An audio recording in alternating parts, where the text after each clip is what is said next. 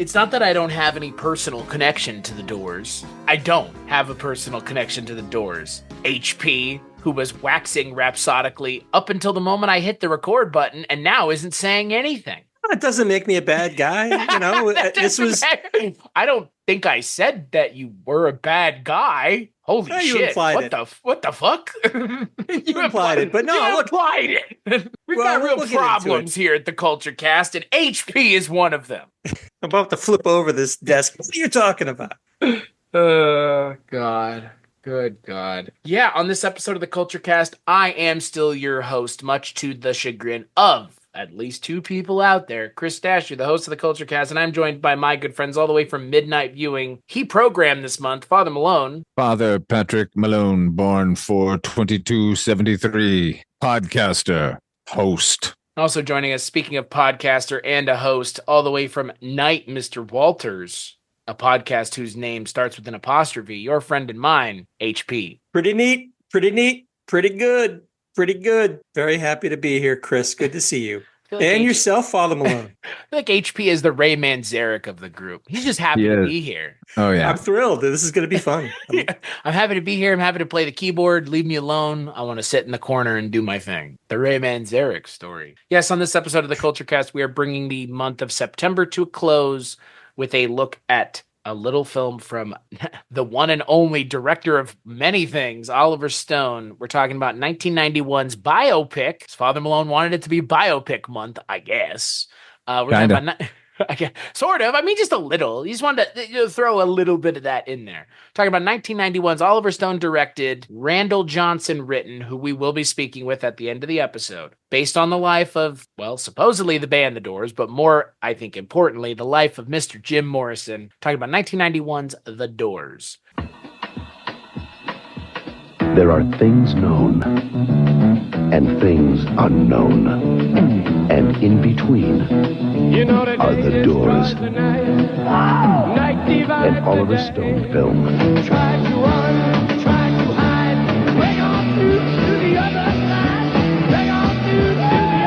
it when you see me. The Doors, rated R. See it March 1st at theaters everywhere. The film is directed by Oliver Stone, written by Oliver Stone and J. Randall Johnson. Stars the aforementioned Val Kilmer as Jim Morrison, Meg Ryan as Jim Morrison's girlfriend, who is Pamela Courson. Pamela Courson. She is in the movie. Yes, she's one of the characters that occupy the same space as Jim Morrison. Just like every other character you're about to name, yeah. Yeah, correct. She's incidental as everybody else. Go ahead. She really is as incidental as everybody else is kind of what it feels like. Meg Ryan, Kevin Dillon, Kyle MacLachlan, Frank Whaley, Michael Madsen, Billy Idol, Catherine Quinlan.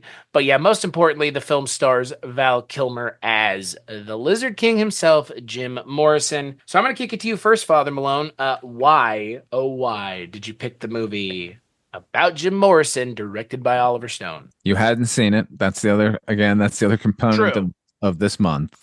These are movies that I was kind of shocked you hadn't seen. And this movie is such a spectacle and such an egregious example of excess, both behind the camera and in front of the camera. It is everything I love about a musical biopic, simultaneously everything I hate about a musical biopic. And I want to say, before I start decimating this movie, that I unabashedly love it. And that all of the faults I'm going to enumerate does not in any way diminish my enjoyment of the movie every time I watch it. It is gorgeous to behold. 100%. I think all the performances are super strong. I think the photography is gorgeous. I think it is it's a movie. It's one of the movies I wouldn't mind living in. But you, Mr. HP, it's been a minute since, like you mentioned, it's been a minute since you joined the Kulturecast, so here you are now. You were, while Father Malone picked this episode, you were also summarily picked to be here, so why, oh why, Mr. HP, were you picked specifically to watch The Doors? Sure. So, unlike in your intro, I have a long history, or longish history, with the Doors music. I had two older brothers. My oldest brother used to play the best of the Doors all the time, and I used to. There was something a little bit kind of dangerous about their music, but I didn't really reconnect with it until high school. So this movie hit at really the perfect time for me. It was senior year of high school for me. And I was so excited that to hear that this was going to be made, and this was going to be made with Val Kilmer, and all of the trailers and everything looked amazing. So of course we all rushed out when it opened and saw it. Now this is a movie. I agree with everything that Father Malone said about this movie, but I will say for me, I'm so thankful that I got to see this movie in the theater, because it is a spectacle, as Father Malone said, that the concert scenes, and we'll get into this a little bit, but the concert scenes for me are so tremendous and have such impact. And they're filmed, they're photographed in such an immediate and impactful way. It was really, it was an incredible experience to see at 17, 18 years old. Now, having said that, as I said earlier before we started recording, watching this movie at my age now, as opposed to that high school kid, was a very, very different experience. And I'm looking forward to getting into it with both of you guys. Oh boy. Speechless. I think my issue is kind of a different one. So Oliver Stone, director, I haven't seen a lot of his works. Actually go as far as to say that Oliver Stone is a director whose works I am not familiar with. I think the only thing I've seen of his that jumps out at me immediately is a movie that I do immensely enjoy. Speaking of a movie I haven't seen in a very long time, and I wonder if I would even like it if I watched it now, was 1987's Wall Street, which I believe, looking at his filmography, other than this. So because I have not seen Platoon, and I have not seen Born on the 4th of July, or JFK for that matter. Did you never see Natural Born Killers? Nope. Platoon? Nope. Talk Radio? Nope. Oof. Literally, I have seen Wall Street, and that is it. This is the second Oliver Stone movie I've ever seen.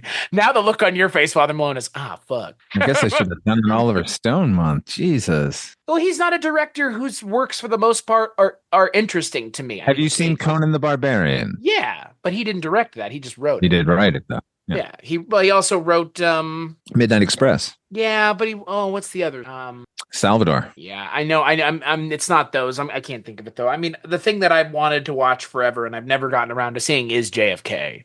And look, unlike HP, I have heard all of like 4 Doors songs, and the ones that I have heard for the most part, I wouldn't say jump out at me as like, oh, I want to hear Light My Fire again, because it's like an 8-minute song and he says the same thing over and over again. I played it a lot in Rock Band. So that would be, again, like, I mean, like, these are the points of experience that I have with the Doors. I am not someone who has really any experience with anything the Doors other than Jim Morrison, Lizard King, guy died in Paris at age 27, and apparently was what one might consider to be the stereotypical version of whatever it is he was trying to do, be a frontman for a rock group. He is like he is the stereotype of a certain kind of frontman, right? Like, he is the kind of frontman that your mother warned you about in a lot of ways. Like that old phrase, like, this is why you don't let your kids grow up to be rock stars, is because Jim Morrison is what could happen. I'm not saying that in a bad way. Like, he was clearly a weird cat who had a lot of tendencies that I think I resonate with, as I'm sure the two of you do. But at the same time, like, bro, you were a lot. Like, you were so much. Like, geez, I thought being me was pretty miserable and pretty hard to deal with, but I can't imagine walking around being Jim Morrison, because I can't imagine walking around being this Jim Morrison in the movie. Well, certainly. That's the other thing, right? Because I sat and did the research, and I watched a couple Doors documentaries before we were sitting down to do this.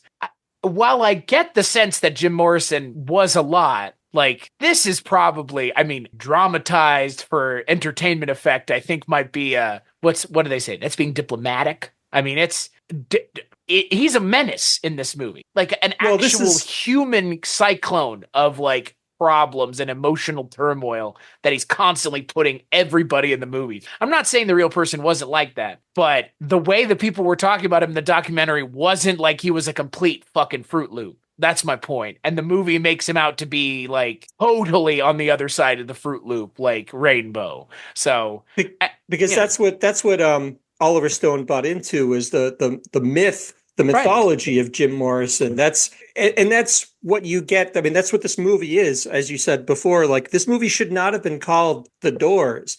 This movie should have just been called Jim Morrison or Dance on Fire or the Lizard something. King. Mojo Rising. Mr. Mojo Rising, right? But what about just the Lizard King? Would have been fine. Have been. I mean, but that's what you get with Oliver Stone in this. That's kind of why he was both the most perfect and the least perfect choice to make this movie, because, I mean, he had been interviewed at the time. He was in Vietnam. He was an infantryman, and that's where, at least the legend goes, that's when he heard the Doors music for the first time and he, quote, fell in love with it. So what you're getting with him co-writing... He wrote a screenplay. Yeah, and well, I don't think he handed it to him or anything, but he sent it to Jim. He wrote a script for Jim Morrison to star in and then sent it to him for consideration. Yeah, which is ballsy, but it's totally, when you know enough about Oliver Stone, that's completely within his character to do something like that. But again, yes, it is. He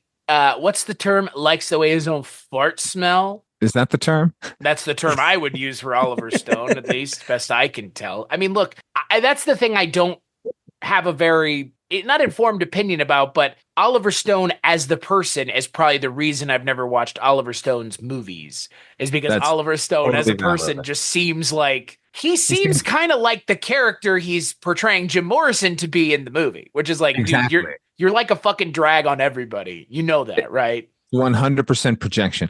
Oliver Stone, I'm going to say this before I say the next thing. I love Oliver Stone. I think he's a hero. Okay. And I think he's a hell of a filmmaker. But he also seems like a cocksucker who you wouldn't want to be in the same room with. Whenever I think of Oliver Stone, I think of Eric Bogosian, who starred in Talk Radio, which Oliver Stone directed.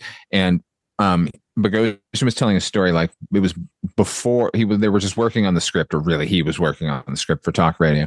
And he and Oliver Stone were like drove out into the desert, and he said like, and he pulled over, but like they were on their way somewhere and they had their wives with them and stuff. And so they pull over in the middle of nowhere, and Stone's like, okay, women will wait here and you and I will go off into the desert. This is not a fake story. He goes and brings Bogosian out into the middle of nowhere and then sits down and doesn't say anything. And Bogosian's like, so I get the idea that this is a test for whoever speaks first loses. So I just don't say anything. And after like literally 20 minutes, Stone's like, okay. And then they got up and went back to the van. Like that kind of faux spirituality, the complete narcissism, the sort of leaning toward excess while clucking his tongue at everyone else is all part and parcel with Oliver Stone as a human being. Nevertheless, I think he's done some really great work and important work in the industry.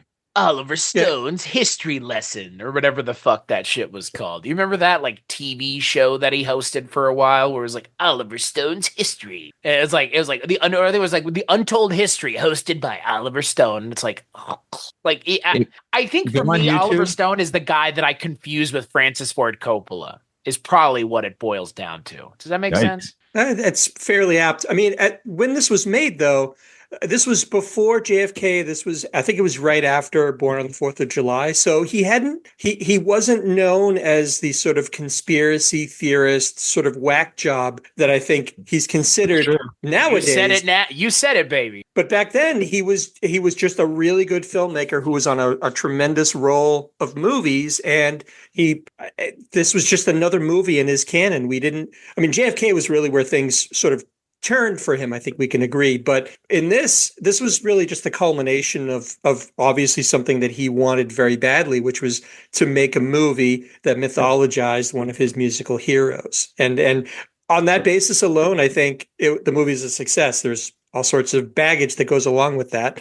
But for the most part, like I said, he was a very appropriate filmmaker to make this movie. And he's a great filmmaker, to Father Malone's point. The movie that I was thinking of, Father Malone, earlier, that we almost watched this year was Scarface that he wrote. Oh yeah, of course, my God. Right. Yeah. Which we almost watched. Like, yeah. So we almost watched that earlier this year. I think I don't remember what I ended up programming instead, but that would be the other Oliver Stone thing I have seen. That's a big one. Yeah. I think in terms of, to get past the Oliver Stone of it all and move on further into the movie, at least the discussion of it, I think for me, what Oliver Stone brings to this project is the wrong thing, which is his own bullshit gets in the way of the project. And I'm not saying that I'm not bemoaning it as a bad thing. I think I'm more just pointing it out as a reality. And I think we all agree, like, Oliver Stone is not the right person to make this movie because Oliver Stone is not the right person to make a movie about something that he is imminently motivated about.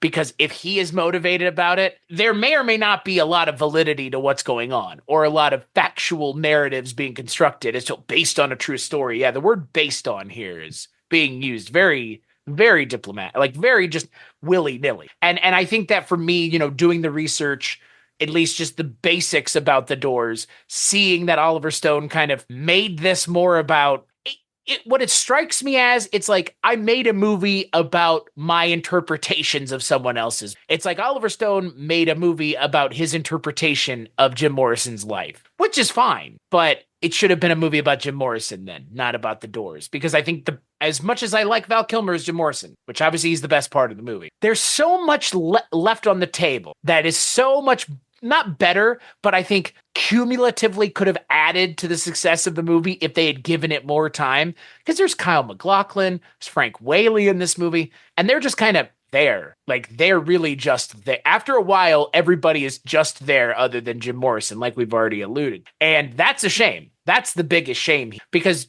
Val Kilmer's great, but so is everybody else. And for, again, a movie called The Doors, you did cast everybody in The Doors. You just didn't give them anything to do. They're kind of just stepping stones in Jim Morrison's story, which is fine, but then make it the Jim Morrison story. Well, I think he did make the Jim Morrison story. And the shame of it is, like, everyone knows the Bechdel test now to see how good a movie is as far as its treatment of women. Like, is there more than one female character? Do they have a conversation that does not involve a man? No. Right. And in this case, the question is, are there any other characters who have a conversation that does not involve their adoration of Jim Morrison? Right. And how much he's amazing and how great he is and how much of a genius he was. And like, at one point in this movie, Oliver Stone superimposes a statue of Dionysus's head over Val Kilmer. This movie is not, let's say, subtle. And here's the thing. This is Oliver Stone. He is on a string of hits here. Platoon and Wall Street are fucking massive successes. He's seen as a very serious filmmaker, and he's in his early 40s. During the 60s, during the time period he's chronically in this film, he's in the jungles of Vietnam. What he wishes was that he was here on Haight-Ashbury or at the factory in New York or any of these places. So now here's I guess it's TriStar made this movie, giving him the money to just go recreate it and recreate it in the most fantasy way possible, because anyone who's probably there would tell you it didn't look this way. It didn't look this beautiful. But nevertheless, this is just a big excuse for him to do that. I do agree with you that it should have just been called, J. Randall Johnson's original screenplay, I believe, was called Riders on the Storm, because he knew no matter how much he wanted to focus on The Doors, it's going to be the Jim Morrison story. You can't make a movie about Queen realistically. It's the fucking Freddie Mercury story. Hey, I don't know what the fuck you're talking about. So that's what's funny, and let's talk about that for a moment, because again, the Oliver Stone of it all we've kind of already addressed, but the Jim Morrison and nobody else of it all, they've not made anything else Doors since, right? Like, this is kind of it. Like, this is singularly the only Doors thing that we've ever gotten about the band. And a fictional. I mean, there's been a ton of documentaries. Manzarek has directed a bunch of them. Watch some of them even. Like, they're great. Like a fictionalized. Yeah, there's never been another fictionalized take on the Doors / Jim Morrison story. Yeah. What about that one conspiracy movie about like Jimi Hendrix? Beyond the Doors. Yeah. But that predates this, though. That's true. But that was another fictional portrayal of Jim Morrison. Oh, was it ever fictional? One, so that for me is the question then, right? Like if Oliver Stone is doing this and choosing to make this more about Jim Morrison than it is about the Doors, what would motivate you to make a movie about someone and neglect the entire band and call it's just kind of weird to me. I mean, it's a shame because like so many other things, I mean, if I think about it with a band that I know more about than the Doors, right? So the Beatles, it's like making a movie about the Beatles and it only being about Paul McCartney or John Lennon and like, sidelining the rest of the band when we know that they all have personalities like Robbie Krieger, Ray Manzarek, John Dunsmore, like all of these are clearly real people.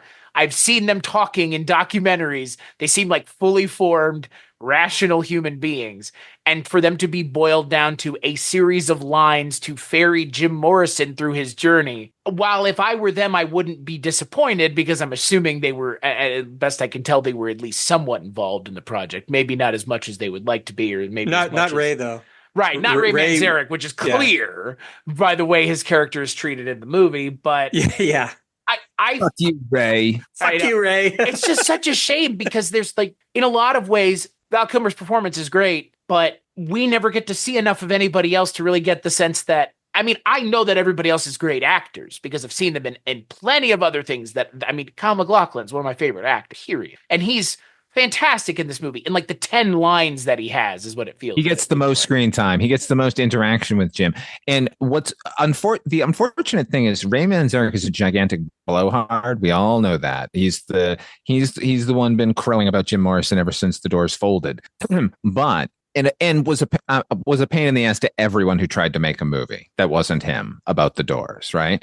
So evidently was fine with Randall Johnson when he was interviewed for the screenplay and everything, but immediately was an asshole when he got on the set. But so that means that no one is going to focus on him when they write that screenplay or make that movie because can be a jackass in real life.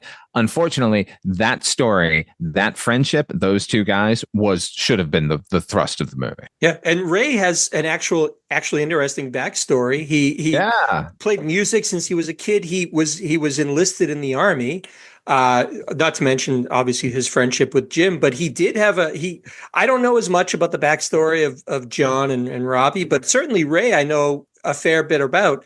And there's a story to be told there, at least part of a larger story to be told. And because he obviously burned some bridges along the way, he wasn't a part of that, and that's a shame. It's just another. It's just a bummer because that just further shifts the spotlight back onto Jim, and that's what we get. But it's just, I don't know. It's a shame because there are stories. I'm sure John and Robbie have their own stories to tell, but we don't get that here. And what's funny is because, again, to speak to the Ray Manzarek of it all, right? So, again, we all know, and they've essentially alluded to it and or outright said it in interviews, like, when the lead singer of your band died and your lead singer is the Jim Morrison type, you're fucked. Like, you're so fucked. You're, like, fucked beyond. If you're not him and you're still left, it's Nirvana. That's all this is. It's just this like it's like or I guess a band that I'm eminently more familiar with is Sublime when Bradley Nowell died. Like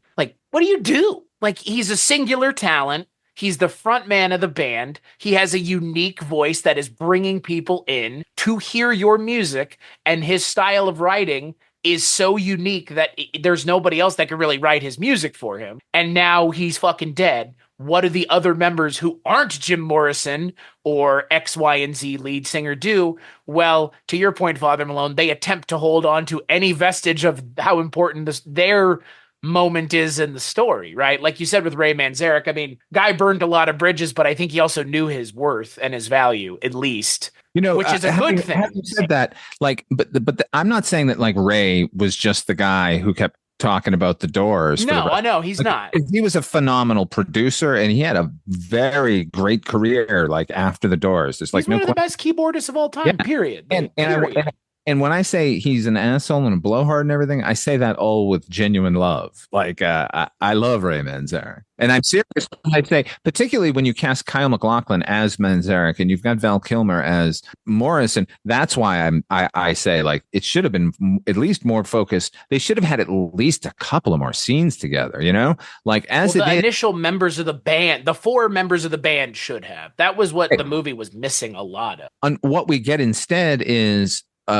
act 1 is all of the band members just propping him up, and then act 2 them becoming an obstacle, and then them becoming an active obstacle in the third act. That's what everyone exists in this movie to do. Placate the will of the Lizard King, because man, speaking of thankless roles in this movie, Meg Ryan, wow, miscast, like, beyond miscast. Like the character that she's playing, Pamela Courson, who would pass away 3 years after Jim Morrison did, like she's right there with him in a lot of ways. Like, best I can tell, at least from the research that I did, you could not get a sense of that from the movie. The movie is just like, she was just so put upon.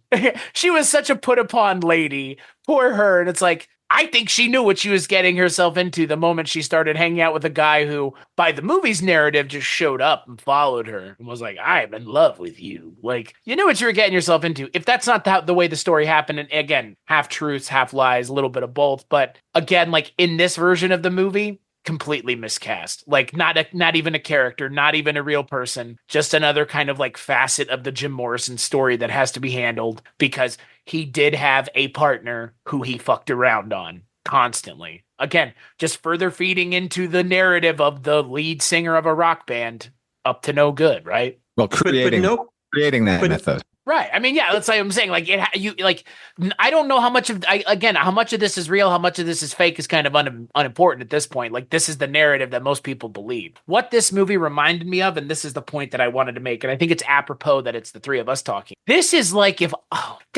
Oliver Stone made fucking Forrest Gump. That's what this is. This movie reminds me so much of Forrest Gump. Like, and like, because again, like we're seeing, it does have that early '90s glow that, you know, particularly with period pieces that were filmed around this time. They all kind of have that look, don't they? Yeah, they got that look. You know, they got that look. They do. And this movie's one of them. And like when I was watching this movie, all I could think to myself is like, man, Oliver Stone thinks Jim Morrison is like an American cultural icon, which I'm not saying he's not, but like of the kind that is put on top of the mountaintop. I'm not saying he's not, but like for Oliver Stone, this is clear. And the way he treats this story, the reverence that he has for Jim Morrison, like the way that a lot of those performances are filmed, they're like, you know, religious experiences. He's a fucking pastor. He's a preacher. He's a holy man. Shaman. Right? He's a shaman. Right. Yes. Jim Morrison was a very complicated man. Well, and that's Ray traded in that mythology himself. I mean, you couldn't look at an interview with him if he didn't mention Ray was like, you know, a shaman dancing, and he was Dionysus and blah blah blah. But that's Ray protecting his legacy, the Doors' legacy. Because, Can we talk about the mysticism in the movie for a moment? You want to talk about it every time we see a lizard, that the lizard whispers the word Morrison? Did everybody notice that? Oh, yeah. What about the Native American from the episode Anasazi of the X-Files, who just has on the fever dream with him on his what the fuck is it? What does Homer go on in The Simpsons? I forget what the name of it is in that episode. Yeah, with Johnny Cash. As as a walkabout, essentially. Like that, yeah. Like there's some of that here where it's just like white man mysticism. Chris Carter was trafficking in this in the 90s in the X-Files. Okay, white man. It's so fucking funny to me. Like that. Like this is weirdly Oliver Stone's Achilles heel, because this is not the only movie where he sort of trades in Native American spiritualism as the way you would treat like the Mystic East back in the 1940s. The Orient. Yeah, this is like bucks from the Orient. Like, yeah, right. Much. And thinking in doing it like, no, I'm saying I'm interested in that stuff. Like this genuinely is curious to me. It's like, yeah, but you're fetishizing it. It's just as bad as having, you know, the bucktooth savages fucking, you know, scalping people, you know, making them into this sort of mystical thing just to inspire this white kid from fucking Florida. Morrison served that up to him on a platter, though. I mean, that's his poems and his prose are filled. That was his thing. He that was the legend that, that bit at the beginning with the Native Americans that have in the car accident. He didn't invent that. That's Morrison described that himself. That came from his own words. Morrison didn't invent it, but Morrison gave that moment in his life a lot of importance. And and I mean, like, again, like, here's the other thing, and this is something I have personally been thinking about a lot in the last couple months, given my own life and the things that have been going on. So much of this movie is a mythologizing of things that are just like, why we're mythologizing this to give this meaning. But like, so much of this is just, he was a guy who was troubled, dealing with shit, looking for escapes any way he could, and those escapes helped him be creative as well. So after a while, he started just crutching on the things that made him feel good, which is alcohol and drugs. Okay, there doesn't have to be anything metaphysical about that. Frankly, a lot of that has nothing to do with metaphysics at all. That just has to do with people struggling through life and looking for ways to ease the pain, as it were. And instead, it's like, nah, he's a mystical shaman of the Native American variety, and the Native American spirits were in his body after he saw them when he was a child. Like, that's what he said. Like, okay, like, again, like, it feeds into this idea that Jim Morrison was more than a man. He wasn't. Yeah. He was just a fucking dude who made music. But like, but look, the story is so good. Are you going to tell it any other way? Fuck no. You'd be stupid not to tell it this way, right? Like, in a lot of ways. Like, you would be stupid to inflate the narrative even more. As someone who's Oliver Stone, he's not going to puncture holes in his narrative. He's going to inflate it with more hot air, especially coming from King Hot Air himself. What's sort of funny is if Morrison was around today, or you tried to make this movie today, the cries of cultural appropriation would be deafening. You could not have a character like Morrison claim that the spirit of a Native American was inside of his soul and I'm have like a sponge, man. No, soaked it up. You could have the fucking opening sequence because it really happened. He has that poem. You can fucking portray it as much as you want. But what you can't have is Big Chief Moonlight Drive showing up every fucking 10 minutes, every time like something goes wrong in Morrison's life. Nor, I mean, look, if you want to portray death, which he does, the bald dude who gets closer and closer to Morrison, like in every fucking scene in the movie, like that's fine. Like, that's at least a bit of subtlety, and it isn't like some guy in a headdress, like, whooping it up. Did you know that Jim Morrison died at age 27? I did. Yep. Okay. Did you know how important that is to the mystical aura of Jim Morrison? Because the movie would have you know it is. Yeah. I understand having heroes. I understand hero worship. I understand modern day mythology and creating a mythos around someone because, again, like in a lot of ways, it's easier to create a mythos around someone than to face the cold, hard reality of what the fuck was actually going on, which is Jim Morrison is just a dude like any one of us who spoke a good game, and he happened to speak a good game at the right time and the right people listen. And he did it through music. And he was doing it at a time where, I'm not saying other people weren't doing it in music, but like everybody was kind of doing that in the 60s in the music. Like that's what everybody was, like you already alluded to, Father Malone. Like this was going on in some of the culture, like the countercultural centers of this country. Jim Morrison was just feeding into it. He was tapping into it. He didn't create any of this. If anything, he's just a guy who saw what was happening and said, I can get down with this if I'm not already down with it. Like, and that's the thing. Like, again, the other thing about Jim Morrison that we've already kind of talked about, but I do want to talk about a little bit more is the writing and the music, because pretty much all the Doors music is written by them, the band, but there's a lot of it that is just them covering other people's music too, which some people would kind of denounce and decry as like, not anything of value, but so much of what the Doors do. Which songs of the Doors were covers? Whiskey Alabama song. And the Alabama they did Backdoor song. Man. Yeah. They did a Crawling King Snake by John Lee Hooker. Yeah, but which songs are they famous for that are covers? Like, isn't the Alabama song a famous song that they're known for? Yeah, but that wasn't that. I don't think that song was very popular of theirs. Like when you talk the Doors, it's all Light My Fire and The End and I mean, I think of fucking Peace Frog before I think of any of those tunes.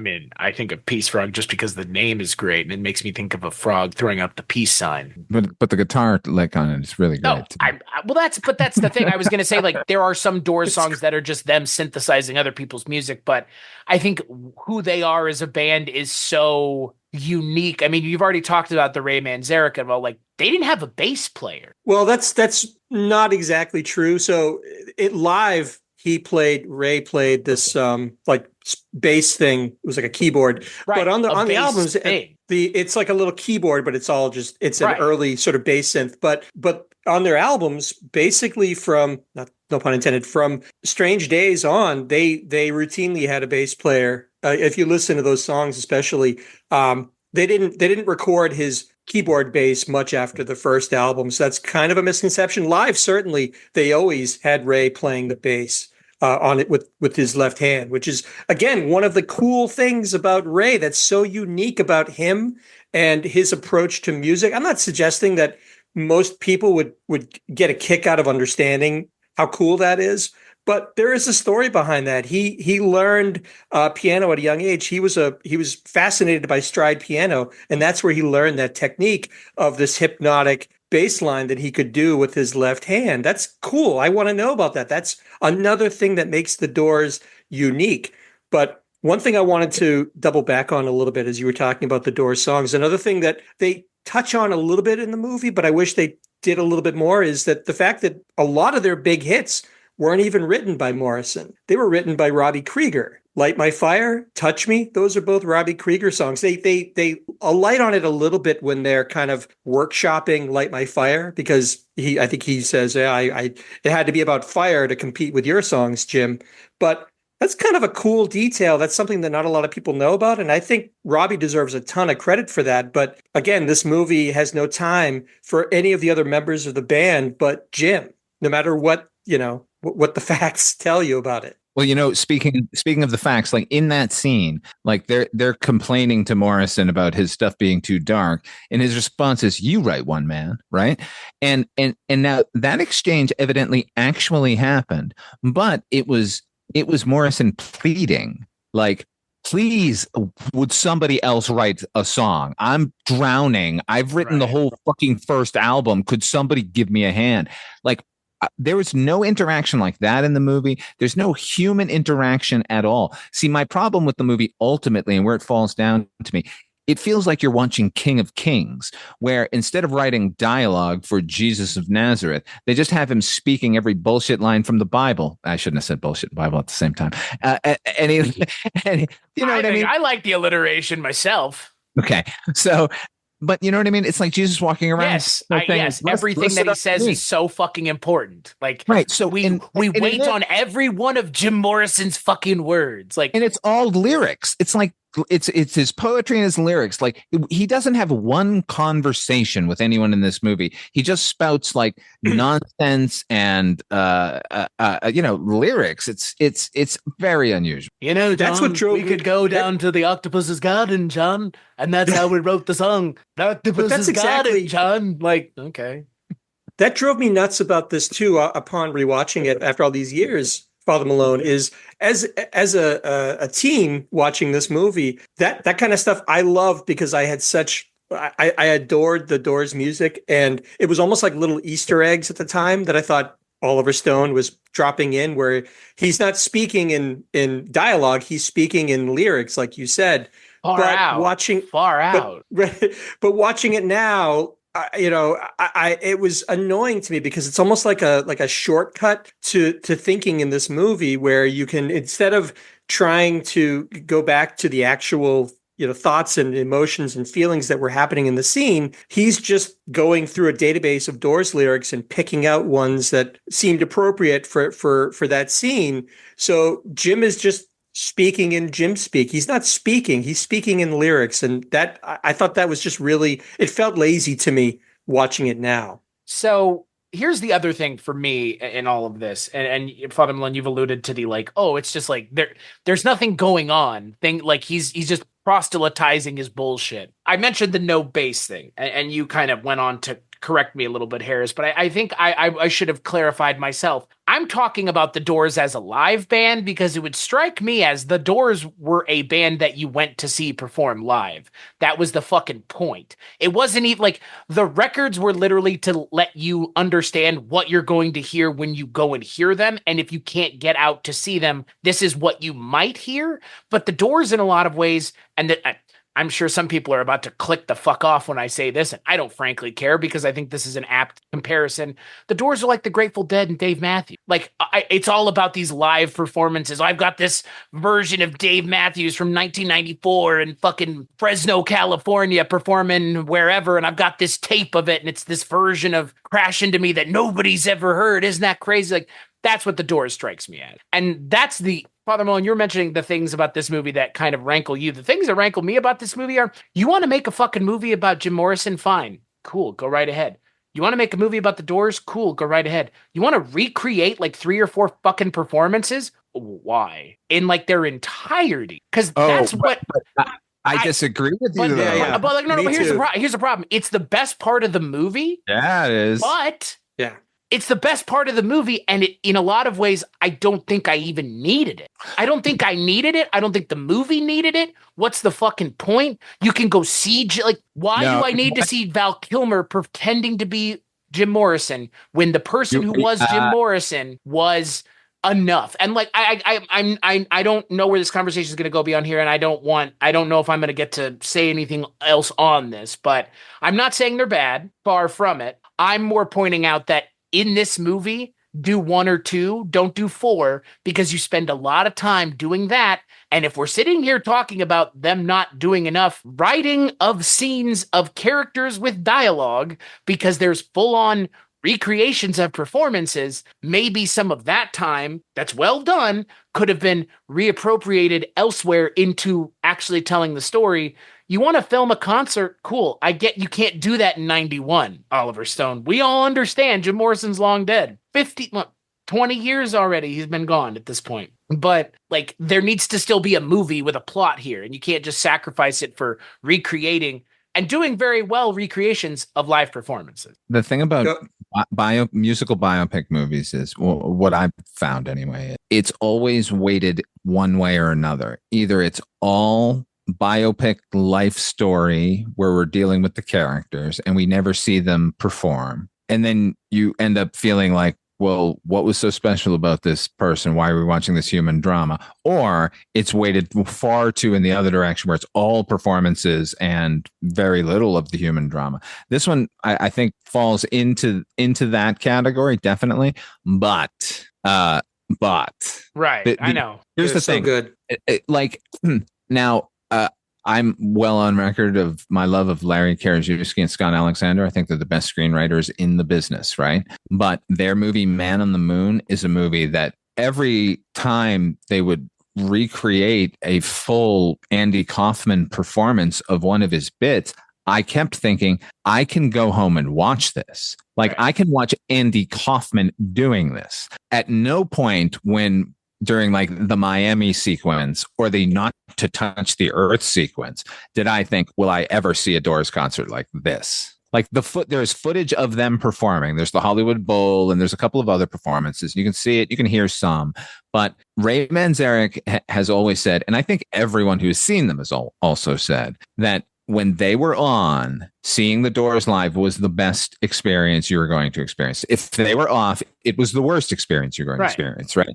So the fact is, by he really only means one person. Well, yeah, I mean, like when they were on, it's like when Jim Morrison was on and when Jim Morrison was off. Because like, it would strike me that the other members of the band are professionals. Point being that that we as an audience and fans of the Doors are never going to see any of the heights of those performances, because the footage that we have is very, very limited. That Hollywood Bowl performance, Morrison is like a stick figure, just standing, like the microphone stand could be holding him up the entire time. Like there's no performance in the performance. So not only are these sequences so fucking beautiful just to watch in general, no matter if you're a fan of the music or not, as a fan of the music, I think they're essential. And because Morrison is such a dick in this movie, I think having as many of these performances as they have is really, really important. Well, this is the Jim Morrison show, and so like that's the thing. Like as much as I'm like saying like it is weighted in one direction, it definitely kind of hurts the overall pacing and plot of the movie because so much is sacrificed for it. Like they're 100% the best parts of the fucking movie. Like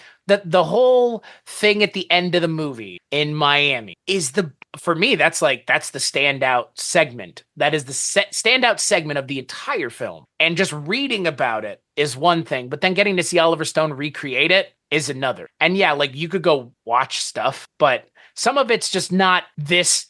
It could never be as bombastic as this version of it because the real life version of it wasn't this bombastic, but Oliver Stone's version is. So, let the bread and circuses fucking go for it. And let's see the lions and the tigers, even if there weren't any. Like, really lean into it. There's nothing wrong with that. Like we're already leaning into all sorts of wild shit with this movie. Like lean even further into the insanity of the performances and the insanity of the live persona of Jim Morrison, which they really lean on throughout the movie. The scale of these musical performances can't be overstated. Just because it looks like for the not to touch the earth sequence, or even when they're doing break on through, it looks.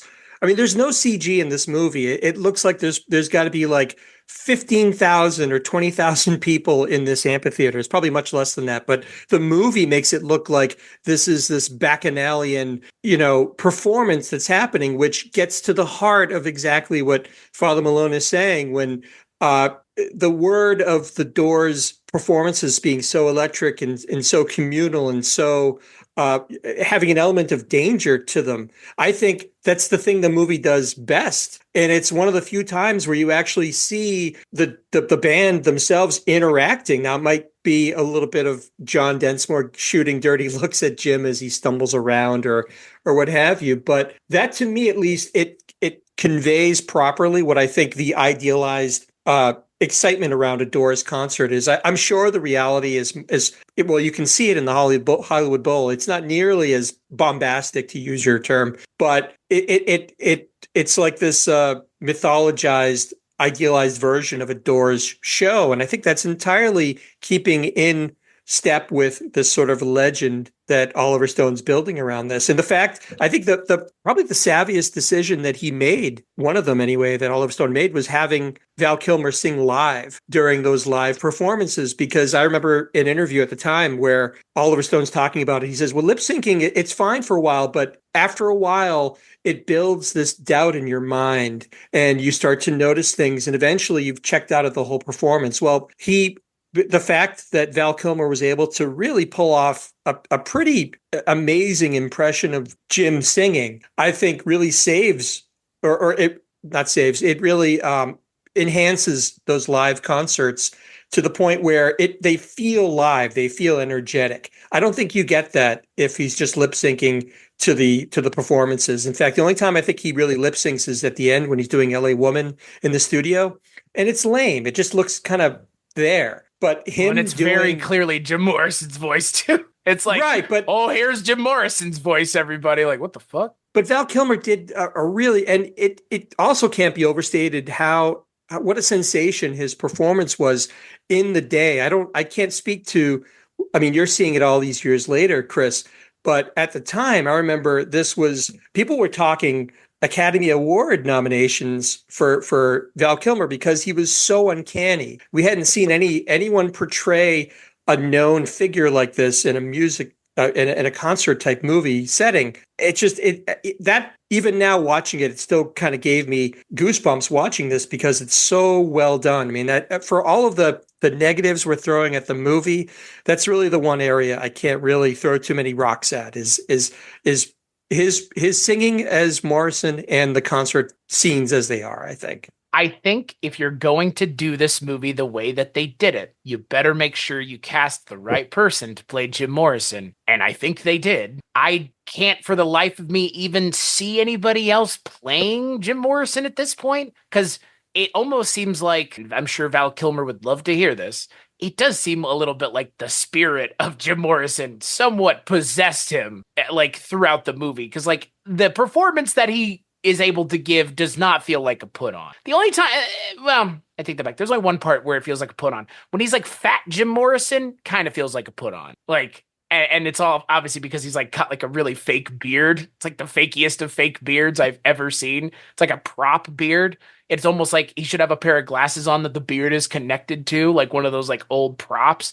Because like I mean, like again, like that's the only part of the movie that feels like a put on is like when he's like fat Jim Morrison, which is like 20 minutes of the movie. It's like seeing Austin Butler as fat Elvis. It's like we know, we get it. He let himself go. It's part of the story. Like, what fucking ever. But that's the only time it ever feels like a put on with Val Kilmer. Otherwise, this is I mean, you're wondering where this Val Kilmer guy is at right now. It's a real unfortunate thing what happened to him with his health and everything. And like that affected his ability to act. Because, yeah, if I watch this movie now, I think the one thing I'd be asking if I knew nothing about it is where's that Val Kilmer guy now? What's he up? Because he seemed like a pretty good actor in 1991. And vocally, HP, you know, you mentioned like how important it was to have him singing live, but I think he does a close version of Morrison, except one scene in particular, which is at the end of the Miami sequence. He goes out into the crowd and they're singing that version of "Break On Through," the sort dead of cats, chanty. dead rats. Yeah.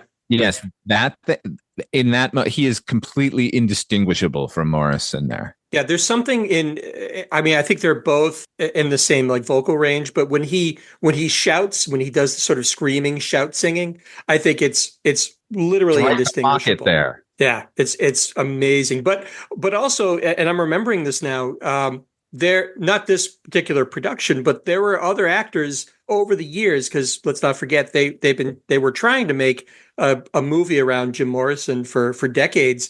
John Travolta at one point was connected to possibly be Jim Morrison. Jason Patric from Lost Boys, who probably would have been a really good Jim Morrison when you think about it. Even in the Lost Boys, there's that there. I think it's People Are Strangers playing, and they superimpose his face with Jim Morrison posters to make it really literal. So think about that. It could have been Jason Patric as Jim Morrison. What that would have been like. I would have preferred Johnny Depp myself. Like, you know, early 90s Johnny Depp as Jim Morrison looks nothing like him, but hey, he's a hot guy. We'll just cast him.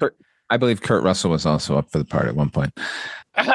Have you seen Kurt Russell's Elvis? I have no. That's a John Carpenter thing. I am yet to see. See that the level. Kurt Russell was in this movie, right? I mean, he kind of looked like he was in this movie. As McCready was in this movie. No, isn't that what Jim Morrison was doing towards the end of the movie? because McCready had an awesome looking beard and more. Not the fakiest one, the fakiest of beards you've ever seen. Oh my God. He looks like Jesus. Isn't that what the fucking point is? He's supposed to look like Christ. He's supposed to. By the end of the movie, he's literally Christ-like, like literally, like now he is the physical embodiment of Christ for Oliver Stone. No, I don't think so. I don't think he literally looks like Jesus, though. Yeah, but that's how Jim Morrison looked at that moment. I know. Look at the photos of him. He kind of looked like Jesus. Everyone kind of looked like Jesus at the end of the 60s. That's true. I mean, Ted Kaczynski also looks like Jesus, to be fair. Yeah, man. And Jim Morrison also looks like Ted Kaczynski. Yeah, right. Yeah. Also, if you had longer hair, we'd probably also think you look like Jim Morrison. But he didn't have glasses. Well, he didn't live long enough to figure out if he needed glasses. Can you imagine that? Like old Jim Morrison with like glasses? Yeah. Well, you're too bleary-eyed from 10 hits of mescaline. What would low-grade acid? That's the tantalizing. The little moments in the movie that I always thought, wow, man, I guess I missed out on the 60s. Like she says, are you high right now? He's like, it's just some low-grade acid. I was like, God, they had grades. Low grade, baby. I know. And they're just dropping acid on like a Sunday afternoon. You know, Chris, we talked about Sid and Nancy recently, and Alex Cox has a bit of ambivalence about that movie because he feels like he romanticized the sort of grubbier aspects of it, right? He need not worry. By comparison, like the sort of the thanatos of it all, the love of death of Jim Morrison, the poetry of the grave, it's really amped up here. Like this is as romantic a version of death as I've ever seen. Not like, I mean, as I mentioned earlier. But did you know he died at age 27? Did you know? I did. Did you know?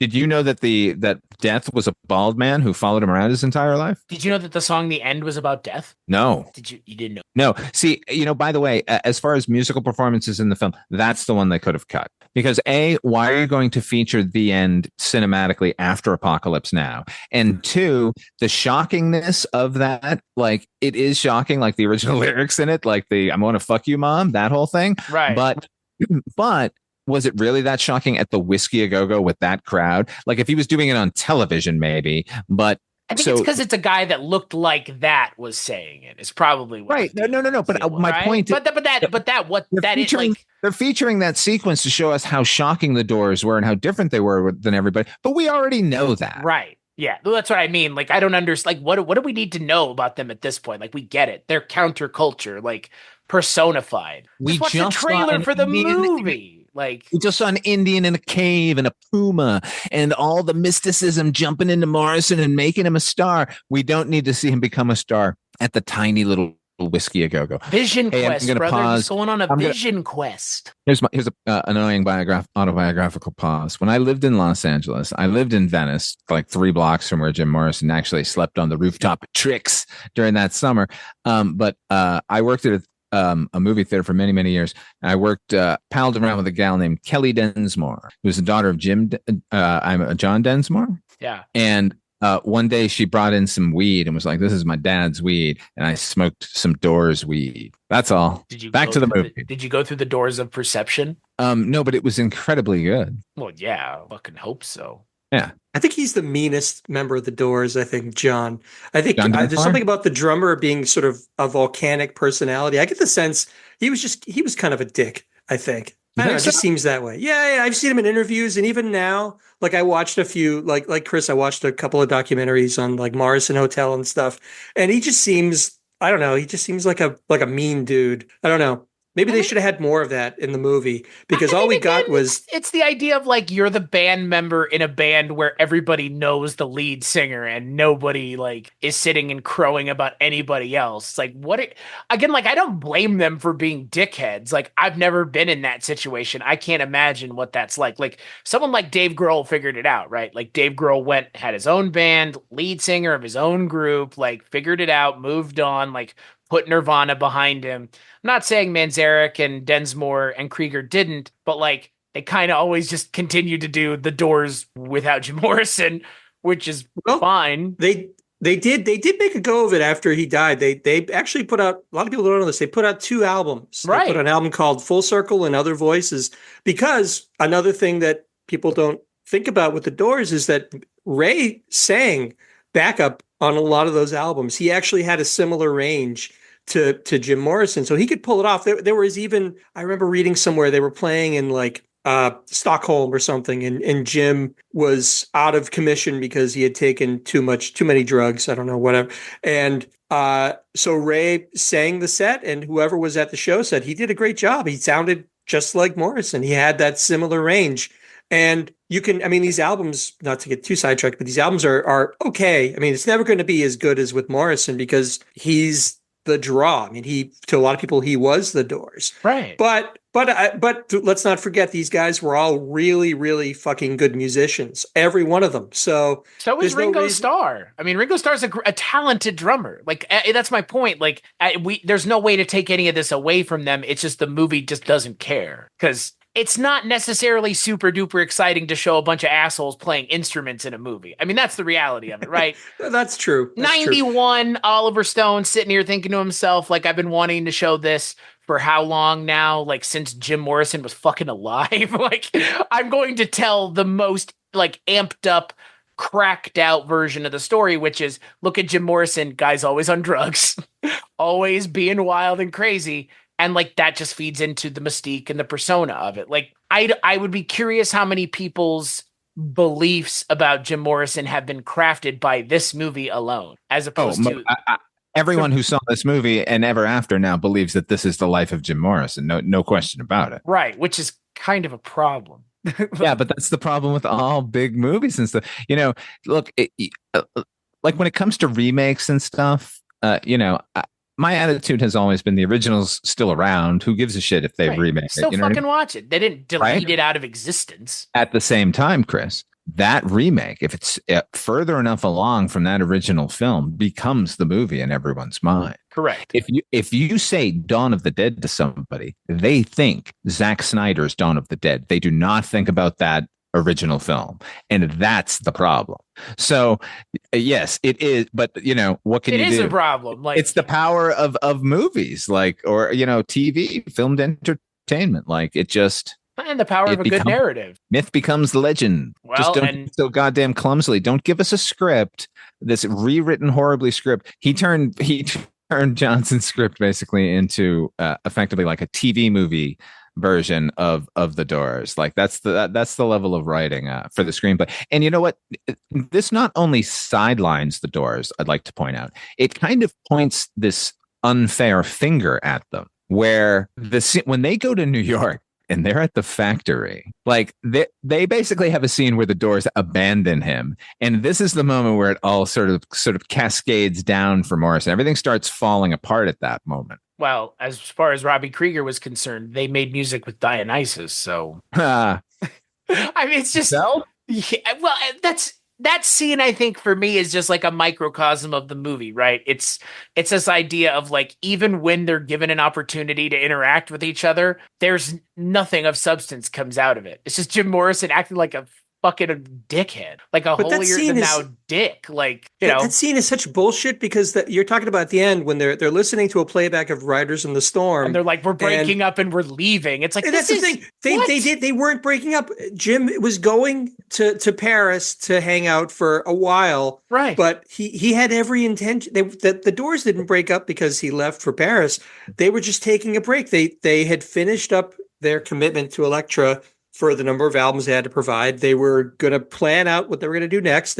They wanted to tour behind LA Woman, but that doesn't make for a compelling, ending to this saga as far as Oliver Stone is concerned. So he has to have a little bit of poignancy, or invent a little poignancy, by having them go, well, so long, Jim. We had a great run. Bye. But that's not how it's Oliver Stone's story. It's not the Doors story. That scene is maddening. Oh man, this is the best time.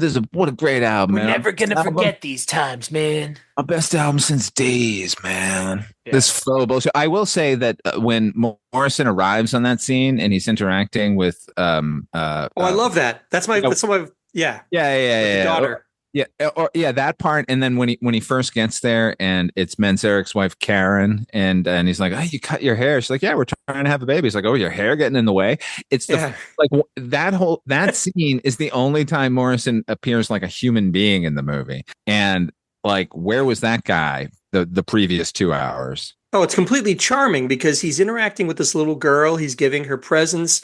Even though he's taking swigs from a bottle of like Southern Comfort, but you're right. That's the only time you get this sort of this Morrison without any pretense. He's just, hey, Dorothy, where's Princess? I'm gonna, it's sweet. It's charming. There's there's precious little of that in this movie. I think if you're Oliver Stone, the ultimate goal of this movie is to not only make a movie about one of your idols, but also to ultimately cast your child as the younger version of them too.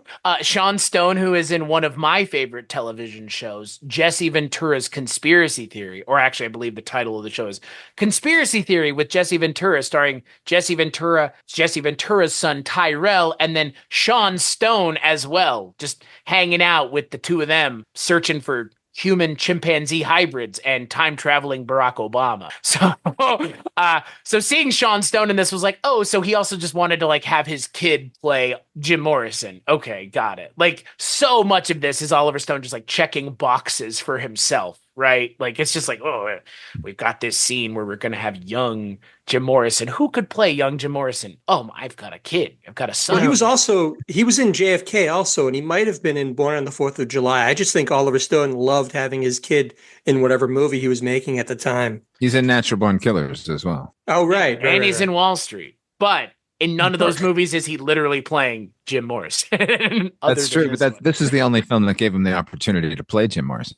And I got to say about Oliver Stone, I think this may be a situation where this movie wasn't going to get made without Oliver Stone. Because he had the clout at that moment. So we got the movie we got. You know what I mean? Like, this wasn't a case where we were going to get a better version of this movie because we weren't going to get a movie. Right. Maybe another decade later, they might have done it well. And there's still a movie to be made if somebody wants to make it. There's an interesting movie about the Doors, the band, and the phenomenon, and the whole sort of scene at that moment. But he's the wrong guy and the right guy to tell it, I think, ultimately, because as much as I think the script is nonsense and it's insulting a lot of the times, like, I love watching the movie. Well, is that because of Val Kilmer's performance, or is it just the whole movie? Yeah, it's the whole milieu of the movie. Like, and that I understand. Like, I do think that, again, that's the other thing about this movie. I mentioned the Forrest Gump of it all. Like, there are a lot of people that would love to live in Forrest Gump because they love the world that movie creates. And it's an idealized version of a certain time in a certain place. And this movie does a lot of that. Like, it's an idealized time. It's an idealized version of a time and a place that so many people would love to be able to, like, visit and just be a part of. At least the music scene alone, let alone just the scene in general. But the other thing we haven't talked about is the version that I watched, and I'm assuming the version that you guys watched, had the Jim Morrison almost kills himself scene cut out of it. No, I didn't. I found out about that only recently. That's called the final cut. Right. I don't know why it was called the final cut. And in fact, Oliver Stone went back later and basically said the theatrical cut is still my preferred cut of the movie. But then to find out, all they really did, I believe, was cut out the scene where he's like on the outside, he's hanging off the edge of the building, and Pam comes out to try to get him inside, and he recites some poetry. Kind of an odd. I'm not sure I understand the choice there. Why he would do that, but I haven't researched enough about that cut to know. Wait, he cut that scene out? Yeah, he did. It's literally called the final cut. I think it's maybe 10, 15 years old now, but I only found out about this, like I said, maybe a week or two ago when I started looking into this again. The deleted scene that I know about is the Jim can't get it up with a hooker scene. Right. Which happens to a lot of men. Now, we mentioned at the top, we have an interview with Randall Johnson, the original screenwriter for this project at the end. And that scene in particular, you're going to hear a very interesting story from Mr. Johnson about Oliver Stone's attitude towards Morrison and his sexual prowess. So it's not a surprise to me that the scene was cut. It's a surprise to me that the scene was filmed at all. Well, and that's, again, like, when it's when the level of hero worship that is on display here is as kind of like overwhelming as it is with Oliver Stone. Like, you can't help but wonder how many, and again, like you alluded to with the interview, like, he's going to talk to some of this, but you have to wonder how many other things were left out or not even considered, because heaven forbid he be a human being. Like, heaven forbid he be a real person. Like, heaven forbid we talk about the foibles of the man. I'm not saying that they don't, but, like, a lot of it is just like, he's just a rock star. Yada, yada, yada. Like, it's like, there's no yada, yada here. Like, this guy put people in his life through insanity because of his inability to cope with his, like, problems. They allude to it a little bit. They don't really go into it. Again, missed opportunity, talking about his family. And, like, Jim Morrison, like, the movie stopped short of saying it because a movie made by Oliver Stone about one of his heroes is not going to say it. But part of this also, like, there's a case to be made that it's like, was this guy a poser too? Is that what we're kind of alluding to? Well, he's certainly self-mythologized. Right. Yeah, well, yeah, we all do. But, right. Like, and so, that's they died. I don't have any parents. Like, okay. That's the crazy thing about, like, Stone leaning into the mythology of the man is that the guy was already doing it himself, right, and constantly. And Stone kind of clucks his tongue at one point, like, I guess in a way of, like, being fair and balanced of his treatment of Morrison. Like, he puts in the scene where not Pamela. What's the witch's name? Patricia Keneally. Patricia Keneally. Yeah. Who's just an amalgam. Kathleen Quinlan, huh? Or poor all the ladies in this movie.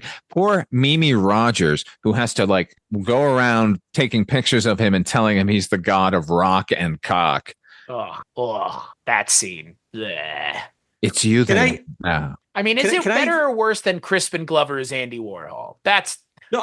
He's awesome. I will not broker any criticism of that. That scene is wonderful because you have these two sort of titans of 60s pop culture. They get together, and what the scene shows is they have nothing to say to each other. I love that little capsule scene. I think it's so funny to me. He gives him the phone and says he can talk to God with this. I don't know. I found that scene really, really fun when I saw it. Father Malone is shaking his head. I think he agrees. No, I'm saying yes. Best scene in the movie, probably that interaction between him and Warhol. Not to mention Paul Williams is the one who ferries Jim Morrison. Oh, he's awesome. Yeah. Oh my goodness. That's the best part. That's the best part is Paul Williams. I think Paul Williams could have played Andy Warhol, me personally, you know. He's a little long in the tooth here. Right here, I think Crispin Glover is so perfect. He's so, like, there have been lots of pretty good performances of Warhol over the years, but this is the one I think of because this one, you really get that alien sense that Warhol just sort of threw off effortlessly that's missing in every other portrayal. Can we, we're talking about a little sort of cameo bit we thought was really good. Can I mention something that's really a featured actor who's really, really bad, and it still grates on my nerves all these years later?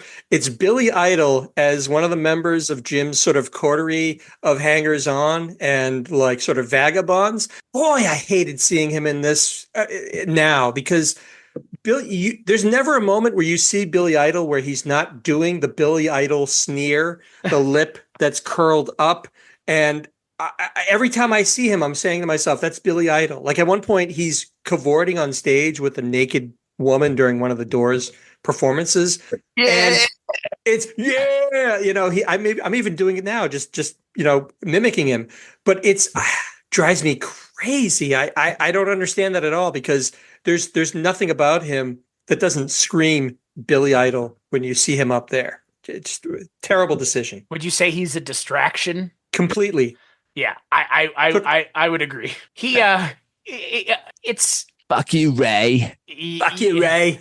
It's just, we watched Father Malone and I watched a movie recently called Rucker. And there's a performance in that movie by Corey Taylor where it's like, yo, this is Corey Taylor from Slipknot. If you know, you know. Billy Idol in this movie is like, yo, that's Billy Idol. Like he's doing the thing. He just can't help himself. He can't help himself. On top of the fact that he looks like Wilhelm von Homburg from Ghostbusters 2 throughout the entire movie with that hair. He really does. He looks strange on top of everything else. Like Billy Idol with like long hair. But God, Michael Madsen's in this movie for like 2 seconds. He's great in it. You know who's great in this movie, actually? The whole cast is basically great, except for Meg Ryan, who's miscast.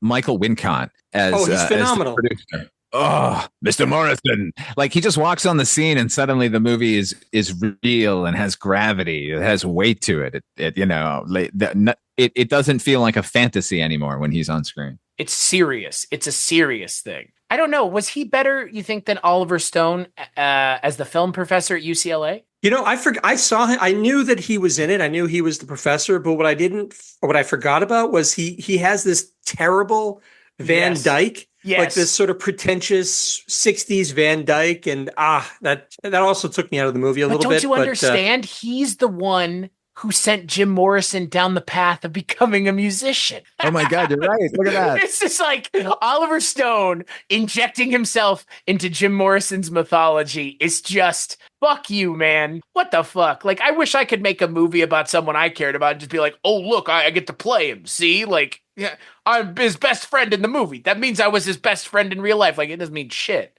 This means nothing. It means you're controlling this little terrarium narrative. At least he made himself a dickish professor of film and not like the guy like the roadie who inspired, you know what I mean? Like inspired the name The Doors, you mean?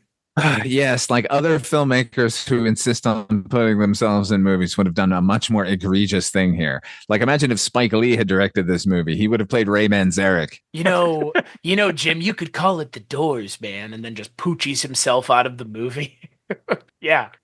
Look, like Oliver Stone really wanted to make this movie, and knowing the history behind it, his involvement personally in the movie, both him and his child and the decisions that he made, just it all feels very of a piece, as they would say, when viewed from like 10 feet back. Because it's like, oh, okay, like the things that are important, the things that are focused on are the things that feed into the narrative and the mystique of Jim Morrison, the Lizard King, not Jim Morrison, the man who treated his partner like shit and did a lot of drugs and alcohol to deal with a lot of deep-seated problems that he didn't know how to deal with otherwise. Hell of a talented guy, hell of a creative guy, hell of a troubled guy, but like those things often go hand in hand. How many artists aren't troubled or struggle with mental illness or substance abuse? Like a lot of them. It's more surprising when they don't. And that's the thing. Like you could make a movie about James Taylor and turn his like, mystique and narrative into this bombastic thing. James Taylor did a shitload of heroin and other things too, and then came out the other side of it. Like, that's the thing. In this day and age, you can't, we talked about the cultural appropriation of this story and like, you can't do that way anymore. Like, I'm not sure anybody is really like telling these kinds of stories like this anymore because people want to tell, quote, the truth, unquote. And it's like, while I appreciate us telling the truth and needing to hew close to reality, sometimes it's just not that entertaining. Sometimes it's just not an entertaining story to tell it that way. If you're going to do it, sometimes you just do a documentary instead, which nothing wrong with that. Like nothing wrong with that. One wishes that the more fantastical elements were the rest of the movie, punctuated by sequences of, if you're going to go this way, you're going to lionize him. Like if you want to really get in Morrison's head, he was on LSD and peyote a lot of the time. Right. Like just have these sequences be fucking crazy. All the real life stuff in between gigs is fucking nuts. And then the gigs just keep getting worse. But we don't need to know anything about the rest of the people in his life because we're not interested, because Stone isn't interested in really letting us in their world at all. And the thing ultimately about it for me is like, if this was ultimately the point of doing it this way, it should have leaned further into the psychedelia of it all. And like the overwhelmingly heady nature of the shit that's being discussed. I don't think Oliver Stone was the right person to direct this project. I think that the person who would have brought to this project what it needed is someone who brought similar energy to a similar project in the 90s about psychedelia, which is Terry Gilliam adapting Fear and Loathing in Las Vegas. Can you imagine Terry Gilliam doing this movie? And like, No. and actually like living in the world that you're talking about, Father Malone, of like what the fuck was going on inside of Jim Morrison's head and what he was seeing and synthesizing while being on the drugs. That's Terry Gilliam. That movie would have been fucking insanity. But again, like when I think of powerhouses of counterculture, I think of Jim Morrison in terms of music, and I think of Hunter S. Thompson in terms of writing. And, like Hunter S. Thompson was fucking on just as many drugs, if not more, than Jim Morrison. And in Fear and Loathing in Las Vegas, Terry Gilliam nails that aspect of the movie. And that's what makes so much of that movie off-putting, is it's not this like fucking hero worship. There are scenes in that movie where we get to see the nasty reality of who Hunter S. Thompson was as a person and Dr. Gonzo. And in this movie, like, because it's Oliver Stone who's too close to the subject, he's just too close.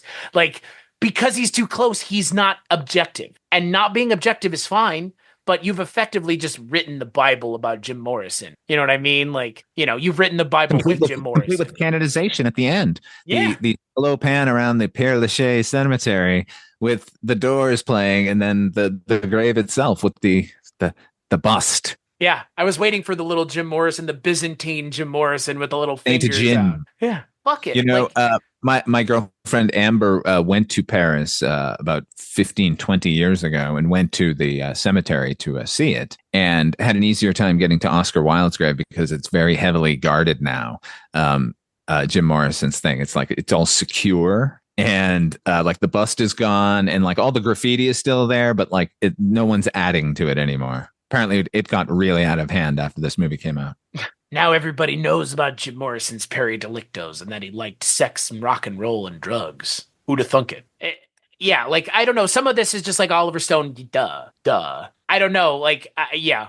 I enjoyed this movie. I'm with you guys. I enjoyed this movie. But I also am, like, I think immensely frustrated by this movie because having sat and done the research about Jim Morrison and the band afterwards, it's like, while I appreciate that this movie is super entertaining and super fun, I think there's a better story to be told here about the band, again, holistically, than it is just the Jim Morrison story. I mean, what this really needs is like 6-episode miniseries on like a HBO type thing, do like 6 or 7 episodes of a season, and that's it. You don't need, and you have each episode focus on a member of the band, and then you have them get together, and, it ends with them releasing the titular, self-titled The Doors album. We don't need to see Jim Morrison dying. We know Jim Morrison dies. That's the one part of this story everybody knows, because he's not kicking it in 2024 and hasn't been kicking it since 1971. The fact we don't even get to fucking see it. Like, he's teasing it the entire movie with Dennis as a fucking figure, and then Morrison basically dies off screen. Yeah.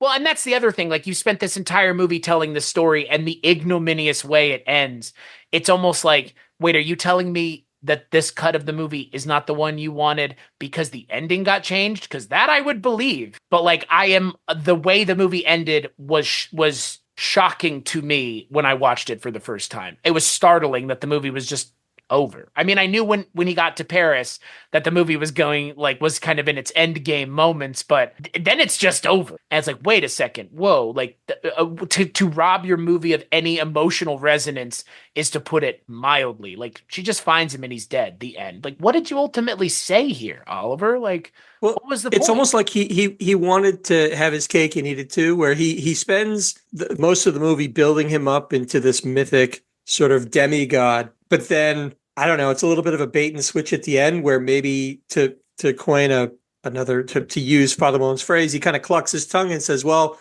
you know what, this guy that everyone thought was this sort of lizard king and this cool dude, well, you know what, he just died of a fucking heart attack in a bathtub. There you go. The end. There's your end.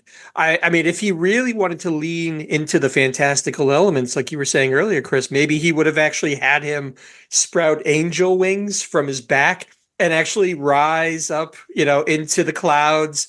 And I mean, there was an SNL sketch. I bet you Father Malone probably remembers this. Val Kilmer, I think this was maybe 10 years or so after he was in the Doors, he was hosting SNL, and they did a behind the music style sketch that was about Jim Morrison. After he dies, he gets to heaven and he joined, everyone always says, oh, he's up there jamming with Janice and Jimmy. Jimmy, baby, yeah.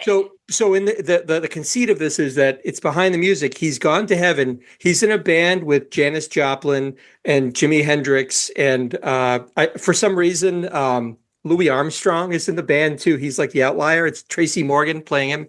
And the band is called the Great Frog Society. And it's basically about how they get together and then they break up. And eventually the members keep getting reincarnated one after the other. So it breaks up the band. But it's kind of, I can almost envision watching this, having Oliver Stone attempt something similar where, like I said, he rises up into heaven only to be met by Buddy Holly and Janis Joplin and Jimi Hendrix, and they become this like force of, I don't know, like positivity and beautiful and beauty in heaven. But he doesn't. But I don't know. Is it to Oliver Stone's credit or his detriment that he doesn't lean into that side of the story and he just kind of gives you the anticlimax? I don't know. What do you think, Chris? Because like Oliver Stone is a talented enough filmmaker and screenwriter that I would not be surprised if the whole point is to juxtapose the dichotomy between the man, the legend, and just this dude who dies in a bathtub ignominiously in Paris. Like, to juxtapose those two things, I can see it. Like, I understand it. And like you said, HP, look at this guy that we've all put all this time and effort and belief into, and he just dies like any one of us can in a bathtub at 27. Like, I get if that's what Oliver Stone was going for. And I'm sure one could make the argument that is what he's going for. And he might even go, yes, that was the intent. But yeah, no, I think for me, it just feels like an anticlimax because Jim Morrison's life was an anticlimax and you're given an out here to be kind of lazy, which is, oh, he's just dead. I don't have to do anything with it. And again, on top of everything else, not only did Jim Morrison just die at 27, he died unceremoniously, untimely, suddenly. Any of those words could be used. It was a surprise to everybody in his life that he died. Probably no more surprising to anybody than Jim Morrison himself not waking up. But my point being, the character of Jim Morrison is such a big deal and the movie undercuts it at the end of the day. And I would like to give Oliver Stone credit for being clever about, the juxtaposition, but I don't know if that's what it is. And undercutting your entire movie to do that, really? After you've hero worshipped for 2.5 hours? I'm not sure I buy that, I guess, as the others. It just should have ended with the fucking getting on the plane and going to Paris. That's right. it. We don't need to see it. We know what happens. Right. But what's also interesting is Morrison at the time said to everybody, you're looking at the next member of the 27. I will die at 27. You'll see. He would talk about his death all the time, which to me seems like carte blanche to Oliver Stone to use that and actually make him a prophet of his own demise, which he kind of stabs at by having death stalk him throughout the whole movie. But it's really not a factor of Jim's own, prophecy of his own death. It's just kind of, well, he was born to die. That's really kind of who he is.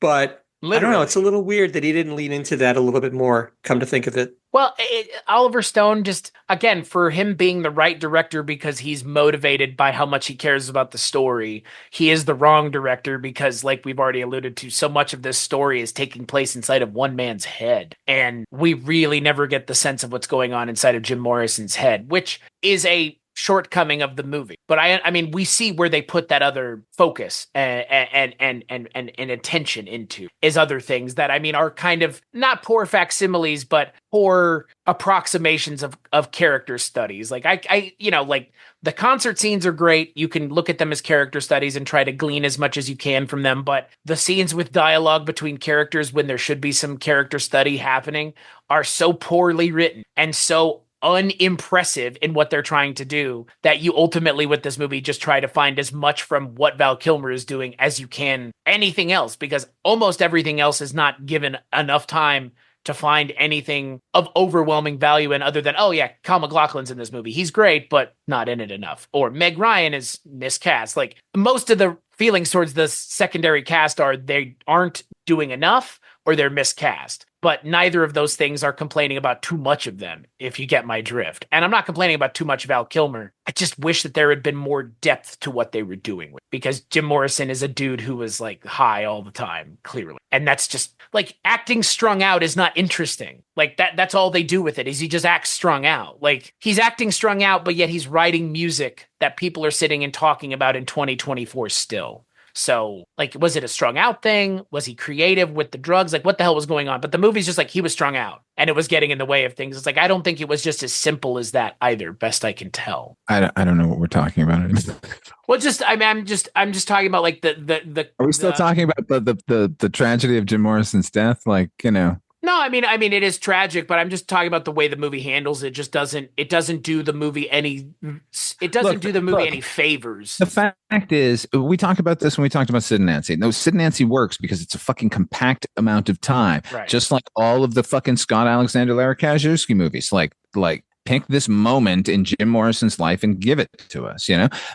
Make the fucking trial the fucking wrap around if you want to do that, like make him sitting in the bathtub the wrap around, like begin with him on stage for fuck's sake, like just like I don't know, anything. It's like telling biopics in a linear chronological way is very lazy, best I can. It's like reading a school book report and then this happened and then this happened. If the movie starts with a child and ends with a death, what the fuck? Right. I mean, that's exactly what Walk Hard was making fun of. Like, leave Dewey Cox alone. He's sitting and musing about, he's going to be thinking about his life for the next hour. Like that's literally a line at the beginning of that movie. And it's like, that would have been the framing device in this movie. That's what we're talking about. We're actively championing the idea of having that framing device possibly be in this movie just to help, because this movie needs the help, because again, it's told the same way so many of these stories are, just like straight, like you said, child born, dies at the end. Like, all right. And with someone like Jim Morrison, we all know how he died. It's not like a surprise. This isn't like the twist ending is Jim Morrison dies at the end. No, we know. We're all fairly aware that Jim Morrison doesn't get out of this story. That would be the twist. That would be the Oliver Stone version, is he's alive at the end, like they do in Man in the Moon, right? Because that's the thing that Man in the Moon, which you've already mentioned, kind of tries to do at the end. It tries to give the audience like, well, maybe Andy Kaufman was more than he was leading on to be. But the thing that's smart about that is that the movie doesn't spend the whole time going over it over and over and over again and not doing it. That's what this movie does. Like, this movie should have had a scene at the end where it's like Meg Ryan's walking out in the street and she sees someone that looks like Val Kilmer. And it's like, again, like I'm not saying that's what the movie needed, but like if you're going to say that this guy's presence was bigger than life and possibly more encompassing than life, why not hammer that home because Man in the Moon did, and that came out like within a decade of this movie. Again, fantastical elements. I get that that's not something we want to do here. In that case, though, the question of whether or not Andy Kaufman was still alive was fostered by Kaufman himself with his Tony Clifton character. And focusing on his death in that one is actually important because he's a man who fooled everyone all the time and then was himself fooled like right before the end. Like that he's finally given hope at the end of his life. So that's all well and good and part of that story.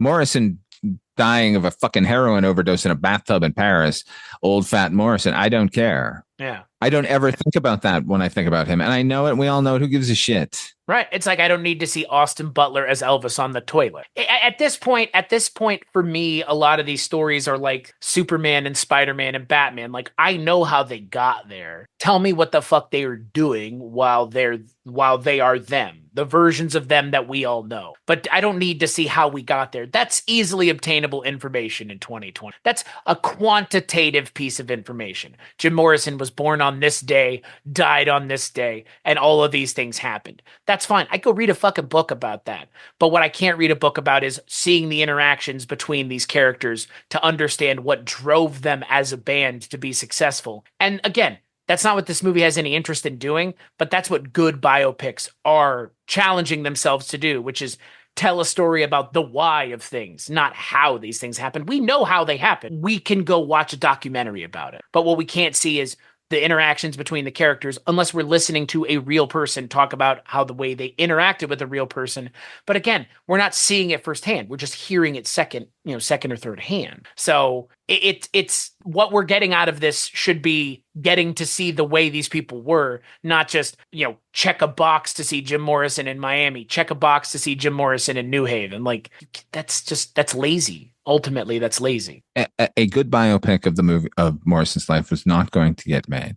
And if it had gotten made, it wouldn't have visual effects by Industrial Light and Magic. I just want to shout that out here because they're fucking amazing in this movie. Right. No, all the 60s visual stuff that they did and all of the moon stuff and all of the time lapse stuff and everything. It's all fucking fantastic. And kudos Oliver Stone for going to ILM for that. That was pretty great. The thunderstorm at the beginning, that whole thing, that opening shot is amazing. Yeah, there's a great shot where I think it's outside the whiskey or something, and Morrison gets up on a car and he starts haranguing people and saying, "How many people know that you're alive?" And they slow it down, and there's this wonderful like star time lapse above his head. That's all ILM, really. That's so cool. Yeah. Yeah, and like all the stuff when they're on Venice Beach, him and Pam, and like there's the moon over like the water and everything, and like anytime there's a moon shot in the movie, that's ILM dropping that in. No, I mean, again, we've talked about how amazing the movie is to look at. Like, and yeah, something about those like 90s ILM effects, like they were nailing it the way that like nobody else was in the 90s. Really, like they set the bar really high for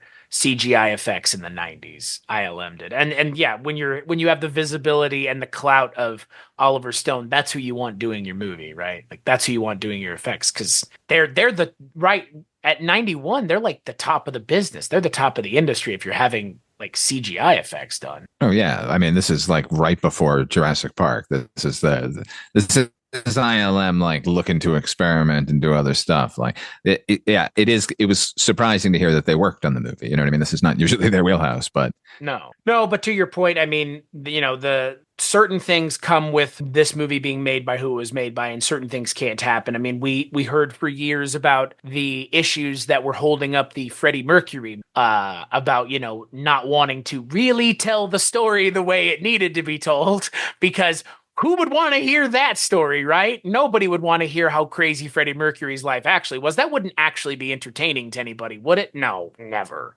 We'd rather just wash the story with a very level of sanitizer. Do you remember the scene that they have in that movie that is meant to portray all of the sort of bacchanal kind of excess of Freddie Mercury's life? They have a couple of fat women on exercise bikes, like mirroring the lyric of the Fat Bottom Girls, right? And like people are like dressed up like a fancy dress party, and there's like little people with like cocaine things on their No, heads? there is not that, because Or that's is that what just really that's happened?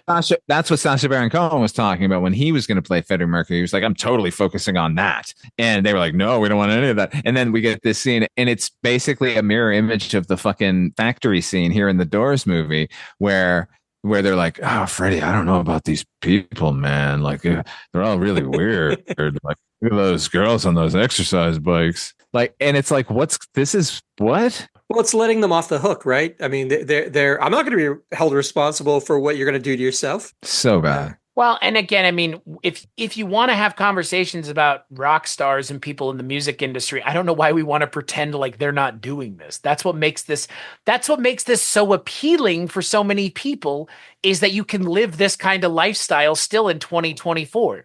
You can live on the road, you can make a lot of money, you can get the adoration of fans and the public, and all you have to do is open your mouth and sing, which for most people who do it well, they are preternaturally gifted at doing it, and they just have to get better, but they're already good when they start. Jim Morrison happened to be better than most people. But yeah, it's insane to me. Like, you can't leave this out of this story. That's why people want to be rock and rollers, because you get to live a fucking crazy lifestyle. Don't pretend like it's not happening. We're not idiots. And yeah, like, this movie traffics in it a little bit, but something like Bohemian Rhapsody, it's just like, yo, we know what Freddie Mercury was doing. Everybody does. What are you going to fucking pretend for the people 10 years from now who hopefully had books taken away from them? Like, I don't understand. Who are you convincing is my point. Like, the fact that we see Jim Morrison treating Pamela Courson so poorly is kind of surprising. It's almost like the one thing Oliver Stone deigned himself to allow us to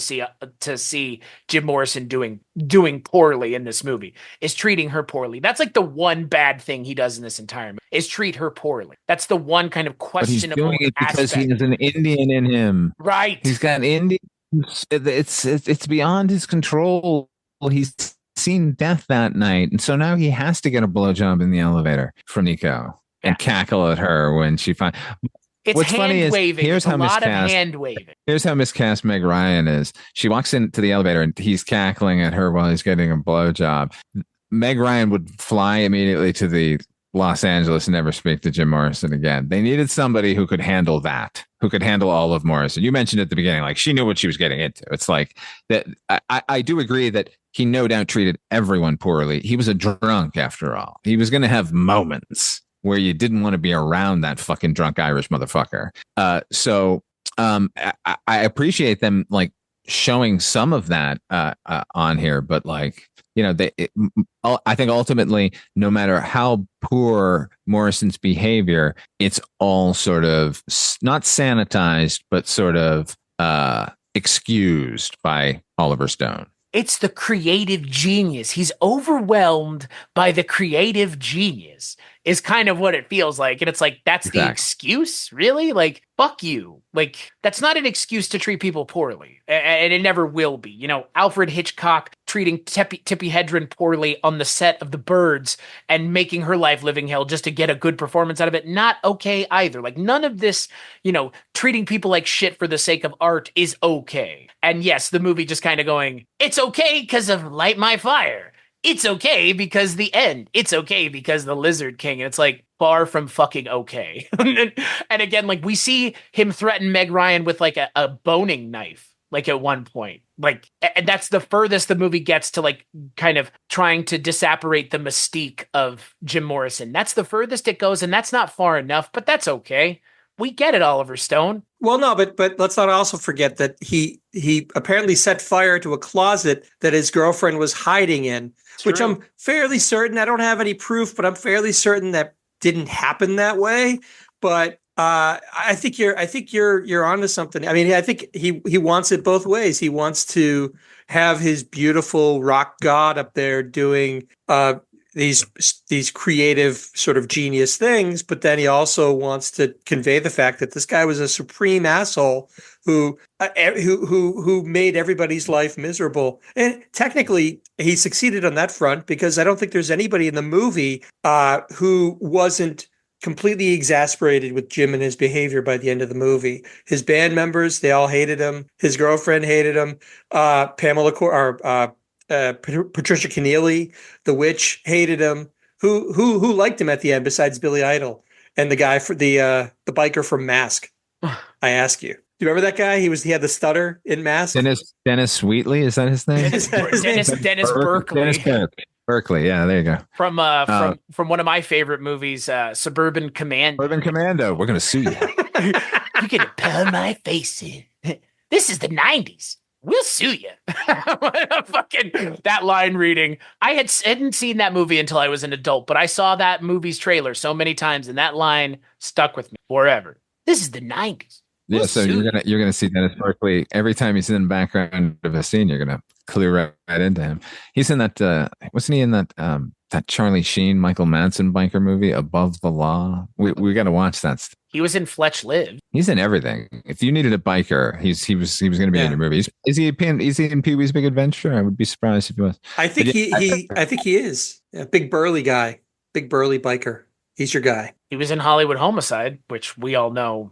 I mean, what a film. American cinema classic. Yeah, Harrison Ford, man. And Josh Hartnett, who hated each other by the end of the filming of this. Wow. I'm glad I finally watched this movie. This has been a movie that I think has been a long time coming for me seeing, but I like it for probably the reasons Oliver Stone would look at me and go, "You like it because of that?" I like it because of Val Kilmer's performance. It's one of those performances. It's like Other Malone. It's like Dan Aykroyd and Dragnet. Like, this movie without this performance is just another movie. But with this performance, it's like, this is kind of something to behold. And Dan Aykroyd and Dragnet is that way. I mean, to use an example that more people will be down with, like Heath Ledger in The Dark Knight, like that movie without it, it's just a Batman. But with that performance, it's something else. Without Val Kilmer as Jim Morrison, this is just a movie. This is just a biopic. But with his performance, it's like, it's kind of just fucking insanity. And I think for me, and that this is probably where I want to bring the conversation down for a landing, as it were. Val Kilmer, sad story, obviously, given where he is now because of the health things that have happened to him. But where do we, three of us, come down on Mr. Kilmer's career? The Iceman, as it were. What do you mean, like overall? Like, yeah, what do you guys think of Val Kilmer? I think this might be the first time we've ever talked about him on the show, and this is probably going to be the only time we ever focus on a movie that he's 2.5 hours of. Like, this is the Val Kilmer performance of Val Kilmer performances, right? Yeah, love Val Kilmer. Yeah. This is not my favorite Val Kilmer performance, but I don't mean favorite. I mean, this is for, like, you want Val Kilmer, like 2.5 hours is what you're getting. Almost nobody else is more what I was like. It might not be your favorite, but like 2.5 hours of Val Kilmer is a lot. Like, right? Yeah, but you know what? It's this movie, so. And this, like, he's doing a great job and he's doing great singing and whatever, but like, yeah, it's a bit much because it's Jim Morrison. It's not Val Kilmer, right. And he disappears into any part. Like, if I would take 2.5 hours of Doc Holliday. I loved him in Spartan. Remember, he was in David Mamet's Spartan. Absolutely. He was like a special for that. I mean, it's a great movie, but he's great. I would take him in Real Genius. He's awesome in that. Top Secret. God, so good in Real Genius. He's great in Top Secret too. And I mean, yeah, man. He's in one of my, I think, favorite movies of the mid 2000s, and I think definitely I think it's up there for my favorite Shane Black thing, Kiss Kiss Bang Bang. I mean, my God, that movie. Oh, he's so good in that. Yeah, and that movie has Robert Downey Jr. in, like, and that's like, and he's like, they're competing for screen time with each other, and it's amazing. Like, that movie, I love that movie. I'll never do an episode on it, but I love that. Why won't you do an episode of it? Do you know that Val Kilmer confronted Matthew Modine in a bar in Hollywood and said, "You got the role that was meant for me"? And Matthew Modine's like, "What are you talking about?" And he's like, "The Stanley Kubrick movie, the Vietnam movie." And Matthew Modine, like, the next day called his agent, was like, "Is there a Stanley Kubrick Vietnam movie?" He's like, "Yeah, do you want to go up for it?" I think for me, growing up when I did, Val Kilmer was Batman. And like, that's what I knew him from. And then as I got older, I started to branch out. And like I said, I mean, I saw Kiss Kiss Bang Bang and some of the other kind of earlier things that he did. I saw them as life went on. But like, a lot of the stuff that he was doing kind of post Kiss Kiss Bang Bang is just all over the place. A lot of direct-to-video stuff. Then obviously he got sick, and then cancer, and then I believe they took his jaw, right? Isn't that what happened? I think his voice box. Okay, yeah. And yeah. I mean, like, and obviously, like, very different situation when that happens to you. But yeah, Val Kilmer, he's a great actor. It's just, He didn't always make great movie choices either. No. You know? He made some dogs back in the day. Remember Thunderheart? Remember that thing? No. Oof. Oh yeah, he played Native American in that. Yeah, that was troubling. Was that it was like a fictionalized Leonard Peltier movie, right? Yeah, Yeah. with the white FBI agent with some Indian blood comes to the reservation to save all the Indians from themselves. Well, The Ghost in the Darkness is not a good movie. Oh my God, that's so good. What are you talking about? You know what I'm talking about. It is not a good movie. The story is entertaining, and somehow the movie is just a snooze fest. And you mentioned it, like he didn't always make good choices. The one best choice ever made is definitely not The Island of Dr. Moreau. Probably not. Probably not. When a documentary is made about the movie and how bad the movie is and how much of a failure the movie was, yeah, we know that the movie was not fun to be in. You wanted to work with Brando, right? I mean, right? Who wouldn't? But I get the sense probably. I mean, I don't know enough about his biography to say for sure, but I get the sense he probably wasn't the easiest actor to deal with. He was probably very method. Did you watch that documentary?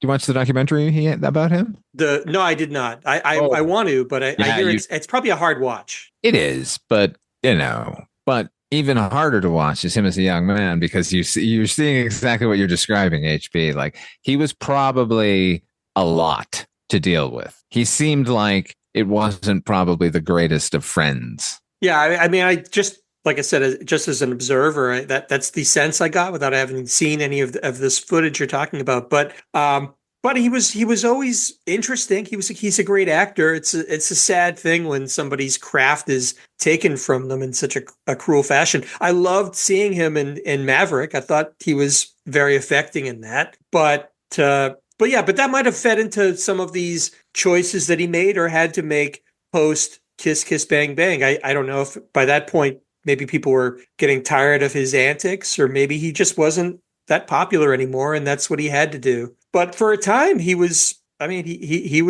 awesome. He was cool. He made really cool movies. He was charismatic. And they cast him as fucking Batman. But the funny thing is that obviously that was a huge deal at the time. But for me, that's one of the last things I think of when I think of Val Kilmer. Like, when I think of Val Kilmer, obviously it's The Doors, it's Real Genius, it's Doc Holliday. But Batman, because he was the first one to follow Michael Keaton, right? And then it was George Clooney. All right. Not to take anything away from that movie, but I don't find his role in that all that memorable. I mean, what is memorable about him in that part? He's just kind of an even-handed Batman. That's it. That's about it. He might be the most even-keeled Batman of any of the Batmen. Like, he's just kind of there. Was that the one with the Riddler? Is that the one that he's in? Okay. He's a good Bruce Wayne, though. Yeah, actually. As far as I like him. He's the only Playboy other than Clooney. I mean, Clooney's a really good one. Clooney and him is the sort of the Playboy who's pretending he's a drunk Batman. I think they both excel. But, I saw Top Secret and Real Genius in the theater. So for me, Val Kilmer's blonde, goofy Val Kilmer, first and foremost, and then he got real serious. 25-year-old Val Kilmer, because he was 25 in 84. Like, that's the thing. Like, you alluded to it with the documentary. Like, he's not a child actor, but he's like a early 20s actor, which may not be much better, because the documentary, like you alluded to it, like the documentary paints a picture of a person who let things go to their head, clearly. Yeah, but there is footage of him as a child, like 8mm camera, doing an impression of Robert Shaw from Jaws, and it's fucking hilarious, and he's clearly a star. Well, I mean, that's the thing. When you are a star and you're a star, tend to act like one, and sometimes that rubs people the wrong way, frankly. I mean, to come back to the Jim Morrison of it all, isn't that kind of why Jim Morrison was the way he was in a lot of ways? Is just he was who he was, and him being him was part of the way of rubbing people the wrong way or bringing people into the fold is because of who he was. And Val Kilmer seems to be an apropos choice in that regard to play Jim Morrison, because it would seem that Val Kilmer is in a lot of ways very similar to the personality that Jim Morrison has in this movie. Oh, I don't think so. I think Val Kilmer is the complete opposite of Jim Morrison. So I think he's putting in a great performance here because I think Val Kilmer is Mr. I have to be in control of every fucking aspect of my life. And Morrison was like, yeah, what are these pills? I'll take some more. What do you got? Give me those. That's true. That's true. I'm more talking about their self-inflated ego of themselves. Okay. Yeah. Well, I can't argue that. That's what I was more alluding to. Because again, like Jim Morrison didn't get to where he was by accident. I mean, there were other people that helped, but he also bought into his own bullshit. Like, and you have to. If you're this level of talent, you have to buy into your own level of bullshit. Otherwise, if you don't believe it, no one else is going. Don't forget, pretty factors into this. Yes. Also, yeah. If Morrison had looked like Lemmy, we wouldn't be having this conversation. No. If he looked like Meatloaf's butt, we would not be talking about him in 2024, and Oliver Stone would not have made it. If he hadn't been a poster on everyone's wall for 20 years leading up to this movie. He's such a good-looking guy. It's almost unfair, right? So is Lemmy the prototypical ugly rock star? There's nobody uglier than Lemmy? That's correct, and Lemmy would cop to that, so I don't feel bad in saying that. and maybe to go a step further, he is the prototypical ugly British rock star on top of everything else. Well, he had that big whatever growth on his face that didn't help matters. Oh, I was talking more about his like facial hair choice. He looks like the kind of guy who would hang around a truck stop. Yeah, well, what didn't they have like was the Rainbow? He had his own seat at the Rainbow. He would play the little quiz machine. I mean, that's not far off from the truth. He was a guy who liked to hang out and drink and play bar games, basically. That documentary, the Decline of Western Civilization 2, the metal years. What do you think of these pretty boy bands? Good for them. I wish I was that pretty. Yeah, I wish I didn't look like a dog's ass shaved and forced to walk backwards. Oh man, I love that fucking movie. That movie is endlessly quotable, endlessly rewatchable. It's gold.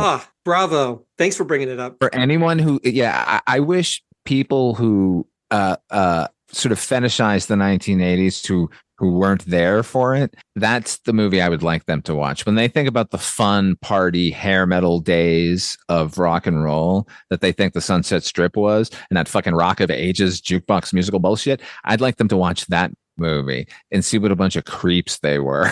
Give us the scuzz. Put a little scuzz on it, as they would say. Odin. Gazaris. Come down. We got the bikini contest at Gazaris. But it does make a twisted kind of sense, given that we're talking about the mythologizing and the self-mythologizing of Jim Morrison. But that movie is chock full of posers and wannabe rock stars in the 80s trying to mythologize themselves and make an impact. That's true.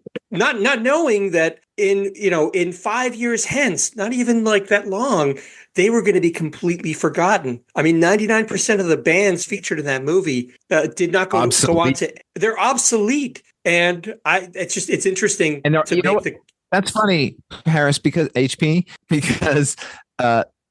and Chris, because all of the guys in that documentary are trying to live Jim Morrison's lifestyle, the one that while simultaneously Oliver Stone will fucking commemorate on screen, it's actually their death knell, because that's when grunge reared its head, and well, we were all sick of them anyway. Well, I mean, Oliver Stone has no interest in doing what Martin Scorsese and Nicholas Pileggi did in Goodfellas, which is, yes, this lifestyle is fun. Yes, this lifestyle is appealing and has its appeal. But ultimately, if you choose to live this lifestyle, there are very few ways that it can end positively, especially if you're overdoing it and abusing. And this movie doesn't have any interest in trafficking in that part of the story. And not being a cautionary tale, but adding that complexity into this, where, like you said, with something like Decline of Western Civilization, like these people just saw the idealized version and don't care about the reality, which is fine. It's perfectly fine. That's their prerogative. But that aspect of the story makes for entertaining content. It makes for an interesting story. It makes for a complex character and a conflicted character, as opposed to, like you said, drugs. Give me drugs. I like drugs. I'm going to do all the drugs. Like, all right. Like, rock and roll, I guess. Like, if you're going to do the drug celebration movie, then fucking commit to it and do the drug celebration movie and dispense with the, the tongue clucking at anything else in his life. That's why I said the Terry Gilliam of it all. Like, yeah. But you know what? I would also say that Oliver Stone would also be the right filmmaker to do it if he didn't write the script. If that script was handed to him by a studio and they said like, look, all the rights owners for all the songs have agreed on this script and you can't touch it, and he had to make that movie, then that would be a great movie. And your kid can't be in. Ooh, I think he might walk away. I'm done. Sean Stone can't be Jim Morrison. I have no interest in committing to this project any further. Do you know I once scared Oliver Stone? He was at my theater, and I was outside in the terrazzo, and there were glass doors between the lobby and the outside, and he was walking past back to his theater from the restroom.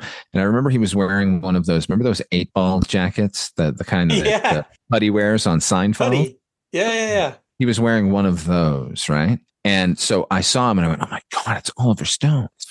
I love Oliver Stone. So I banged on the glass, and he completely startled, like jumped up in the air, like, oh, like that, and turned around and looked at me, and I went, and I sort of, I emphasized by like pounding my, my finger on the glass, punctuating. I said, I love you.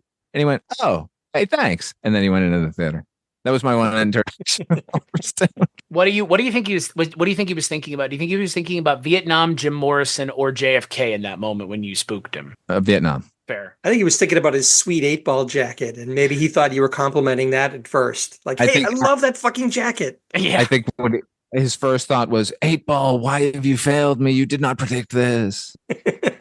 I wanted to not interact with people, and you are doing the exact fucking opposite of that. I think it's a terrible movie, and I'm recommending everyone watch it. And I will continue watching it probably once a year. I probably watch this movie once a year.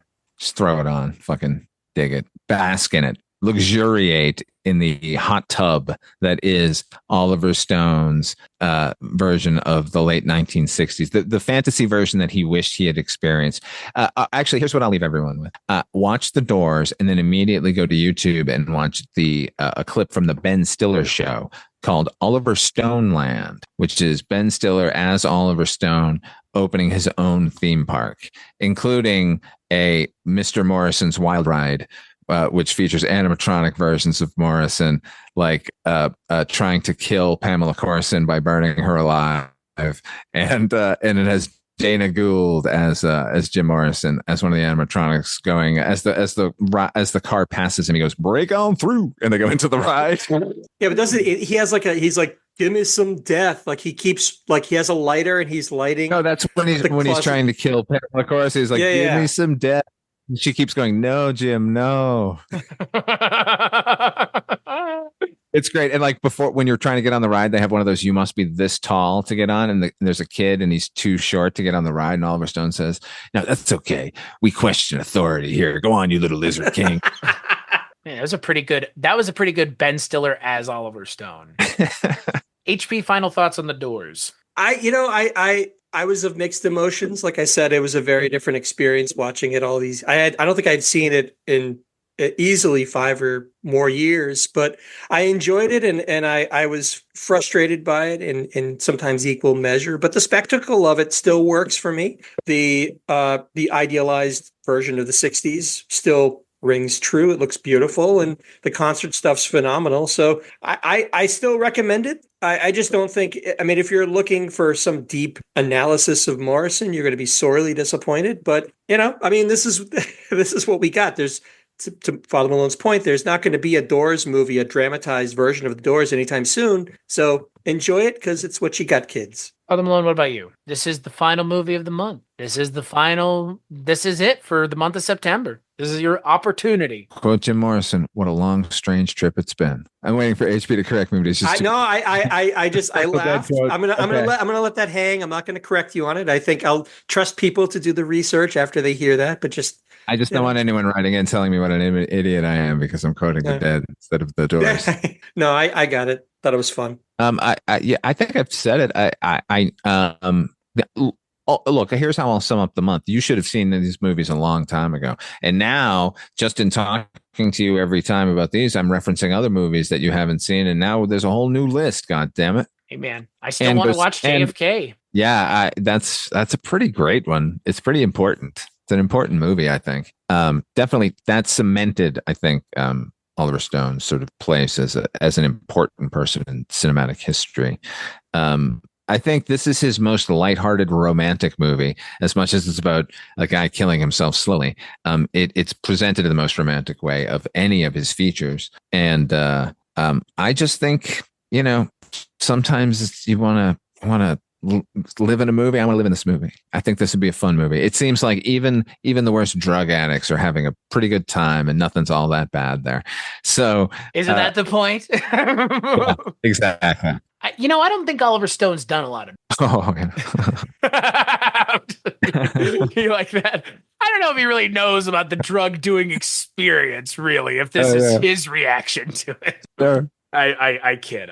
Obviously, Oliver Stone's probably done more drugs than the world would care to know. I know, like you alluded to, I had not seen any of these movies this month, and this was a good one to end on. There's a lot to like here. There's a lot to enjoy here. There's a lot to suggest to other people to check out if they haven't seen it. I mean, it's a great performance. There's some great live stuff going on. I mean, you do get to hear the Doors music for 2.5 hours, which, if you're into the Doors, I don't know how you're not going to imminently just be into that. But yeah, no, I enjoy Another it. bonus in seeing it in the theater, by the way, is hearing it on a fucking giant sound system. Oh, I'm sure. Oh yeah. And by the way, kids, if in your hometown they have a laserium at the planetarium, the local planetarium, and they're doing a Doors show, go check it out. I was going to mention that too. I didn't want to presume that I'd want to bring up too much from our past, but yeah, we went to the Museum of Science and we saw the Doors laser show. A lot of laser lizards crawling across the planetarium. It was, Can that be the name of our fun. Doors cover band? Laser Lizards. Laser lizards. Totally. Laser Lizards. What else would we call it? I am the Laser Lizard King. Good old Jim Morrison. What do you think Jim Morrison would think of this podcast? Us talking about him for 2 hours. He'd be happy, right? Be having a good time, Of course. right? Well, Or two, if Ray Manzarek is to be believed, he came in one day at a radio station in the swamp in the late 1970s, set everyone straight. Remember that novel? The Poet in Exile. That's what it was called. It was Ray Manzarek's wish fulfillment, where there's a fictional version of Jim who has faked his own death, and then he reaches back out to the fictional Ray. But it turns out that, spoiler alert, the fictional Jim has cancer, so he's going to die anyway.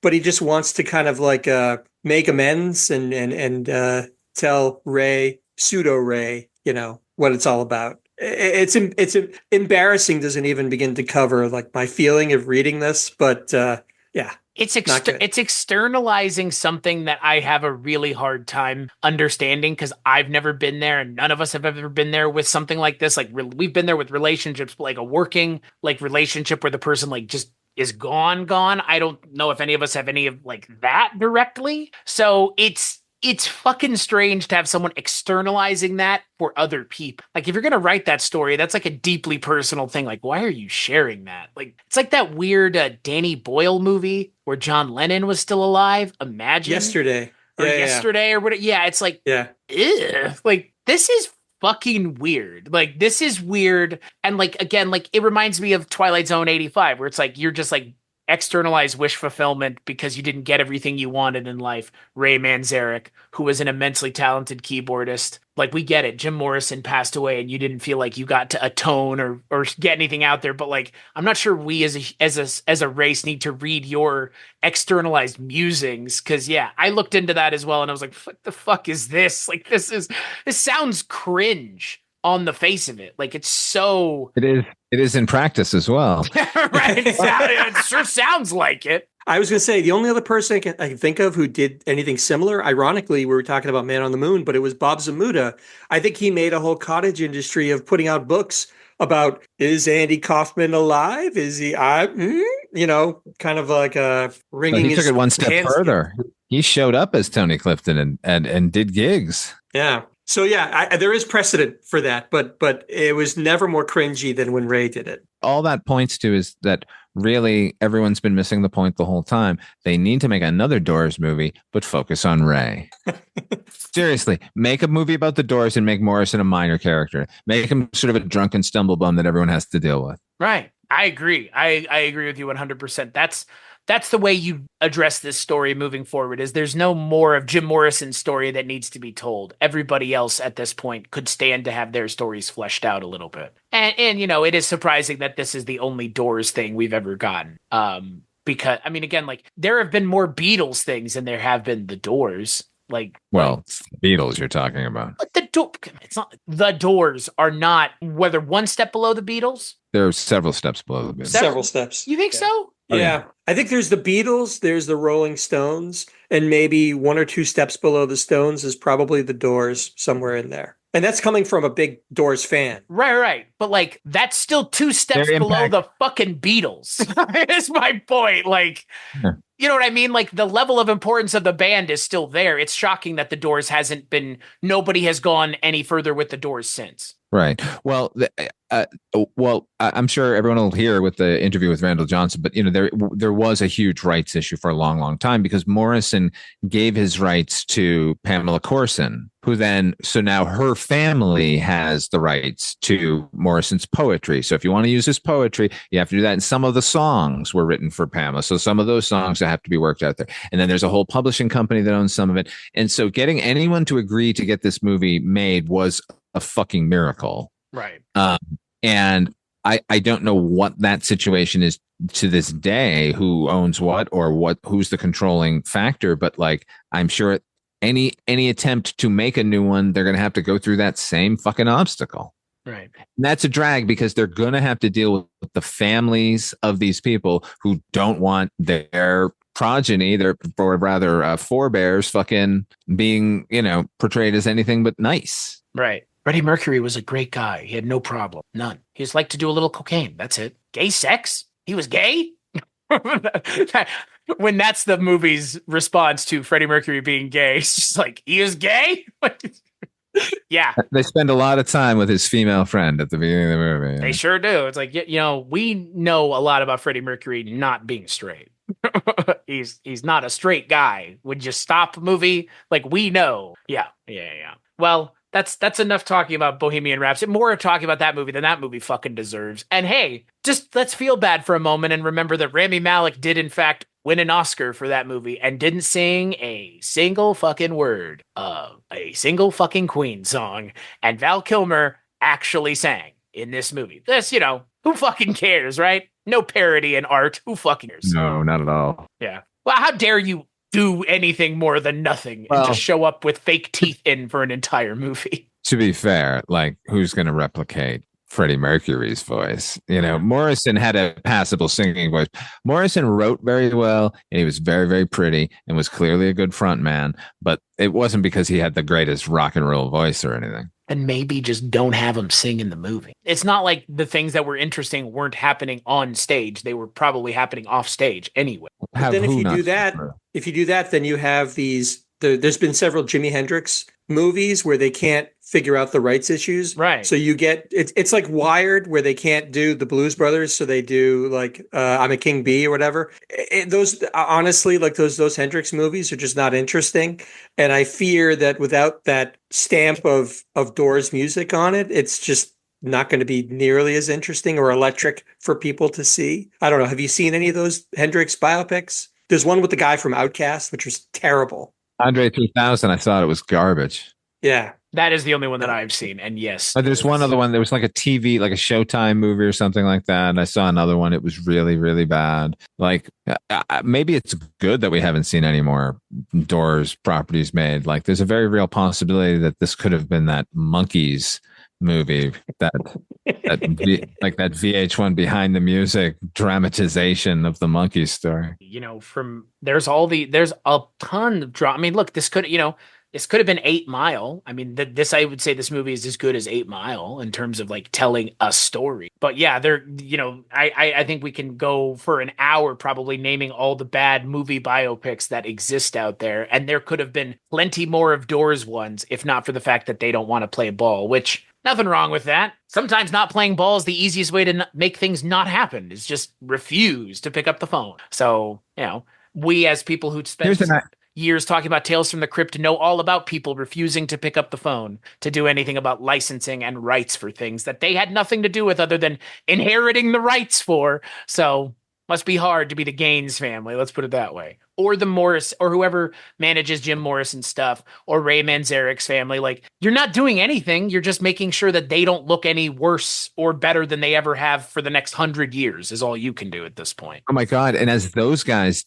die, like their families get involved too. Oh, it's just going to get worse and worse. Right. Well, they'll just have to find new stories to tell. All they needed to do was get Ray, and they needed to get the Doors on board, and then Pamela Courson's family. Now it's like a bunch of families. Yeah, now it's like a decision by committee. Hopefully they're a bunch of money grubbers, and they're just like, oh, we don't care. Do whatever you want. Just give us the cash. Because I know nothing of my family member who is distant to me. I do not know Jim Morrison or Ray Manzarek. These are people that were talked about in hallowed tones. I didn't know them. Fuck them. Exactly. Fuck them in both ears for all I care. They're just the people who made us a lot of money that we cash these checks that we get from music licensing groups every year for hundreds of thousands of dollars, I'm sure, if not millions of dollars, probably the case of the Doors. So. Well, I guess you can't say at least that you can say at least about Oliver Stone that he wasn't doing this movie as a cash grab. He really did love Jim Morrison. Yeah. Yep. Yeah, that's for sure. So on that note, let's take a break and we'll play a preview for the next Kulturecast, along with an interview from screenwriter J. Randall Johnson.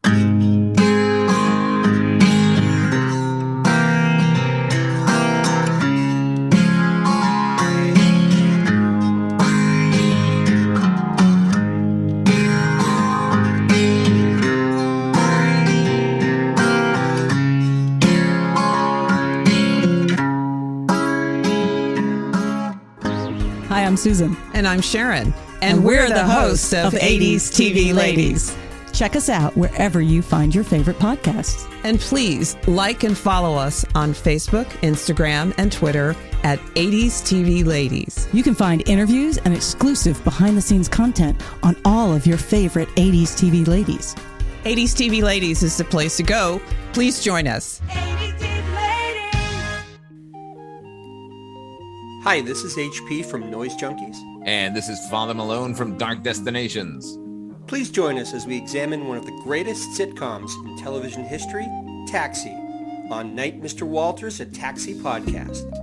Good night, Mr. Walters.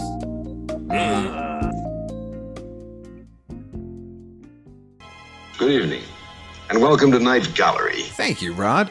And I want to welcome everyone to Midnight Viewing, where once a month we talk all about your follow-up to The Twilight Zone, Rod Serling's Night Gallery. They say it's Rod Serling's Night Gallery, and it isn't really Rod Serling's Night Gallery, it's somebody else's. Oh, we know. We talk about it a lot. Your curators at Midnight Viewing are the projection booth's Mike White. What can happen to human beings when trust is wiped out by suspicion? And Kulturecast's Chris Stachiw. Small boy encased in a crystal ball. And I'm Father Malone. The kind of thing that usually infests nightmares. Join us monthly at Midnight Viewing, the Night Gallery podcast at weirdingwaymedia.com. Doesn't remotely belong to me. I have no proprietary interest in that at all.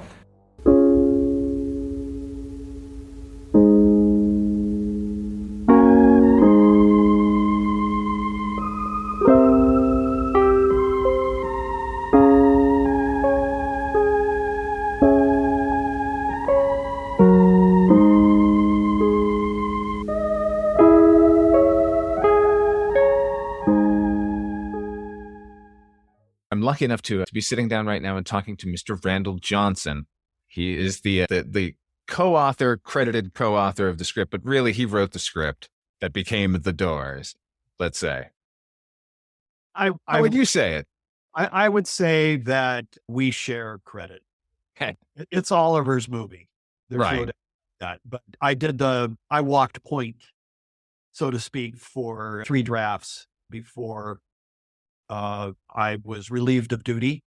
And then they went through a couple of other writers and spit them out. And then Oliver read my drafts when he came on board and circled back and said, I want to work off of these. And I did 2 or 3 drafts. I'm not sure exactly which one. He might have gotten all 3. I know he got at least 2. And how did we get there, Mr. Johnson? How do we get to the even first draft? Well, let's go back, shall we? Let's go back, shall we? Father, it's quite a yarn. Oh gosh. Well, as I said, I entered film school at UCLA in '79, and so Jim Morrison had only been dead like 8 years prior to that. So I was fortunate enough to actually have 3 instructors there: Bill Adams, Ed Brokaw, and Lou Stuman, who had Jim and Ray as students. And what kind of students were they? Well, it was... This is all hearsay, everybody, but what would the instructor say about these young fellows, these long hairs? Oh, well, they were kind of long-haired too. They were kind of hip, quite frankly. Except Brokaw was reportedly Jim's favorite instructor. And the reason why... According to Brokaw. Yeah, well, no. No. I think it was Danny Sugarman who first mentioned him, and No One Here Gets Out Alive, which I read, but we did not have the rights to that book, to it. So, but anyway, how much of that book would you have adapted anyway, honestly? Not much. I am suspect of anything without footnotes. I at least try to find some truth and to have something verified by 2 different sources, because I was trained as a reporter initially. So there's a part of me that is like always wanting to be Woodward and Bernstein. Get the facts, and then you start weaving in the creativity. But anyway, thing about Brokaw, I circled back once I got the gig. I circled back to meet him and interview him, and he agreed to do it. But he's very eccentric, and he was eccentric then, and I think that was one reason why Jim liked him a lot, because he was a World War II vet. He was in the Signal Corps, served in Burma, and so he was always around cameras. But he came back in post-war, and he was in New York, active in New York during the late 50s, early 60s. He knew Cassavetes, he knew Coltrane and Miles Davis. He was a big jazz kid. And he was very avuncular looking. You look at him, he's balding on top, and these big rosy cheeks, and was always looked like a nice tie and this and that. Always had like, this guy is like, he's no beatnik. I didn't know him in that day. Maybe he was, but I did know that there were stories about him. And so sometimes, and he taught editing. So, at UCLA, what you had to do at that time was for the editing class, you had to take an action sequence from the old Gunsmoke TV series. You had to cut it together. And there were varying ways of how you could do that. So some people made it very satiric. Some people did a straight ahead version of it or whatever.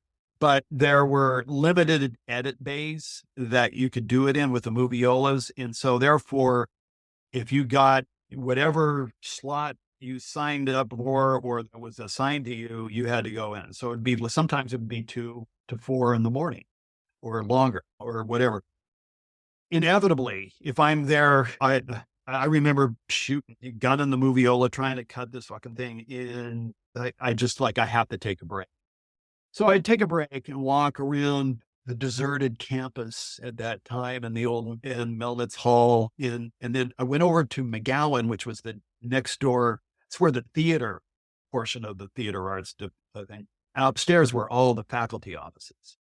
And it was always abandoned and stuff like that. It was quiet. And I just kind of walk up and down the halls and let my head clear up. Always walk by Brokaw's office. There'd be a light on. You could see that underneath the door, and there would be some kind of blistering jazz, just wow, late Coltrane, free jazz, just blasting out of there. And I remember that so many times I would stroll by and I'm looking, and then there were rumors he was living in his office, and he lived out of there. And sometimes when you walked by, if you ever saw the door opened. He had one of those Asian screens, the folded screen that kind of blocked what you could see into the whole thing. So I thought, maybe he was. Anyway, circling way back. I love this man. I know. He possessed an encyclopedic mind on the history of filmmaking. I mean, he could talk grain stock. He could talk all sorts of cameras, apertures, settings, and all of it, this and that. It was fascinating. But when I came back and talked to him about the doors, he said, come on, let's go down. He walked me down to the North Campus to where the original Quonset hut was that they had at UCLA. And that was the era that Jim and Ray attended there. This is 60, 63, 64. So the original UCLA film school was inside a Quonset hut? Yeah. Bungalow 3K7. Why wasn't that in the movie? Well, it probably would have been cost too much to replicate. Come on, man. He had an ILM working for him. Well, but it was in my script. Of course, because you wrote a good script of it. Okay. But anyway, he said, and he walked off the exact dimensions. He said, the front door is here, edit bays were here. You go down here, He walked it up, and then he finished it off with saying that there was a porta potty outside the bungalow that served the film school, and he said that on the inside of it, somebody had written some graffiti and said, Jim Morrison has the ass of an angel on the inside of them. Years later, Bungalow 3K7 is raised. They take it down and they build the new facility, which I attended at Melnitz Hall. He said that the first year it opened, in the lobby at Melnitz Hall, the door to that porta potty mysteriously showed up and was in the lobby for the longest time with Jim Morrison has the ass of an angel. And I remember that just, what I would give for that porta potty door now. Yeah, who's got it? Right.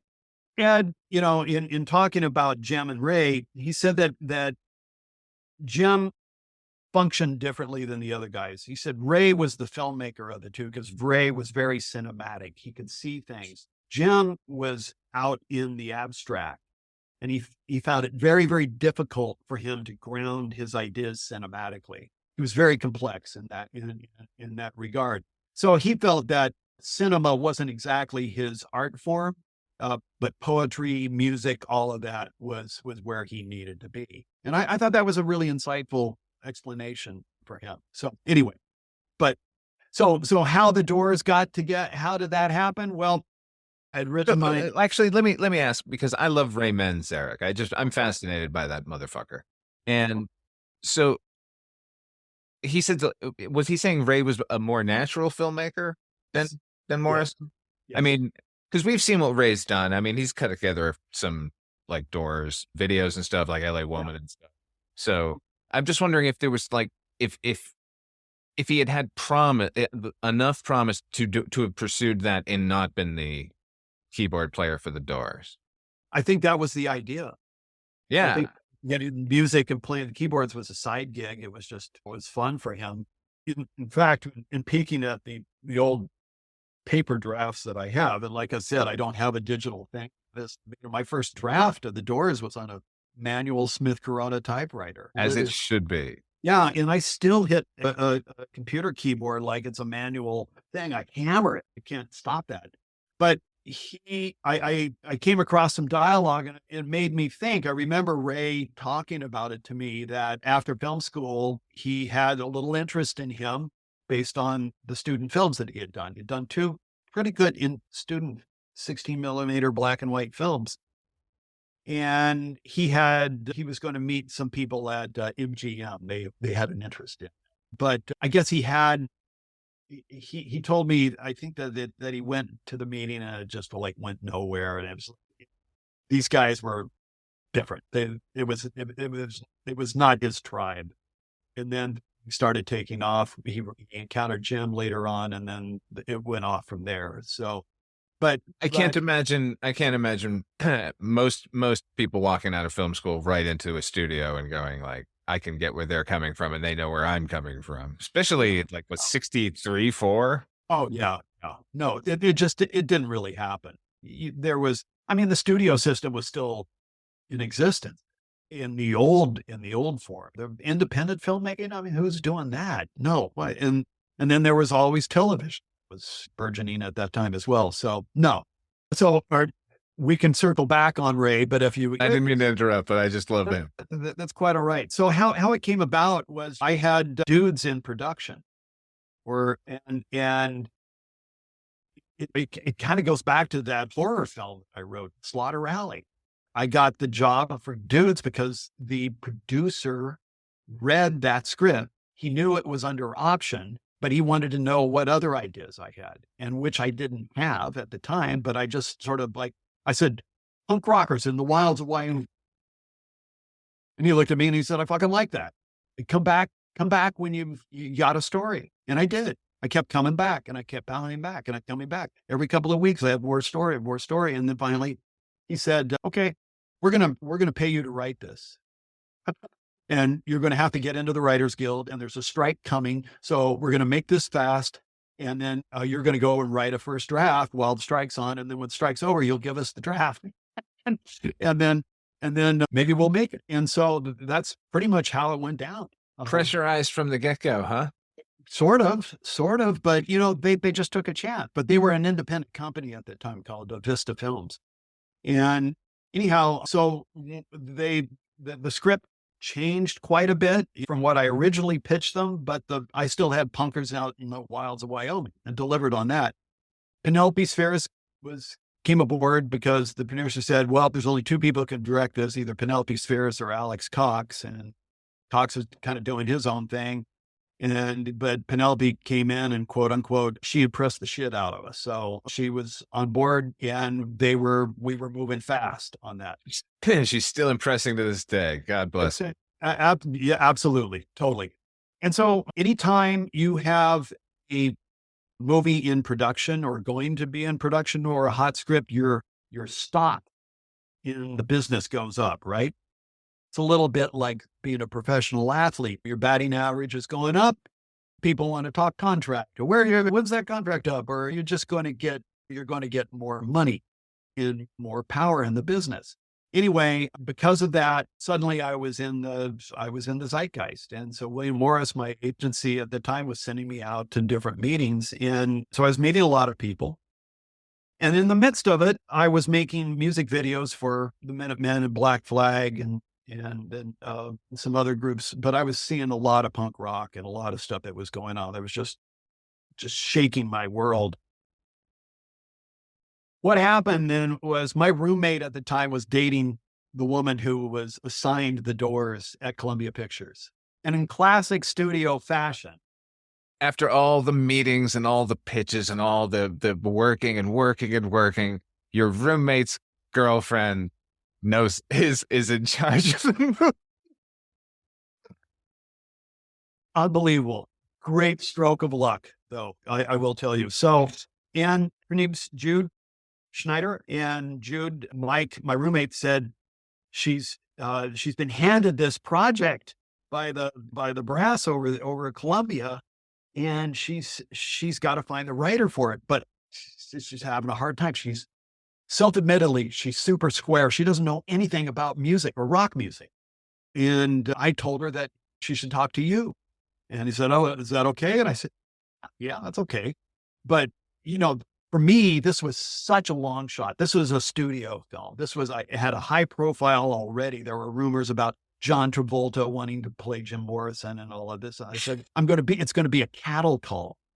Anyway, I went and met Jude and we had a good conversation. And she said, I'm going to put you in touch with the producer on this project, the lead producer. Okay.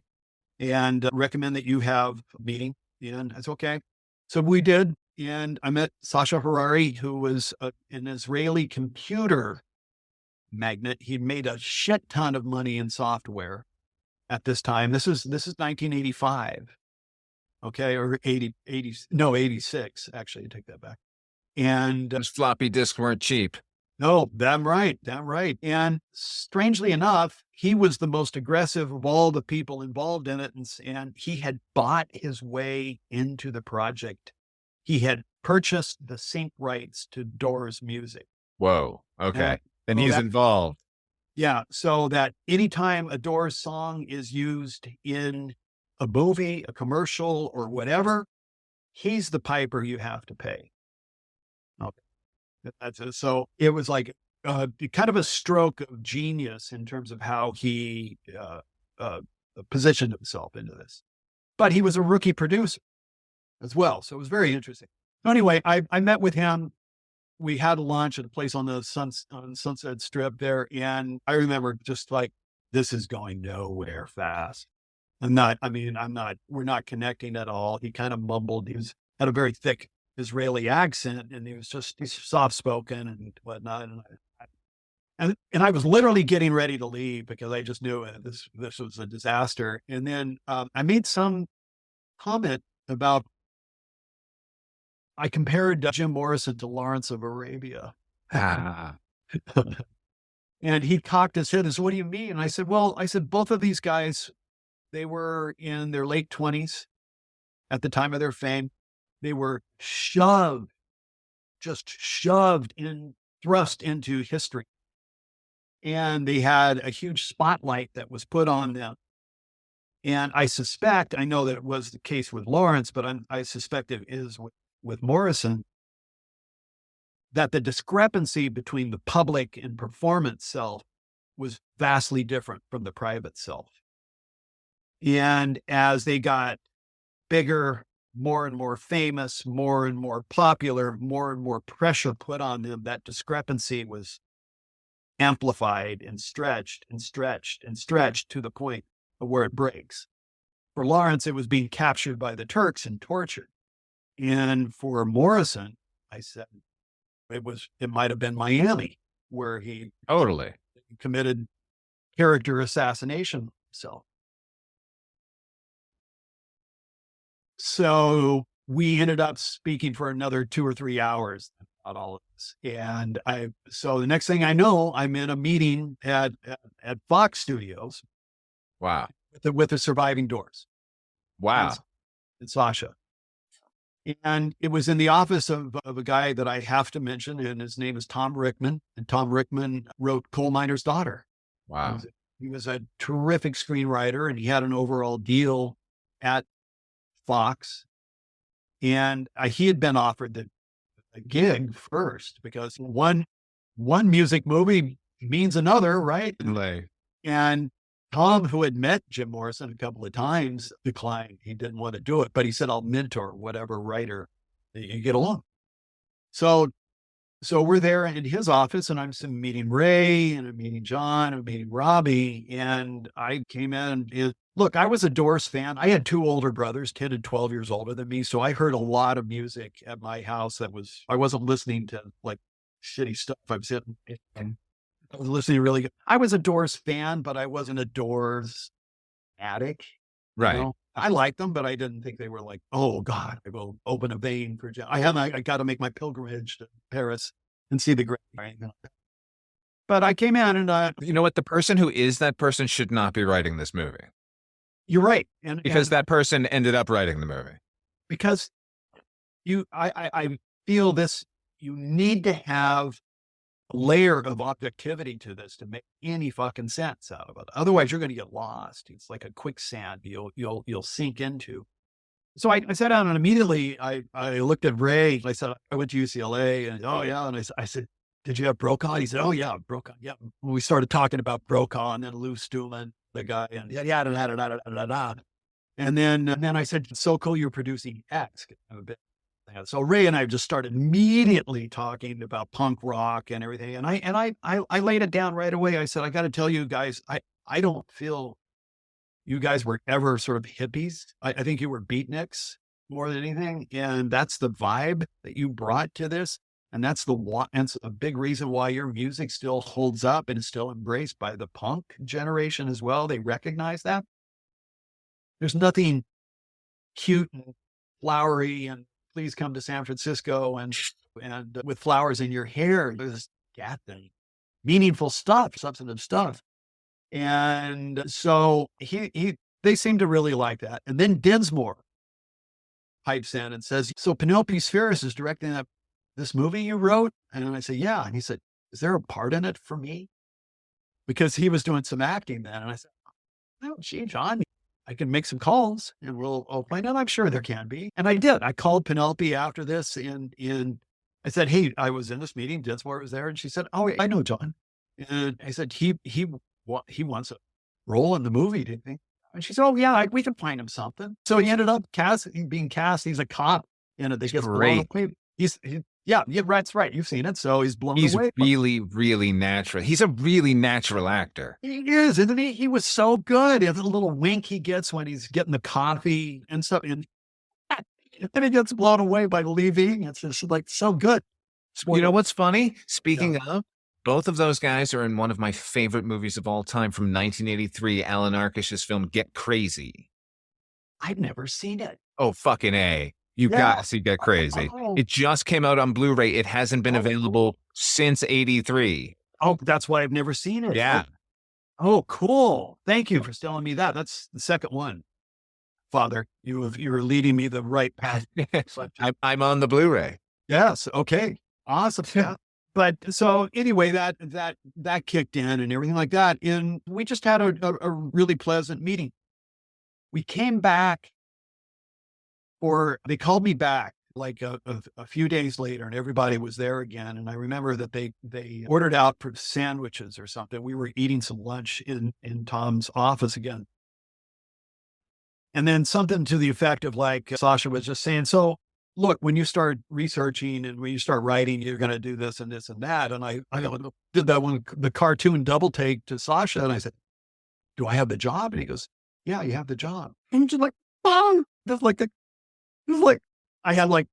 I was that moment of like, fuck, I got this job. And then it was like, fuck, I got a job. Jesus. And then the whole thing started. Okay. So this is 1986. Can I just ask, you mentioned that like by the time that you were involved, there had already been rumblings of John Travolta wanting that part, right? But had you heard about previous versions or attempts at getting it? Because what I had heard was that by the late 70s, De Palma was attempting to make one with John Travolta. Like that was one. Were there others or? No, it was all the same project. But okay. Here was the thing. It was Bill Graham that came in and settled everything. And the reason for that is that there were competing rights holders. Okay. So you had the Surviving Doors, who owned the publishing of the music and their life likenesses, right? Then you had the parents of Jimbo. And then you had the parents of Pamela Courson, his girlfriend / common law wife. Right. Longer alive. The Coursons owned Jim's notebooks of poetry and stuff. In addition, their daughter was like the love of Jim's life. Right. And so each of them, and then you had Sasha holding the sync rights. So you had these competing things that you can't make a movie about the Doors without having the Doors music, right? You can't do this without the other. So they were constantly fighting and quibbling amongst each other, and they could never get anything done. And that's what has prevented, I think, the Janis Joplin movie. It's prevented a definitive Hendrix movie from getting made, right? So it took no less of a personality than Bill Graham. Bill Graham's impresario. Yeah. And I'm not intimidated by celebrity much, but I was intimidated. He's an intimidating guy. And no doubt. In the twilight of his years. Can you imagine him in 67 or so? Yeah, he was probably tough in the 60s, never mind in the 80s. He doesn't give a shit anymore. But he did, and he brought all the parties together and he said, okay, we're not leaving this room until we have a deal. We're going to make this happen. So he came aboard as an executive producer, et cetera. But he didn't want to be in development. He didn't really want to be a part of it. He said, you can interview me and anything like that or whatever. But anyway, so this is the thing. So all of this was in place by the time that they reached out. Jude reached out to me and started that ball rolling, and I got the gig. And it just came back. We started talking, and I said, look, I said, no disrespect, but I said, I don't see John Travolta as Jim. I said, you need somebody who's fucking darker, tougher, something like that. And I said, look, I would much rather see Henry Rollins as Jim than I would see some Travolta, quite frankly. And plus, I said, it's a distraction. Travolta's too much of a star now. Totally. You need to go with somebody who's a little bit more under the radar. Because I cited Peter O'Toole and Lawrence of Arabia. Nobody knew who Peter O'Toole was until that movie. Right. And then it was like, oh, wow. So it's so much easier. You don't have the baggage of suspension of disbelief. No, it is. And Val Kilmer was Jim Morrison when we saw, right?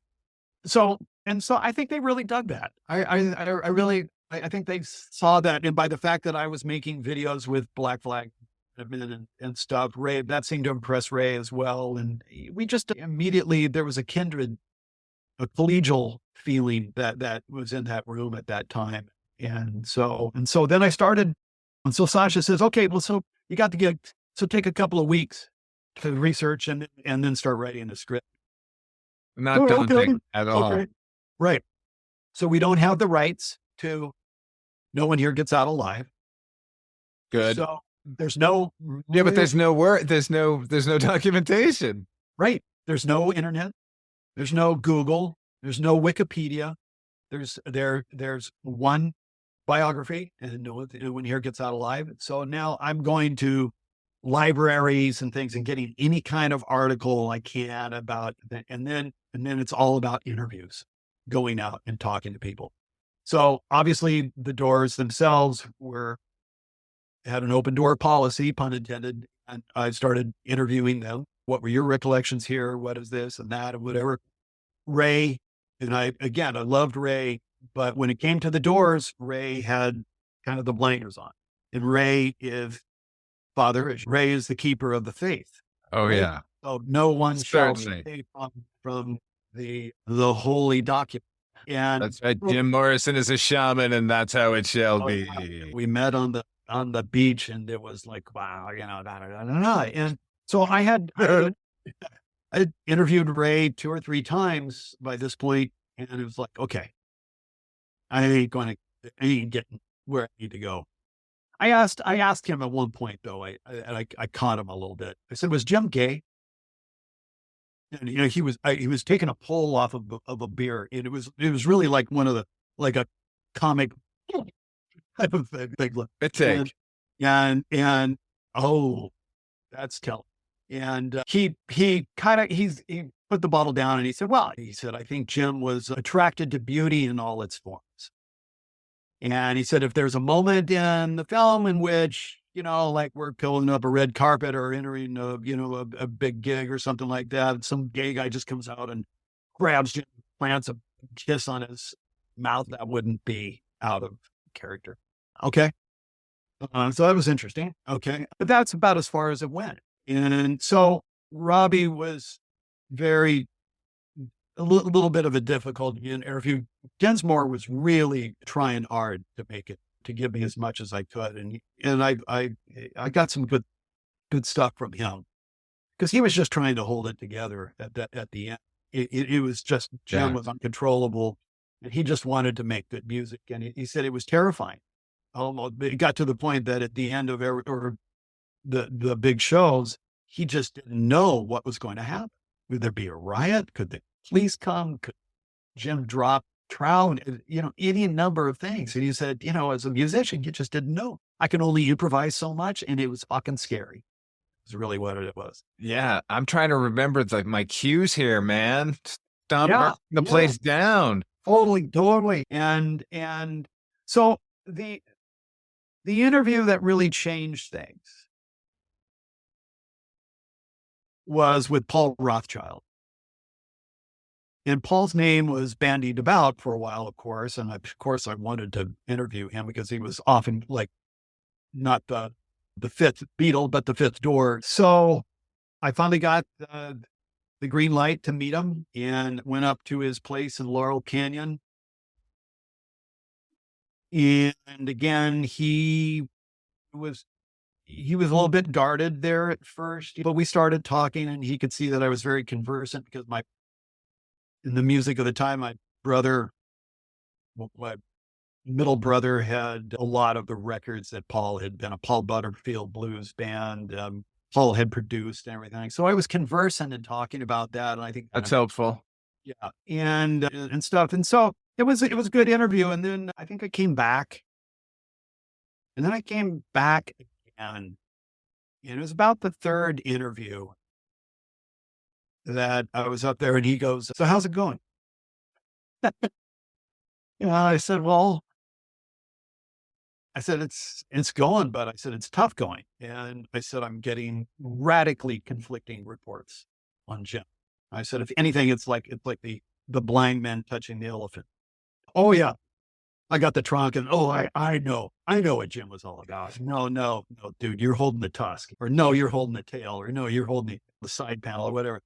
Everybody thought they had a take on Jim, but they did not have a take on Jim. But collectively, there were some things here that was starting to emerge. And that was that he was the smartest guy I ever met.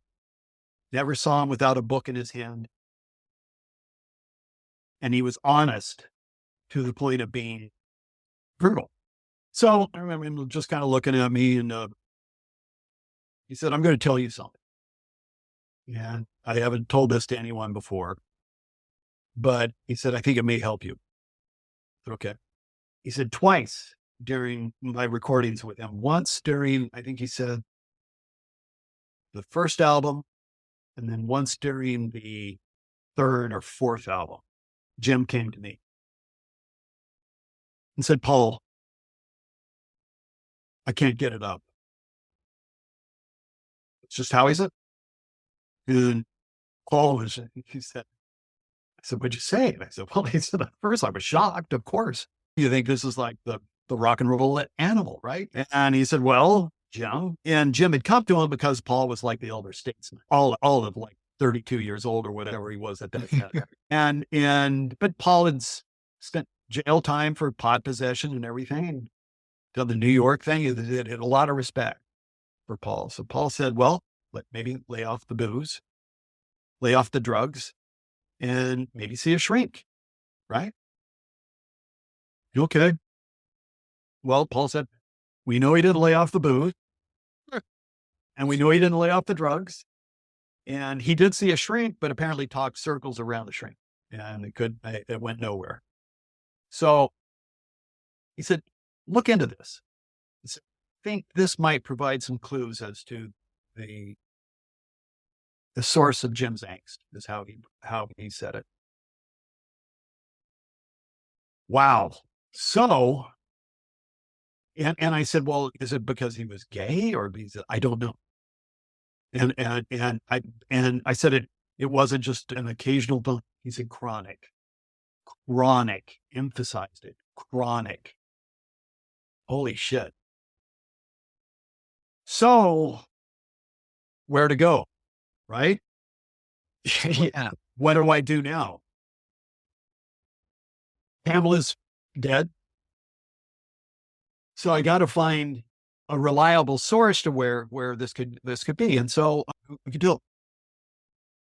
So coincidentally, I have a roommate at the time, and he comes back one night and he says, "Oh yeah, I was at the party but I met this woman who said she had a relationship with Jim, said she'd slept with Jim." Well, the cartoon double take again. "Who was she? Where did you find out who she was?" And he's, "No." I said, "You find out. You've got to find out who she was." So he did, and I got her number.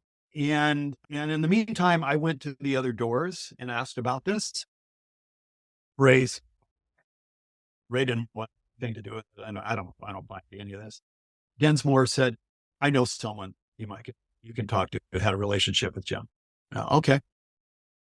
So I contacted both women independently. Neither one knew I was talking to the other. And one turns out lived like a block away from where I lived, right at that moment, was in West Hollywood. And so we met at a corner bar, and she had been a writer for the not the LA Weekly, but the LA Free Press and rock critic. So and the Doors vetted her. Oh yeah, she was around. I remember seeing her. She's real. It's not. Everyone was a little concerned about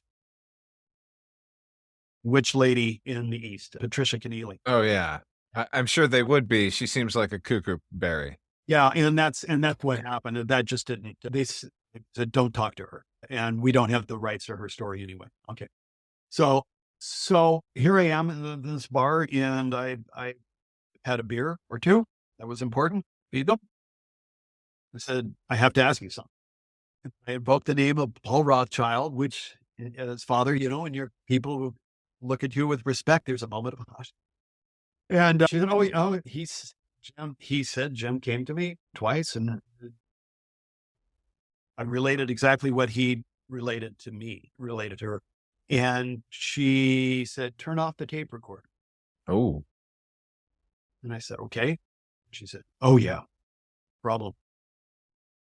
Didn't make him any less sexy. He was incredibly sexy, but it was a big problem. And she said he could get it up, but boy, it took a lot of foreplay and a lot of creative foreplay and stuff, but it was an issue. Okay. Cut to the other woman that Dinsmore took me on. Same thing. I asked the same question. Turn off the tape recorder.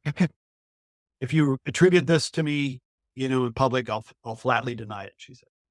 She worked in the film business, and she had kind of a high profile. So I understood that. She said, "Oh, big problem. Oh, big problem." She said, "I didn't know what to do. I'd never encountered this before." Okay, so now I'm in the picture, right? Okay, but the thing that blew my mind is that both women interviewed separately. One knew him at the height of his fame, and the other had a relationship with him while he was still in film school. Oh. So what this said then to me is that this was not a complication of the fame or anything. This was something that was rooted in his physiology, his psychology, much more deeper than all of this. So it was already in place. Okay. Chronic, as Paul said. So I came back to the producers, and I came back to Sasha, and I told, because I had gone, oh my God, this is great. We understand now the source of the angst. Here he is, the sexiest guy being hailed, the sexiest guy since Marlon Brando, right? In his tight leather pants, training up in front of 10,000 screaming men and women, and who all want to fuck him. And he knows in his own mind, I can't get it up.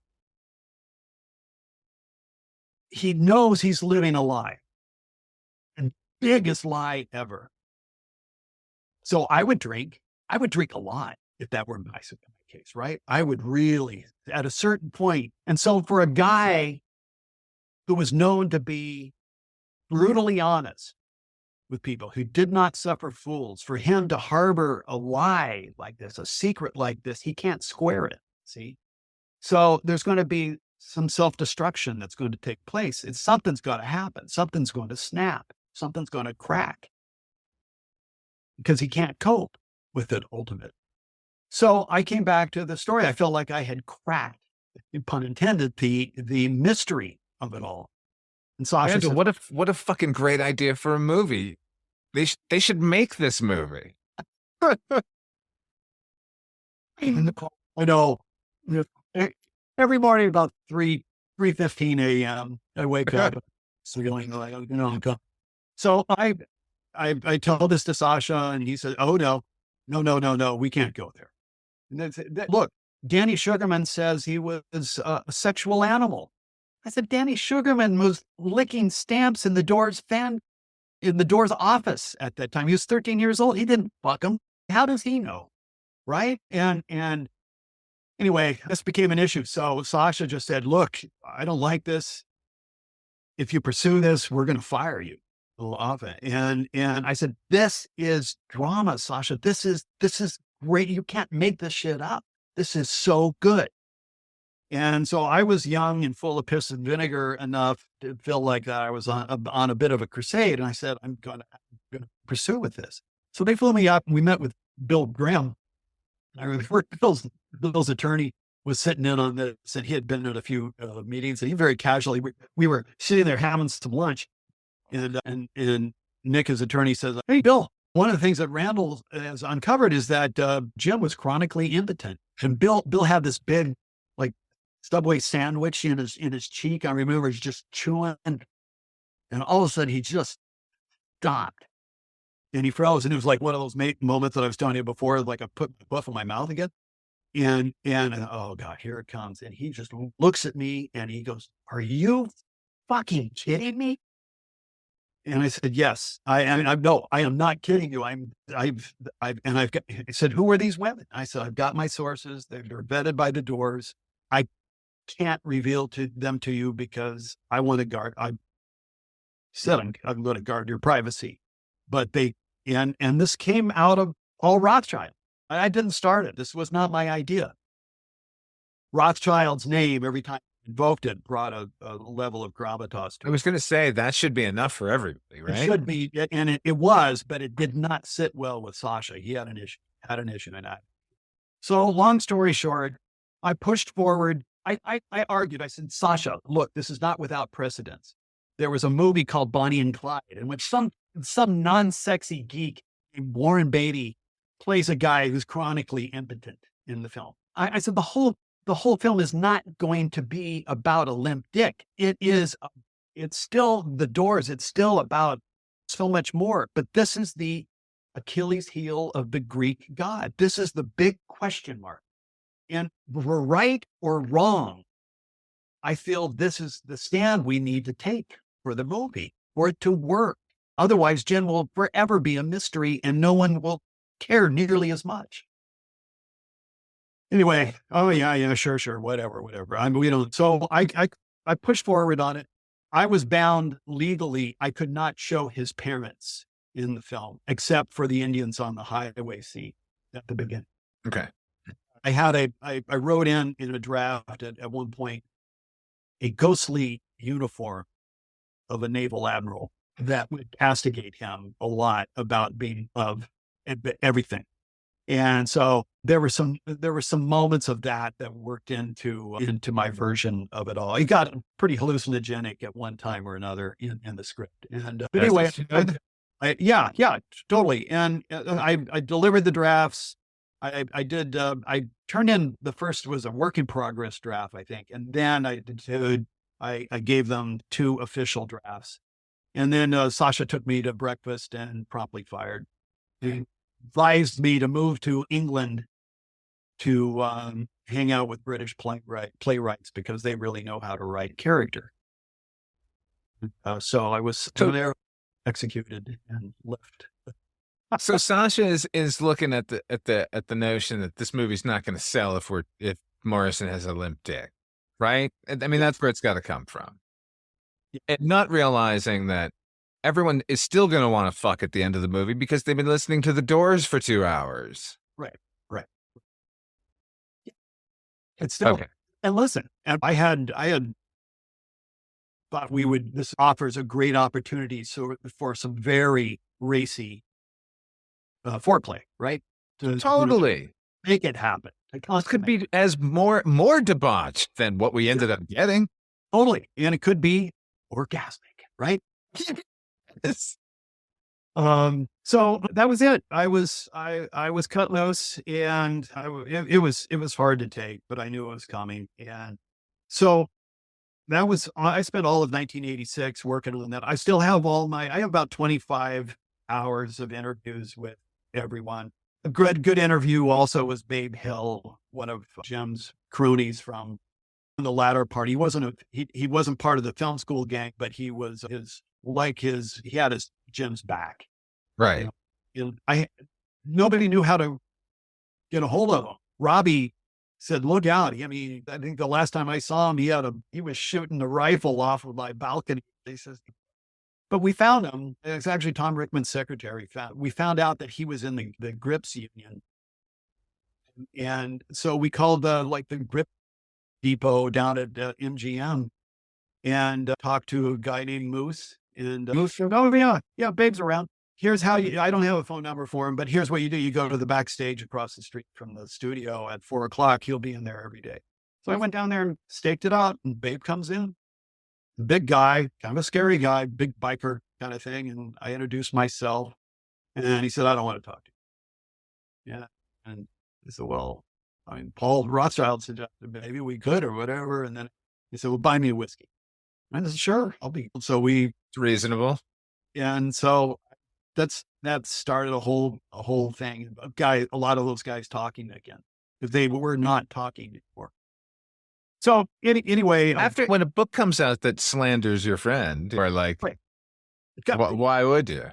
Well, that's the whole thing. And then Frank Lisiandro and Paul Ferrara, we had friends in common or people that were urging us to talk, but Frank really avoided talking to me. Ferrara never was around, and there was a couple others that were still around too, but no, I couldn't get to them.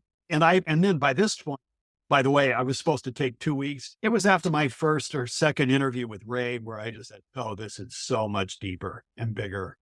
And so I spent all of the 86 writing it and working on it, interviewing people and everything like that.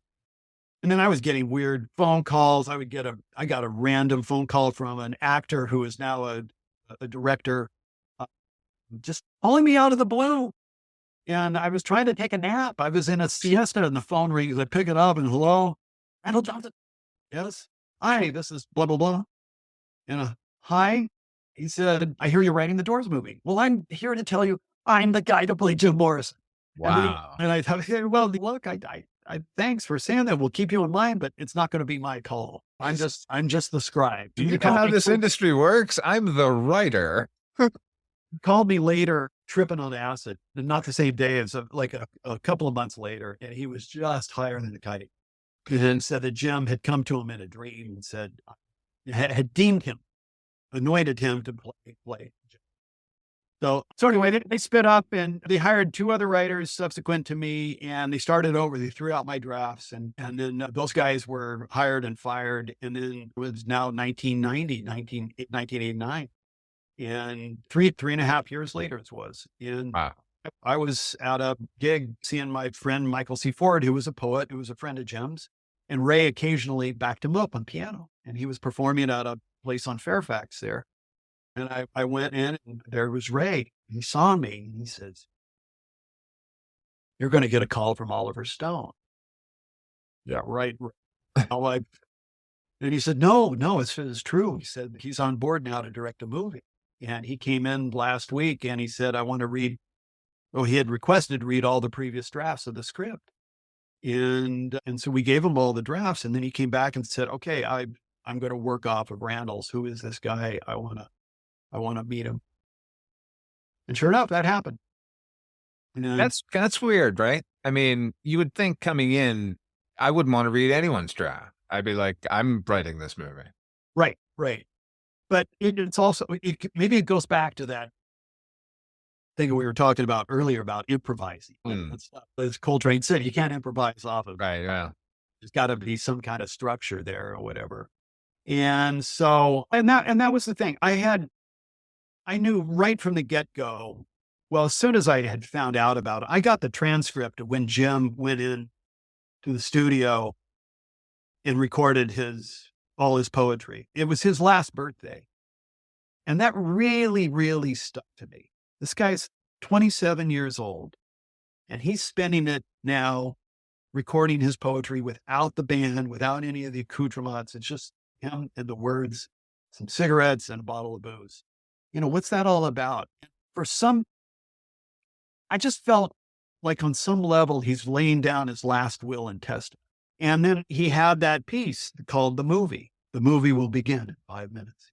The voiceless announced. And I thought that it's so obvious. You got to start it really with it. It's sort of on the nose, but But what I liked about this whole thing in reading the transcript, I felt that it was this kind of fractured, this mosaic-like commentary on his whole life. And in fact, I could find passages that would be really, really interesting. So we hear his voiceover throughout the thing. And then at the end of the movie, because it was a big issue, like, do we show his death? Where does it end? And I felt, look, this is an LA story.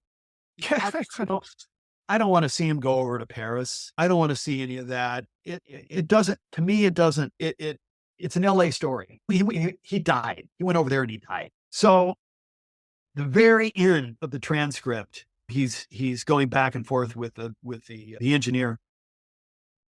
And he said, basically, hey, man, do you get all that stuff? Yeah, I think I got it. And he says, oh, cool. Let's go get a taco. And there are these photographs of Jim at this near Village Recorders at a place, I think it was called like Paco's or Pablo's or Paco's Tacos. And it was a Mexican restaurant that they used to go to a lot when they were down there recording. And there's a photo of him with like it's the large Jim, and bearded, but he's in there. He's got a plate of enchiladas and he's pouring up a beer, and God damn it, he looked really happy. And I said, that's how I want to end the movie. So when he says, let's go get a taco, that's what I want to have, as opposed to him dead in a bathtub. %. But Sasha didn't like this structure at all either. This was another thing of how he says, I don't like this. We need to see the rock and roll animal. I said, Sasha, this is the whole point. You see this guy coming in, and Rothschild said he was Orson Wellesian in girth at that point. I said, this is the thing. We're expecting the rock and roll animal, but instead in comes this guy who's not. It's the same guy, but it's not. Well, how did he get here? That's the story. That's what we're going to tell. And he wouldn't, no. And he's telling it. Yes. And he come on, man. In his own fractured way, trying to make sense of the madness. And so there's very little that works in the Oliver Stone movie, but the one part that really does is having Jim Morrison, the structure of him in that last recording session. That's great. Yeah. And I felt when I was watching the movie, when he said, I'm glad you said it, because when he said, let's go get a taco, and like, I was like, oh, is that it? Is that it? And then no, we cut to. It goes on. Totally. It almost has more endings than the Lord of the Rings. It's just like, come on, stop. The movie's over. And again, I go back, it's strange, funny, but forgive me for citing it again. Lawrence of Arabia. Lawrence left Arabia. He left World War I, and he enlisted in the army again later on in the Royal Air Force under an assumed name. And he flew planes and he designed submarines and everything like that. But that's not the story. Yeah, who cares? Oh, who cares about that? So the movie ends when he failed. He failed. And now he's got to go back to England to live the lie. He can't be openly gay. He can't be an Arab. He's going back to England. What's there for him? And so that everyone can't wait to get rid of him. So my final scene is that, okay, he comes in, they're recording and they're mixing LA Woman.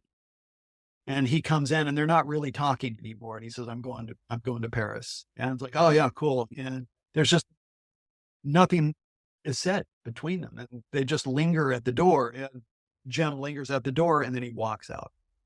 And I have Ray's second thought going out, but he's gone by that point. And then we come back to the studio, and then he wraps up that recording session and says, you mean you didn't have a line where Robbie says, yeah, I felt like I was playing with Dionysus himself? I did not write that. Oh, no? I could not. I'm sorry. I watched it again last night. I'll just pull that carpet back and let's look at all the things. Oh, baby. When I saw this movie, I was 18. I fucking loved the movie. I thought it was fucking great. Okay. And there are parts of it that are. The performances, mostly Val Kilmer, obviously. Meg Ryan is terribly miscast. She shouldn't be in the movie. But visually, Robert Richardson doing his thing. You can't go wrong. That sort of candy-coated version of the 1960s. I love that. That's fine. It's not in any way reality, but okay, we're not going to go with reality. But Oliver Stone's slavish devotion to Morrison is gross in places. To that scene alone made watching it again, I was like, what was I thinking liking this movie in any way? Where each of the doors in turn tells him how awesome he is before he leaves. Okay. Not only was that sort of egregious level of fan worship dialogue, but you and I on another podcast spoke about your film Dudes a little bit more in depth, and I felt in particular your treatment of the Native American myth and mythos in that film was very delicately and well handled, whereas the Native American, the way it's treated here in Oliver Stone's film is just kind of gross. It's like it reduces the entire population to just totemic kind of mystic things for white people to be inspired by. And worse than that, in this movie, it allows it allows Morrison off the hook for all of his poor behavior without examining why he actually would be doing any of it. That is very cogently stated, and you're spot on. I couldn't agree more. So I'm not asking you to trash the movie. I mean, I know that there's a delicacy involved here, but what I am asking is, like, given what you had just written, and given your treatment of Morrison and The Doors, to go see this movie must have been like, what in the fuck is happening here? Why are the Native Americans jumping into? I don't know. I'm sorry. Yeah. So you're absolutely right. I met Stone, and his first question to me was, so what about this impotency thing? Oh, I said, I've got my sources. And he said, well, who are they? And I said, I can't tell you. And he said, why not? I said, because I had to track them down myself, man. And they trusted me. Right. And I'm guarding their privacy, but they were vetted by the Doors. And I've said, I suspect it is accurate. And I believe it's very, very confident. And it again invoked Rothschild. And then he said, well, Danny Sugarman says this, and Danny Sugarman had become Oliver's lapdog at this point when he was aboard. And so, which was already then starting to put fissures into the alliance of everyone wanting to make a good movie about them, because now it was like, oh, Danny Sugarman's into the process, and Corky and Pamela's parents were like, they controlled the notebooks. Now they had seen part of the script, or were going to be, and they didn't want Jim's poetry in it anymore. And they were trying to, it got very, very difficult. But anyway, going back to Stone, he said, well, and quite frankly, I didn't know where I fit into the equation. Is he asking me to collaborate with him? Does he want me to do another draft or any of this? And I wouldn't play ball. And it wasn't like I was being an asshole. I was just guarded and being honest with about it. So our meeting literally lasted like 20 minutes, half hour. And he asked me a few more questions. And this, I mean, my favorite thing, I think, was the Indians on the highway, because that's always the question that we get. And see, Stone didn't, I don't think he interviewed his parents. I was the first, as far as I know, the first sort of journalist, if you call it that, to interview his parents that they'd ever granted interviews with. The people who are actually there, the eyewitnesses. Yeah, the eyewitness. And this yielded some really interesting things. But I met them. They came up from San Diego, and I met them in their attorney's office. I wasn't allowed to tape them, but I took a lot of notes. And the Admiral was there the whole time, and he would do all the nodding necessary, and said, yeah, he would chime in here and there. But Clara, his mom, did most of the talk. And I was warned the other Doors is that Clara wears the pants. Most of the time, the Admiral's out fighting in Vietnam with the commanding the fleet out there in the Gulf of Tonkin. But that same pattern apparently carried over into retirement or whatever. And they were very nice, but I warmed them up. My dad was Marine in World War II, and I grew up in the San Diego area, so we had they warmed up a bit. So one of the things though, and I said, look, I know I'm not allowed to portray you in the movie, but except for this one moment, the so-called Indians on the Highway story. Yeah. I said, what can you remember about that? And Clara just says, oh, we were with Jim's grandparents were with us, and Jim and his sister were in the back, and we were driving. We were in the desert, somewhere in New Mexico, Arizona, or whatever. And we came across, we had to slow down. There was a truck by the side of the road, but it wasn't crashed. There weren't people dead and dying all over the place, but we had to slow down. And I remember she said, when we slowed down or stopped even for a moment, there was something that was eerie about it, which was that there was a group of Native Americans standing by the truck or off into the side there, and they were standing over something or someone. And she said it's possible somebody of stature was dying or something like that, but it wasn't obvious. But the eerie thing about it, she said, is they were all keening. They're all...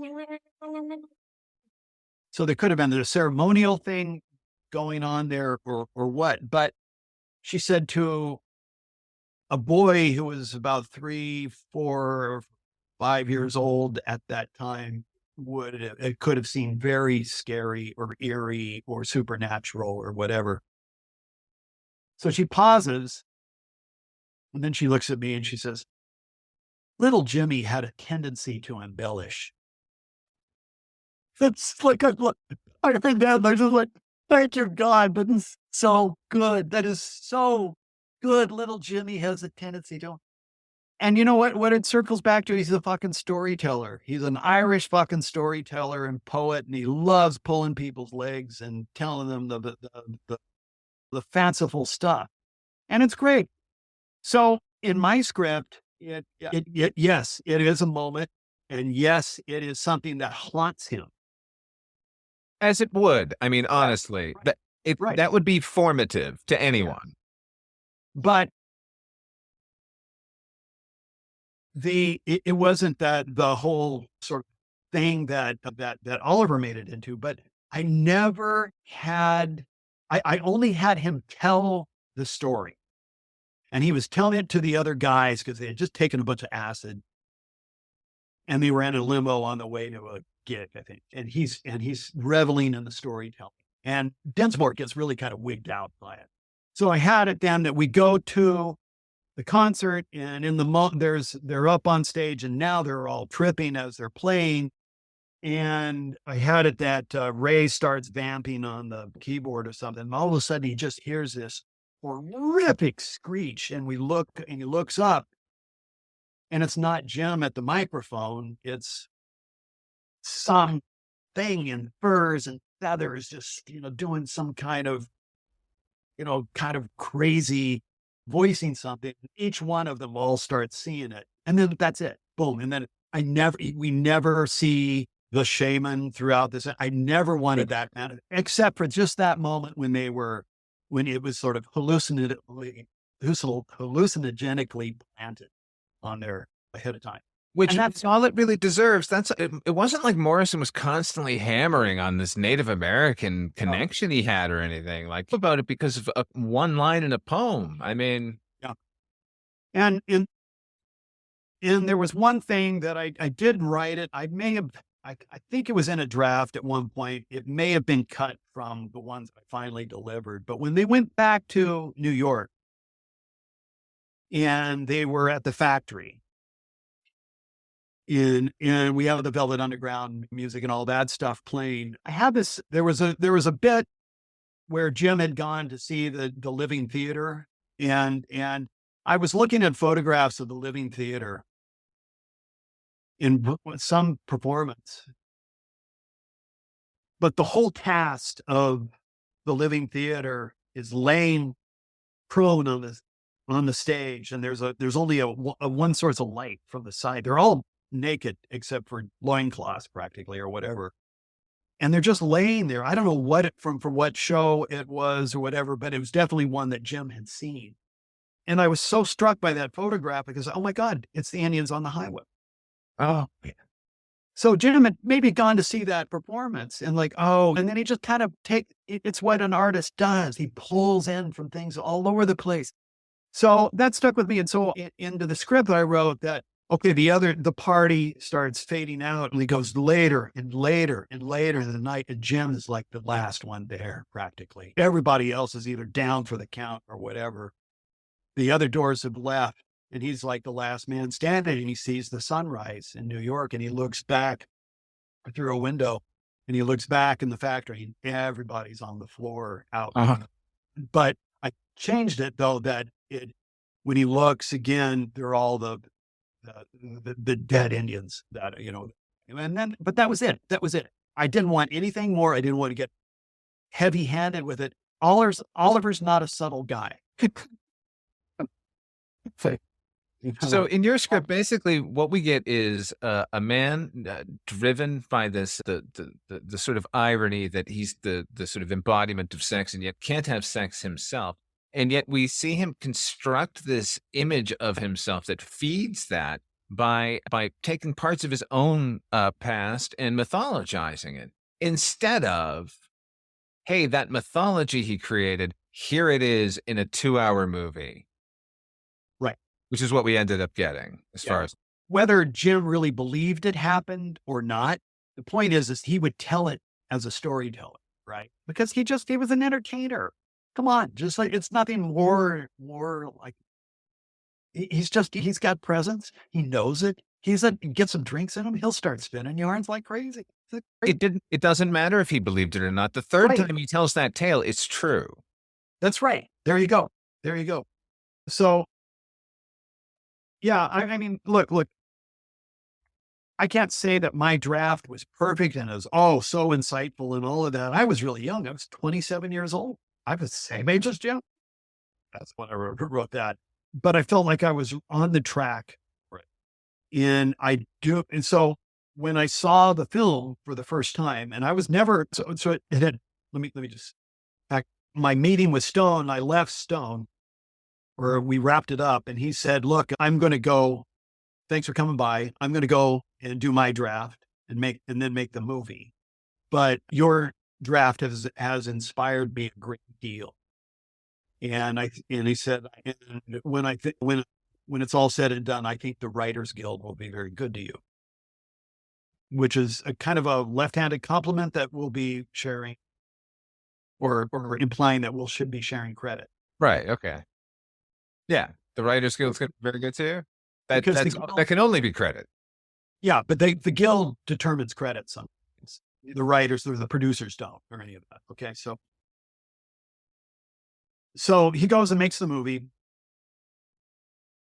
I hear various things. I was never invited to set or any of that and stuff. And off he goes. And then the script comes back as soon as principal photography is done. And I look at it. This is Writers Guild protocol. And I look at it and it says The Doors, not when the music's over, that's fine. Written by Oliver Stone. Oh, well, I said, okay. So he rewrote me. So I open it up and it's like, well, shit, this is mine. I made the choice to start the movie and to build the whole thing, the whole structure around Jim's recording of his last birthday. Yeah. And it's like to start going through it. Well, I said, well, shit, this is mine.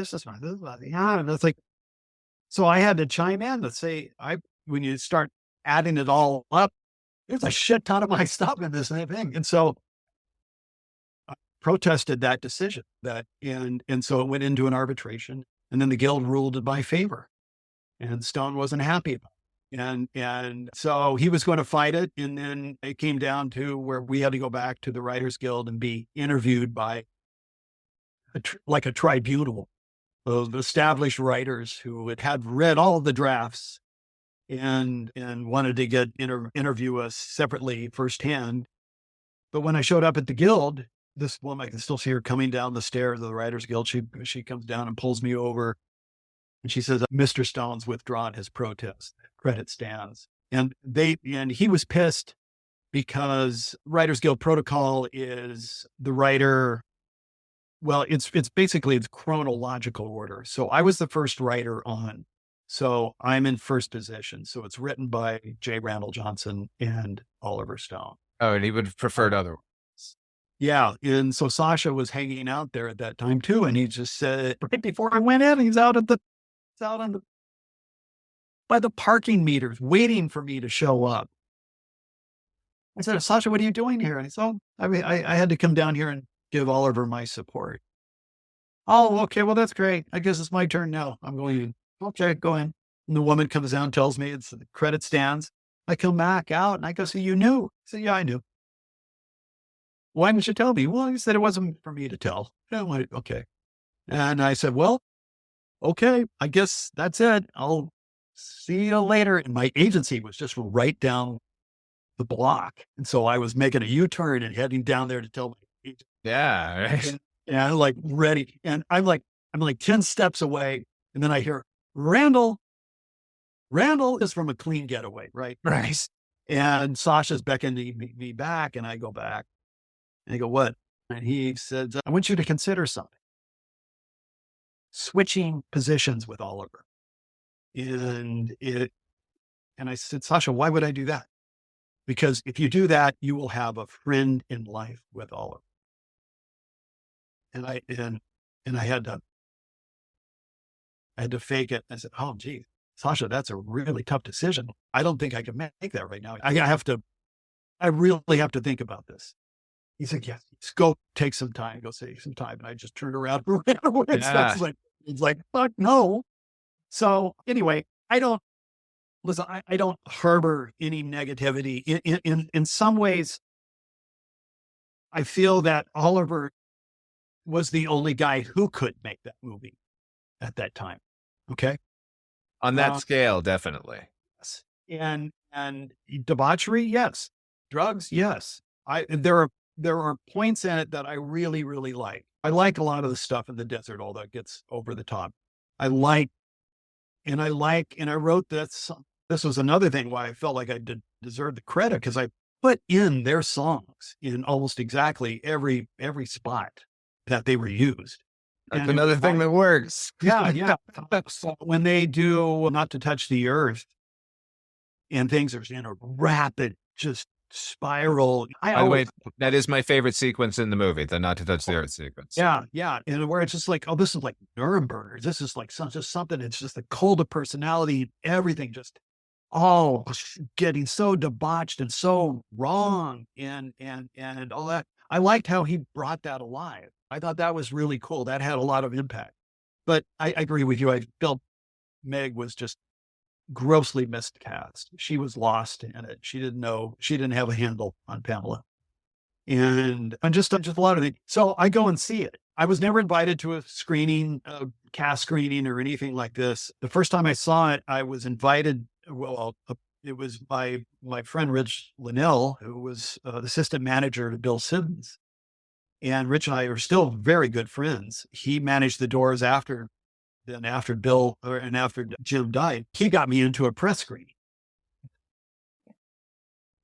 So we went down, and I don't know where it was. It's, I think done at Sony Studios now or whatever. And I watched it, and I was just sort of gobsmacked or whatever you want to call it. I was just, Jesus, who's the bald guy?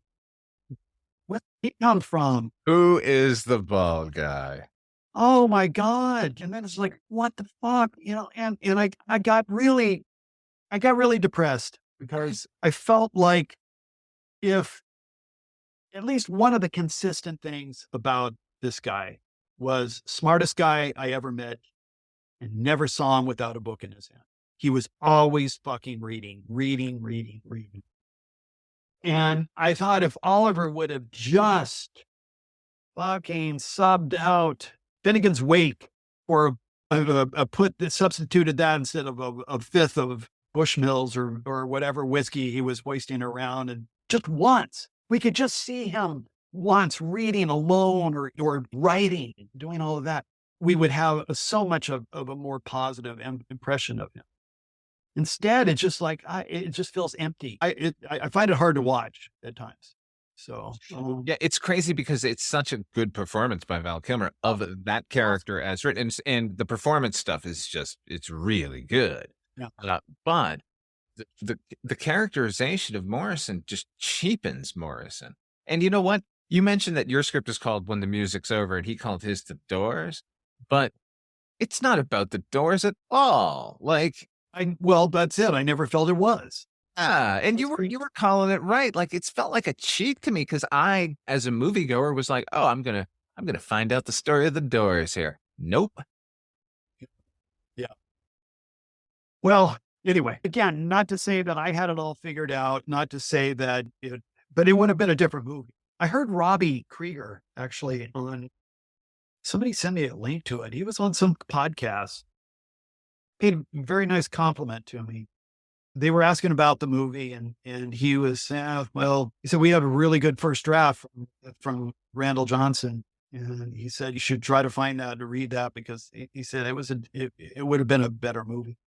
Robbie's very soft spoken, but in Robbie's way, that's a huge compliment. And I really appreciate that, but it is what it is. It's still made a huge, I still get people asking me about it all the time. I'm starting to feel like I'm Ray Manzarek now. I'm telling the same story over and over again. Oh, you'll never be like Ray. Come on. You're not fanatical about it.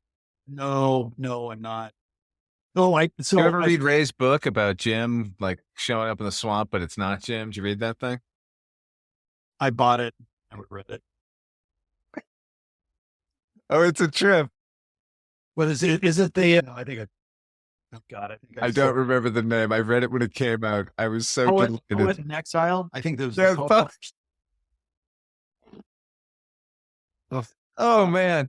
But it's like you said though about Ray, like he was out there producing X, like he was doing great work on the side. Great work. And and as long as we didn't talk about the Doors, we talked about all sorts of stuff, movies and music and all that shit. And I really liked him. I just felt like he's not going to come clean. He probably knows a shit ton more, but he's never going to come clean. Isn't that the sad thing? Like he's the one who probably could have told you everything, but he was sort of hung up on that narrative. Might have, but I'm not convinced that either. This was a very intimate, very private conflict that Jim had. And I think he only entrusted certainly women or Rothschild, because the other guys were in a sense sort of antagonists to him, even though he and Ray were like brothers, but brothers fight. And Ray was much older and a few years older, and rather professorial. And Rothschild said, if you want to know who the real door was amongst them, he said it was Robbie. I said, really? He said, Robbie was the sexual experimenter. Robbie took more drugs probably than Jim. Robbie did a lot of really crazy, interesting things, but nobody talks about that. And Ray likes to think he's avant-garde. Ray likes to think he does all this, but he said, at the end of the day, Ray goes home and watches a basketball game and drinks a beer. Yeah. Oh, yeah, which is like, hey, that's pretty much what I do too. Now, I can't say that's any different, really. But if you're Jim and Ray's kind of putting like, no, we're not doing that or whatever, you're going to rebel against it. Oh, yeah. And you're going to fight that. So there was a parental figure in Ray that I think that he just naturally was always going to chafe against. 2 more questions about Ray. Kyle MacLachlan's performance. What'd you think? Oh, I loved it, actually. I thought he was great. And I have a little skin in that game, and I'll tell you why. So remember, I was telling you I was written the script about Nikola Tesla, right? Yes. Okay. When I was finished that, and immediately had to start on Tales from the Crypt. So the producer of that was a guy named Keith Addis, and Keith had brought the project to Warner Brothers, and it was intended to be a David Lynch production. And because he also managed David Lynch. And wow, that's pretty cool. And Jeff Goldblum was maybe going to play Tesla and everything like that. And that's a whole. My God, come on now. That was really great. But at one point, then Lynch dropped out. He had to drop out because he got some show called Twin Peaks weeks or something. And he had to go off and take that. Never heard from again. Never heard from again. I've always wondered. But I was invited to an early sneak preview of Twin Peaks, I think the pilot episode, and some of those guys. Man. That was pretty fun. Nobody knew what it was going to be. I found it really disturbing. Or the first, I was like, I was creeped out by it. So anyway, then once I got the door, you're up there. You're in the country. Yeah. Over the Snoqualmie Falls. Oh, I know. I've been up there. I've been down to all that. It's great. Me too. Dude. I went and got the pie. Yeah. Oh, I know. We went up there. I turned my daughter on to the whole thing. We went up there with her, and it's just, it's so much fun. Anyhow, so once the movie was coming or was going to go into production, I get a call from Keith Addis on this, and he said, "Hey, will you do me a favor?" I said, "Sure." Kyle MacLachlan is coming in, wants to read for Ray. Will you give him a lesson on Ray Manzarek? And I said, "Sure." Okay, well, fine. I'll send him over. So Kyle came over to my place in Westwood, and I had I loaned him a bunch of videotapes of documentaries about the Doors and stuff like that. Remember, all this stuff, there's no YouTube or nothing that you couldn't do it. So you had to find, and so I had a collection of all this stuff. I said, "Kyle, you can go here and this," but we talked a little bit about his character and this and that. And so he took off. Obviously, he got the part. He brought the stuff back to me. I remember he pulled up in my driveway in his Jeep, and he was going out with Lara Flynn Boyle. She was sitting on in the passenger seat. Out there, he just dropped him off and and off he goes. I never saw him again until I moved up here, because he's from up here, Seattle, and he was in an episode of Portlandia. Oh yeah, the mayor. He's so good. The mayor. Yeah. And he was there in his Boy Scout outfit and everything else. And I knew the DP on the series, and we were big fans. And so I took my daughter and we went down there, and we were on that set for a while. And so I saw Kyle, and it's like, oh shit, while they were filming. And then when they were done, I got his attention. I pulled him over. I said, "Hey, I don't know if you remember me," but I said, "Oh shit." We started talking. He's the nicest guy. One of the best people in the business, just super down to earth and very smart and humble. Really, really, really nice. But I thought he did a magnificent job. I thought he nailed it. Not a lot of people would have. Actually, I think I felt all four Doors were cast really well. Frankly, was really captured Robbie pretty well. And Densmore was Kevin Dillon. Yeah, Kevin Dillon. Yeah. Who's one of my favorite moments in the film I think it's the Miami concert when he's drumming and looking at Morrison, and he's smacking the cymbals so hard, just as a fuck you. And it's all Kevin Dillon, and Densmore had that intensity. So I loved that. But he was Dillon also got that soft side of Densmore, which is 100% part of him as well. Yeah, exactly. So look, it's a flawed movie. There's no doubt about it in my mind. People love it. People seem to, and I smile and say, "Hey, thanks a lot." It's really great. And I'm very proud to be associated with it. It's not like I want my name taken off of it or anything. I feel like I did contribute a lot to its architecture. Stone rewrote a shit ton of my dialogue, but there's about, I don't know, 80% or so, but there's still a lot of my stuff in there, in dialogue wise, but structurally, the approach to it, very much mine. What didn't, I just had nothing to do with the bald guy. And the other thing, everybody, Stone, all these guys, they were oh, Jim was way into death. Look, that's bullshit, man. I don't think he was into death. I think he was just the opposite. He was into life. He liked larger than life characters. He liked Max Fink, his attorney, who was a larger than life guy. It was a Hemingway kind of figure. I think Jim really liked those people. Those were the kind of people he wanted to be around. He wasn't like always life sucks or anything. It got bad for him. And I'm not saying that he didn't maybe have some sort of chronic depression issues or whatever. He was intensely creative. And that's why I also think he's deader than a doornail, because there would be no way you would keep somebody that creative down for that long. He would have popped up somewhere. Yeah, totally. Whether it's the Seychelles or not, like don't talk about. Here's the other thing I wanted to mention about Ray, or discuss with you, or get your opinion on. This is a joke a friend of mine have been telling since we saw the movie, because Ray sort of famously cut contact with Stone very early into production, didn't want to have anything to do with the movie. And if you notice when you watch the movie, there are a lot of times where characters are telling Ray to fuck off. In fact, in the Thanksgiving scene, the camera swings from one character to another with a character going, fuck you, Ray. And then the camera pans over to Billy Idol going, yeah, fuck you, Ray. And all I can think is that's Oliver Stone. Oh, wow. Yeah, that's probably right. You know, I have no comment on that because I just don't know. I don't right. know. No. I just thought it was funny that yeah. And look,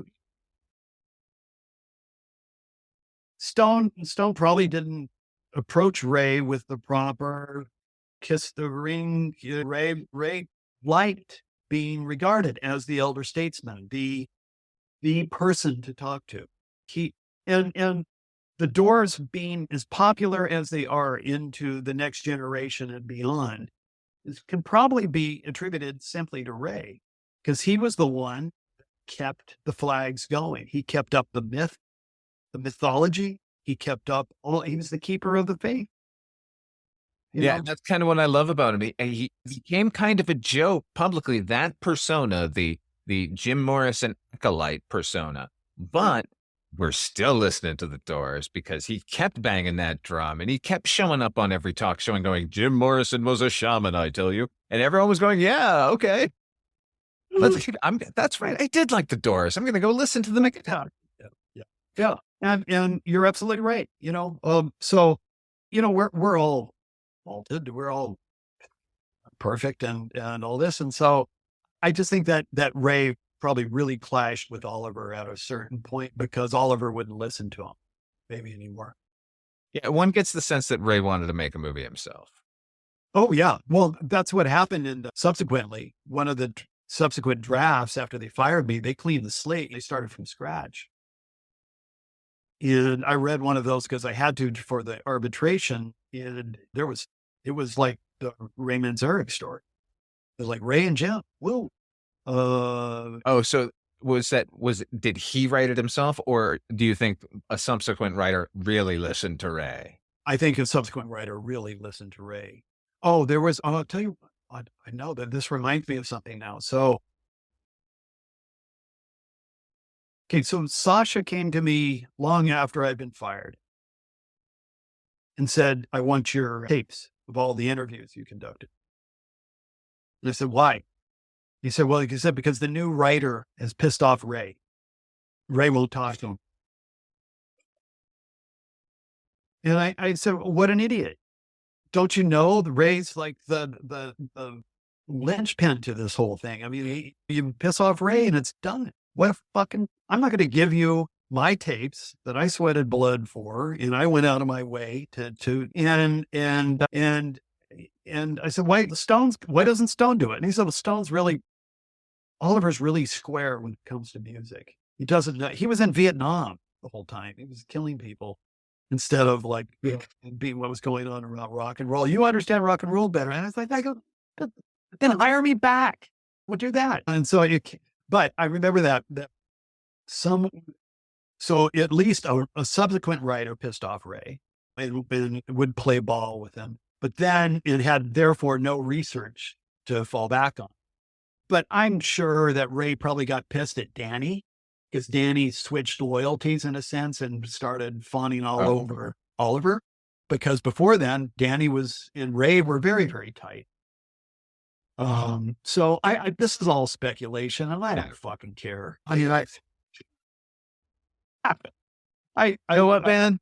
Ultimately, you got to hang out with the Doors and I did. And that was a privilege and it was a great experience. I wouldn't trade it for anything. And even in the day the film opened, I went to see it in Century City. Remember those big theaters that they had there? So it opened there this would be the second time I'd seen it because they snuck me into the press conference, right? Or the press screening.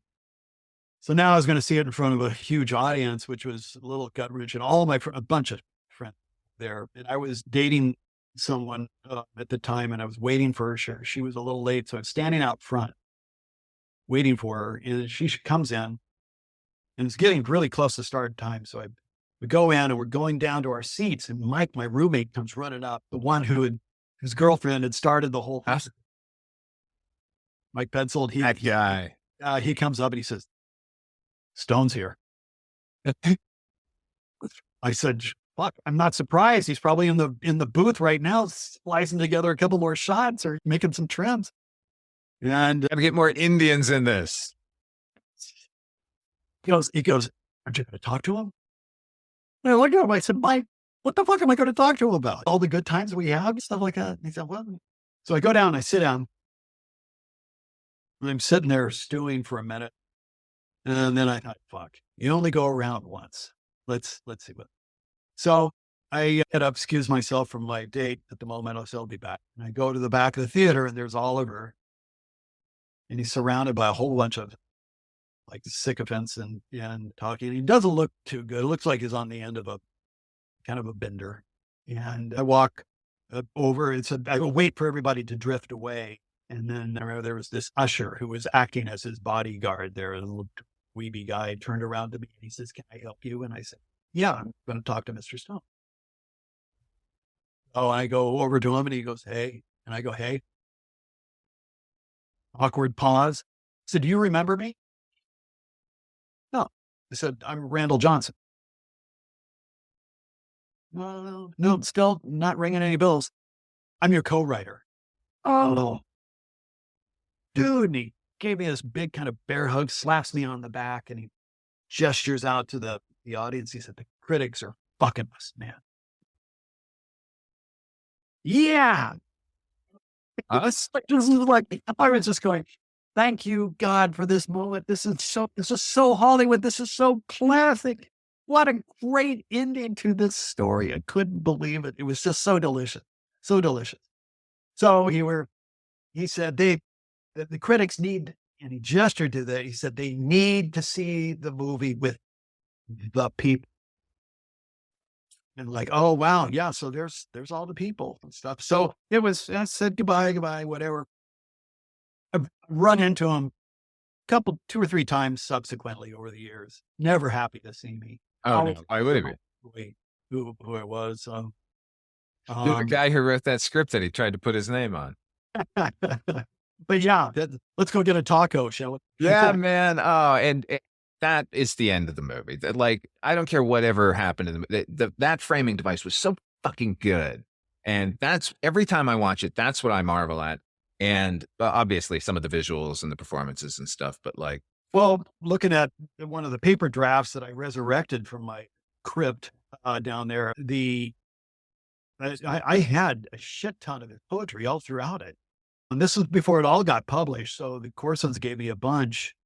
And I mean, I was incredibly pleased with how apropos so many of the passages were. The musings. You said it was like right on the nose, the movie thing, but like, this is the guy narrating the movie about his life to us. Who cares if it's on the nose? God damn it. Like, it's perfect. Totally. And that was it. And so, and then apparently he pissed off the Coursons. Stone did. Yeah. Pissed off a lot of people. And so they withdrew their participation and somehow and a lot, they had to strip a lot of those passages out of the movie, which was a drag. One more thing I wanted to bring up about Jim's challenges in the bedroom. After I really got this confirmed by the two women who spoke to me, because my God, he made it known and nobody's paid attention to him. American Prayer. Oh, right. Lament for my cock. You know what's funny, Mr. Johnson? That as soon as you brought up that you had spoken to people who brought this theory out, or Rothschild said it to you, I thought, lament for my cock. And the idea that like Oliver Stone called you and was like, this can't be true. Is this true? Well, it was, Stone asked me about it. Right. He wasn't questioning. That was his first question to me as soon as we sat down. What about this? But it just seems like that's the thing, that all the possibilities, that's what you're honing in on or homing in on. Yeah. So I had a couple of scenes, 2 or 3 scenes of him at Olivia's Cafe, which was a soul food restaurant. And that's what the Soul Kitchen was all about. And I'm sorry, those scenes didn't make it into the movie. Again, another thing. And that's where I did show Jim writing. He would go in there with a notebook and write. And the woman who ran that, Ray told me, was an old black woman from the South. And Jim, being a Southern boy, a Florida boy, probably had a lot to talk to her about. I felt very comfortable. I imagine you had some scenes in your script where Jim Morrison spoke like a human being and not like what always worries me in any sort of musical biography is that we're going to get a character who's reciting their lyrics as dialogue. And like Jesus in any biblical movie, like Jesus just speaks in aphorisms. Like, what? Yes. It's real. I was really afraid of that. But I'll tell you, when I got the job, that was the most intimidating side of it, at least at the start, which was how do I make him sound? What does he talk about? There's been so many things that have come out now, recorded interviews with him. And I said, God, if I had just had some of that, it would have been so helpful. But what broke through for me was the Soul Kitchen. He went to Olivia's and I just said, I got to start somewhere. And I wrote a moment of him coming in. It's late at night. No one's there. Olivia's just there. Hey, Jim. Hey, Olivia. How you doing? Okay. What's good tonight? Well, I got this. So that sounds good. And she said, you look a little skinny. I can make you a little more or something. And it just like, I got him talking about just food, just shooting the shit a little bit. And like a human being would. A human being would. Yeah. It's an ultimately a drag because I think Morrison, the image of him that has been portrayed and keeps and was continued to be portrayed by the movie, like is easily deridable, particularly for my generation. Like the sort of road to excess led nowhere, and we all know that. So sort of laying or heaping praise on that lifestyle still, which is what I think Stone's movie did. Like, not that there's anything, look, I don't have a problem with anyone's lifestyle, but it was a fake, like what Morrison like had sort of spouted about, like any mythology about himself that Stone sort of regurgitated and made real is a joke to everybody. So it ends up being a failure. Am I just ranting now? I think I'm just ranting, Mr. Johnson. No, please, Randall, please. No, you're not. And you're saying, I hear it. It's a weird thing to focus on in the film, like particularly when it's Oliver Stone. You figure this guy is like looking for truth here, like he's exposing the government and stuff. But like this one topic, he just couldn't get past the fan worship. Well, earlier I had said something about the truth and how it's all getting lost, or I don't know quite the context for it, but that was the case ultimately when Sasha put the hooks into me and just said, you have got to start writing and not research anymore. You've got to start writing this script. Okay. And I just had to take a stand. And I realized though, through this whole process that there is no ultimate truth. It's everything's filtered. Everything's gone and edited by someone's personal experience and all that. My job though was I wanted to find the truth, but I just realized it was going to be impossible. No one will ever know a lot of the stuff. But I found things that I felt were truthful. They weren't the truth necessarily, but they were truthful to what he was and to what he was about based upon the research and the interviews and everything that I did. And so that's what I wanted to, if for nothing else, okay, I wanted it to be, at least a portrait of a guy who was fucking smart, too smart for his own good, who was thrust into a situation, found himself into a situation that was fun at first, and then it just got real awful, but then couldn't square it with who he really was. I mean, the overused thing of his authentic self. And you just can't, that was impossible. You couldn't do it at that day and time, right? You don't really, we were still a few years away from Elton John and a lot of, and I'm not saying Jim was gay. I'm not sure what Jim was, but he was maybe what we would call non-binary today, maybe. I don't know. But you know what? I think if you were to make the movie today, nobody would have a problem with that interpretation of him either. Like No, that sort of fluid sex. I mean, I think culturally now today we can accept it, but in '89, I think even you and I or any Doors fan would have been like, of course he's fluid sexually. He's never mind the fact that he can't get it up to begin with. Right. What a delightful irony at the fucking heart of that. The gal said, she said, yeah. He said, so I remember he took this peanut butter sandwich and he just spread it all over my wall. I said, oh my God, that's so good. That's such a great moment. But what's he working out? What is that? Smearing the peanut butter all over a bedroom wall. You know, what? Wow. There have been subsequently some books. I haven't written, I should have written a book probably based on all the interviews that had done. But I was too burned out. I didn't want to go there. But there's been so much stuff. I don't know if this is really in the zeitgeist now with him or not. I've talked about this enough at times that maybe it is. But there's still people that don't believe it. You know, fuck it. I don't care. I didn't know the guy. There are people that did know him who I trust. Yeah. Has skin in the game, and they confirmed it. Right. So if you're going to go watch a movie about it, you might want to know this because it's actually happened. My favorite review of all time, I gotta say, Randall. I forget his name. There was a Doors documentary maybe 10 years ago, 12 years ago. And a review I read said, for serious Doors fans only. And I went, who the fuck else is going to see this Doors documentary theatrically? Like, for Doors fans only, you don't say. That's really good. That's really good. I think probably Jim's just cracking up about a lot of this stuff, man. It's just, I think he had a real impish sense of humor.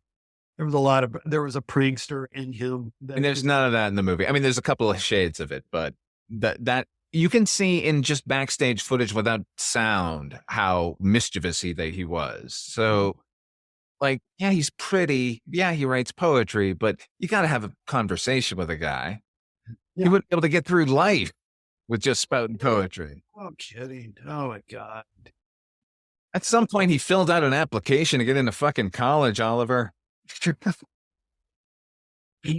Oh, and it wasn't death driving him to do it. Hey, this was great. I heard oh, good. It was a great in-depth conversation, a deep dive in all this. And thanks for doing your homework and all that. It was a lot of fun.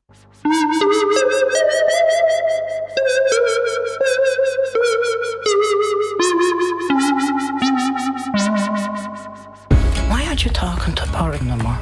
Colin? That wouldn't be a sin now, would it, Father? No, but it's not very nice either. From writer-director Martin McDonagh, Banshees is hilariously dark. Why does he not want to be friends with you no more? What is he, 12? Colin Farrell and Brendan Gleeson are one of the all-time great on-screen pairings. There's two of us in this. No, there isn't. It takes two to tango. I don't want to tango. You danced with your dog. The Banshees of Inisherin, rated R. How to hide out in Bruges. Where's that? It's in Belgium. Blend in with the tourists. Been to the top of the tower? Well, you lot ain't going up there. What exactly are you trying to say? They're a bunch of elephants. Conceal your identity. Blakely? Yes. No, Mr. Cranham. No. Yes, Mr. Blakely. Yes. And stick to your getaway plan. I'm going to go back to my room, see if I can escape. Okay, on a count of 1, 2, 3, go. Who says it? Oh, you say it. 1, 2, 3, go! In Bruges. What is your name? Derek, Pearl, Lurl. Rated R. That's right. On the next Kulturecast, we're going to be talking about the Banshees of Inisherin and In Bruges. Is that me? I think I'm on that. That's me and you. That's going to be the last episode of September, airing on the last day of the month, which is next Monday. I normally put out episodes on Tuesday and Wednesday, but I'm going to be putting it out on Monday because this month felt like a short month. And I don't really feel like getting October started super early, and we still have that episode. Those might be the two standouts of the month that we forgot about because we recorded it like 8 months ago. I think we recorded it last year. Or was it? It was this year. I think it's like the last 6 months. I don't remember doing it. I mean, I remember doing it, but I don't remember when. I think it was this year. Yeah. But Father Malone and I already did that episode, so you can hear that next week. Until then, HP, where can people find you and the things that you work on? What do you keep yourself busy with in the world of audio? All right. Well, you can find me also on the Weirding Way Network. I do a podcast with Father Malone called Night Mr. Walters, a taxi podcast. That comes out about every other Wednesday. And you can also visit my Bandcamp page, hpmusicplace.bandcamp.com. That's where you can find me. What about you, Father Malone? Same network. Check out my show, Midnight Viewing. It is podcasts on twice a week, Mondays and Fridays. Mondays is a weekly streaming roundup show, a little freeform. And Fridays alternate between Anthologies Attack, where Antonio Lapore and I check out anthology films of every genre. And that alternates with the horror anthology podcast, which Chris and I do with Mike White. We're currently looking at the television series Tales from the Dark Side. And if you're listening to this show, you know where to get it. And if you're not listening to this show, I don't know how I'm reaching you, but hey, this is fucking ghosts, the spirits of the Indians. If you're hearing this, I'm not the voice in your head, I promise. Going over to weirdingwaymedia.com for all of the audio diversions that I participate in, be it the Kulturecast, Weirding Way Media. I've never been asked to be on Night Mr. Walters because everybody knows how much I am not into Judd Hirsch and his comedic stylings. I find him to be reprehensible as a human being, frankly. I'm kidding. Wouldn't it be weird for someone to dislike Judd Hirsch for no reason? Yeah, that weirded me out. You were saying that. I'm like, wow, we found somebody who doesn't like Judd Hirsch. It's fucking kind of monumental. Yeah, right. Like of all the people to dislike on that show. But you can find me at Weirding Way Media. So like, rate, and review this show on iTunes, please. Nowhere else is going to be as helpful as on iTunes. And if you're not a Patreon supporter yet, $5 gets you access to bonus episodes, which this month was/is Martin. And next month is going to be, I don't know, something Halloween or spooky themed, I'm sure. But $10 a month gets you access to Rankin' on Bond, which once a month we sit and talk about James Bond, the aforementioned Mike White, and Richard Haddam of Richard Haddam's Paranormal Bookshelf, not of Weirding Way Media as well. That's where you can find us. That's where you can find me. That's where you can find the things that we work on. Father Malone, thank you so much for programming the month. It has been a joy and a pleasure as always. Not enough Elvis movies, unfortunately. I mean, not enough singing and dancing and Creole love and whatever the fuck that month was that year. Listen, don't speak ill of the king. I'm not speaking ill of the king. I'm just speaking ill of the king in movies. Listen, don't speak ill of King Creole. That was probably the best movie that month, frankly. That's legitimately a great movie. It is. I don't remember the titles of the ones that weren't good is probably the problem. Blue Hawaii? No, we didn't watch that one. No, I wouldn't put Blue Hawaii. I don't like that movie. Fun in Acapulco. You probably didn't like Fun in Acapulco. Even that's the best sort of fun Elvis movie.